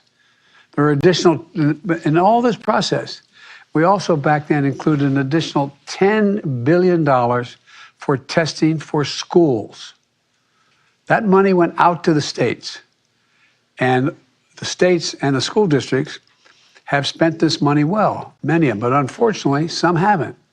So I encourage the states and school districts to use the funding that you still have to protect your children and keep the schools open. Countries across the world are seeing rising cases.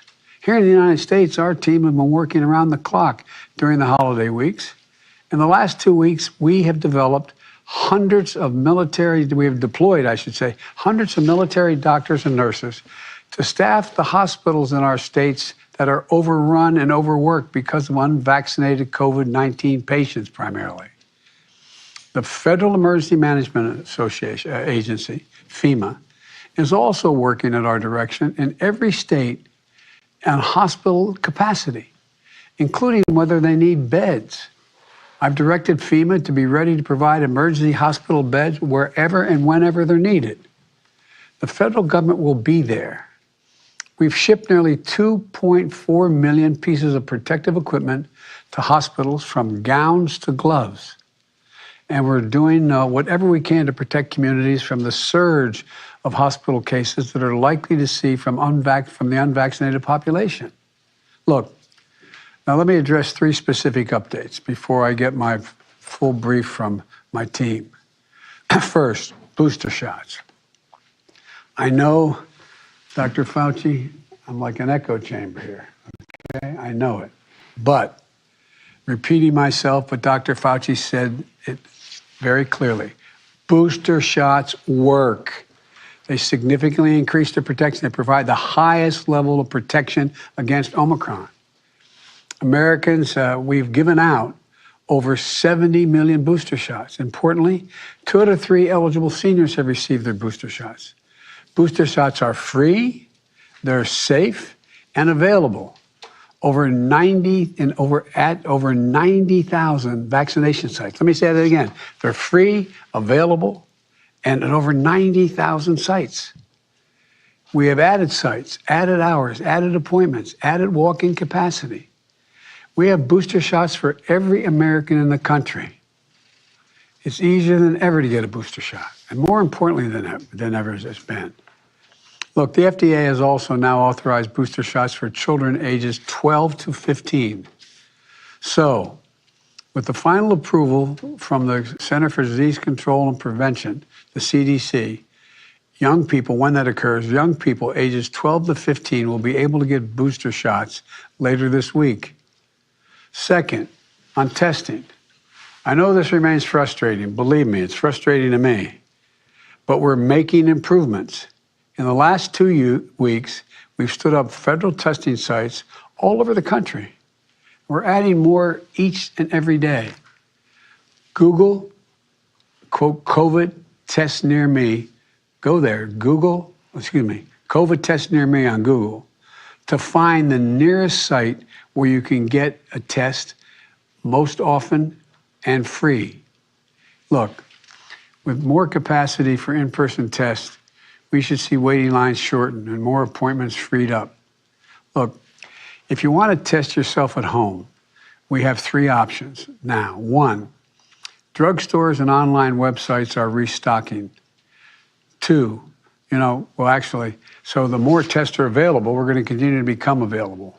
Next week, our requirement that your insurance company reimburse you for at-home tests takes effect, so you don't have to get reimbursed. So if you're insured, you can buy the test and get paid for it. The second thing I want to mention is many states and local governments and healthcare providers are passing out free at-home tests that you can pick up. Just find out where they are. And finally, as I announced recently, the federal government is launching a website this month where you can get tests shipped to your home for free upon your request. The third point I'd like to speak about is on treatments. For those at high risk who do get COVID-19, we now have a new Pfizer pill that greatly reduces the risk of hospitalization and death. I'm pleased to say that on Christmas Eve, we shipped out the first batch of these pills that we purchased and received. And more will be shipped this week. They're already saving lives, but due to complex chemistry of the pills to make the pill, It takes months literally to make a pill. But production is in full swing. The United States has more pills than any other country in the world, and our supply is going to ramp up over the coming months as more of these pills are manufactured. Today, I'm directing my team to work with Pfizer to double our order from 10 million to 20 million treatment courses to be delivered in the months ahead. We may need even more. That's the estimate we need right now.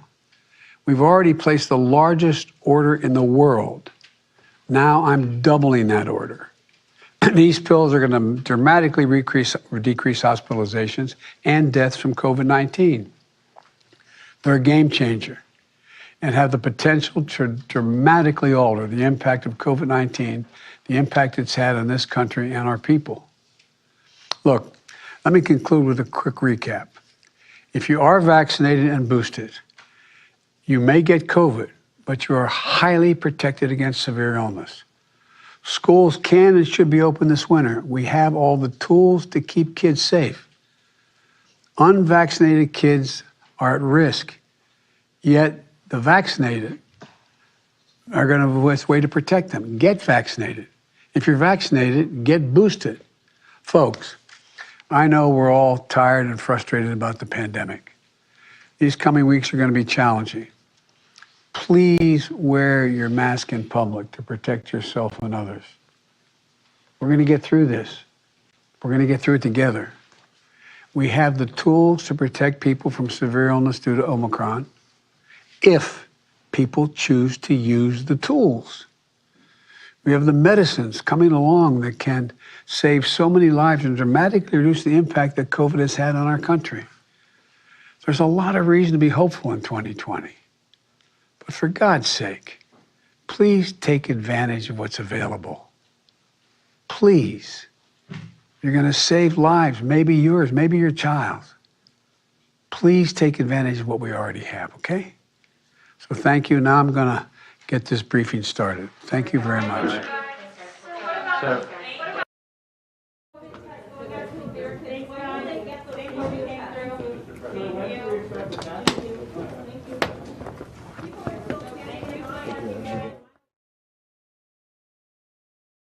All right, and it does look like that's the portion that we're going to be able to bring to you here as they are ushering the media out. You could see also that he had his COVID-19 response team all called in as they're going to be giving an update on where we are with those cases. So once again, we were listening in live with the president, and you can see our camera crew is also now being ushered out. Again, the president saying that they're going to be doubling the amount of those doses that they want to see when it comes to ordering those antiviral pills. He said it's very helpful for people who have some underlying health issues and do get COVID-19. So he did emphasize the best way to protect yourself, your children, is to get vaccinated. If you're vaccinated, get boosted. He said, once more, this is a pandemic of the unvaccinated. So this was the latest briefing. If we do hear more from the president or the White House, of course, we'll bring it to you right here on Live Now from Fox. Speaking of the White House, we will have White House Press Secretary Jen Psaki. She is expected to give a press briefing later this afternoon that we'll carry right here for you on Live Now from Fox. So with that being said, let's step away for a 2-minute break. When we come back, we do have a couple other pieces we're keeping an eye on, including on Capitol Hill. We have police speaking about how they've changed security after the January 6th insurrection, plus also our Senate GOP leaders speaking in front of our cameras at this time. So stepping away for 2 minutes, we'll bring all of those news stories to you here on Live Now from Fox when we return.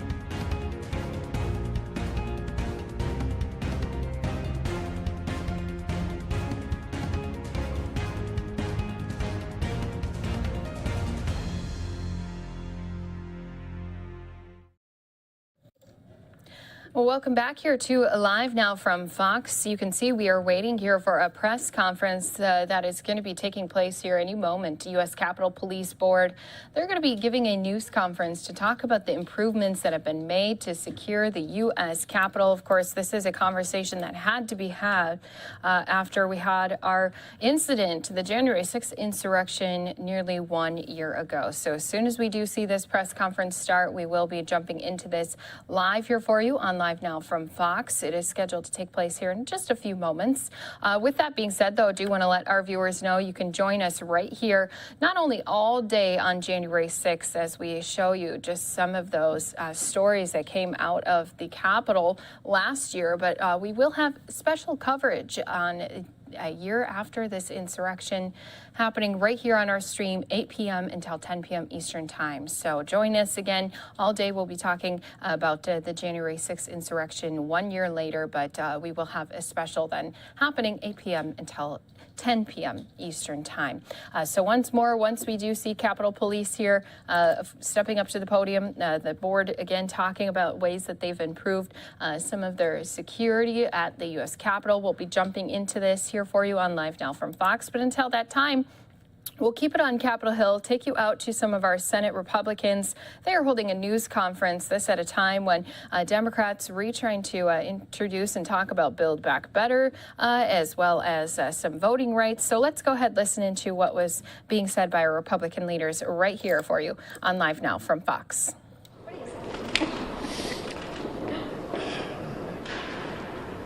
Well, welcome back, everyone. It appears as if the majority leader is hell-bent to try to break the Senate. His argument is that somehow state legislatures across the country are busily at work trying to make it more difficult for people to vote. Of course, that's not happening anywhere in America. 94% of Americans believe it's easy to vote. We had a record turnout last year, the biggest turnout since 1900. It's already against the law to prevent people from voting based upon race. The Voting Rights Act is still intact. So it's appropriate to ask the question, what's going on here?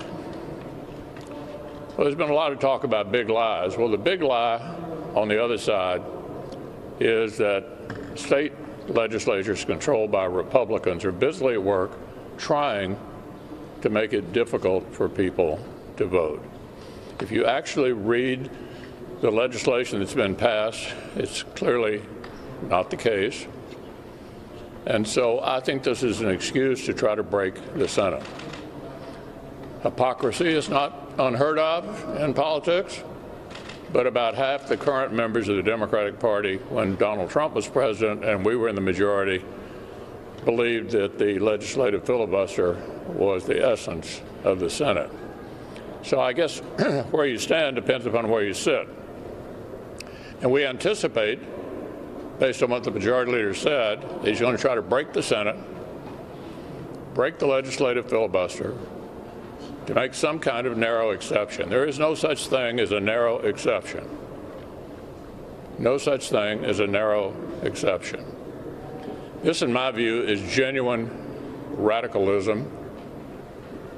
And I might add, parenthetically, the executive calendar, a separate function of the Senate, was historically handled with a simple majority until the majority leader came to the Senate during Bush 43's tenure, after which he started routinely filibustering judges. Well, you've followed, we've gone back and forth about how to do the executive calendar. The executive calendar is now back to where it was 20 years ago. The legislative calendar is a totally different thing. So make no mistake about it, this is genuine radicalism. They want to turn the Senate into the House. They want to make it easy to fundamentally change the country.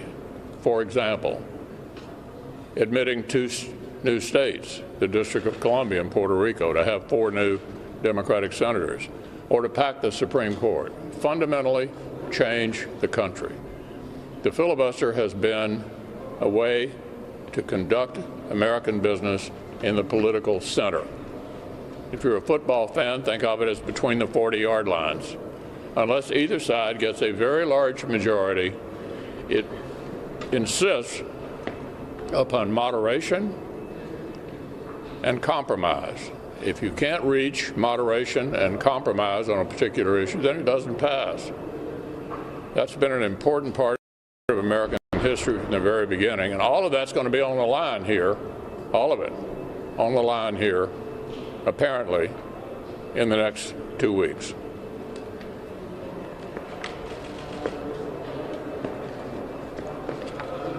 And what the Majority Leader Schumer previously described what would happen if the filibuster was eliminated, he called it a doomsday for democracy. That's from the Majority Leader today, to just highlight the point that our leader just made. Getting rid of the filibuster would make, and I quote, our country a banana republic where if you don't get your way, you change the rules, end quote.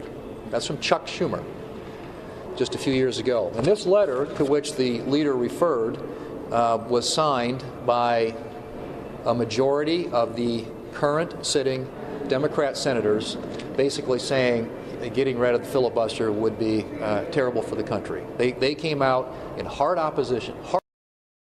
And thanks again to all of our viewers watching here with us, going to be listening in with the U.S. Capitol Police Board. They're talking about improvements they've made to secure the Capitol. Let's listen in live here on Live Now from Fox. Information officers for the United States Capitol Police. The entire Capitol Police Board is here today in what I think you could say is an unprecedented news conference. And the reason they're here is to talk about the many things that have been done over the last year to secure the Capitol complex, as well as protect our democratic process. Chief Manger is going to make a statement, and then we're going to open it up for a few questions. We're joined by the House Sergeant at Arms, General William Walker, who is also the chair of the Capitol Police Board, Senate Sergeant at Arms, General Karen Gibson, Architect of the Capitol, Brett Blanton, and of course, U.S. Capitol Police Chief Tom Manger. Here's Chief Manger.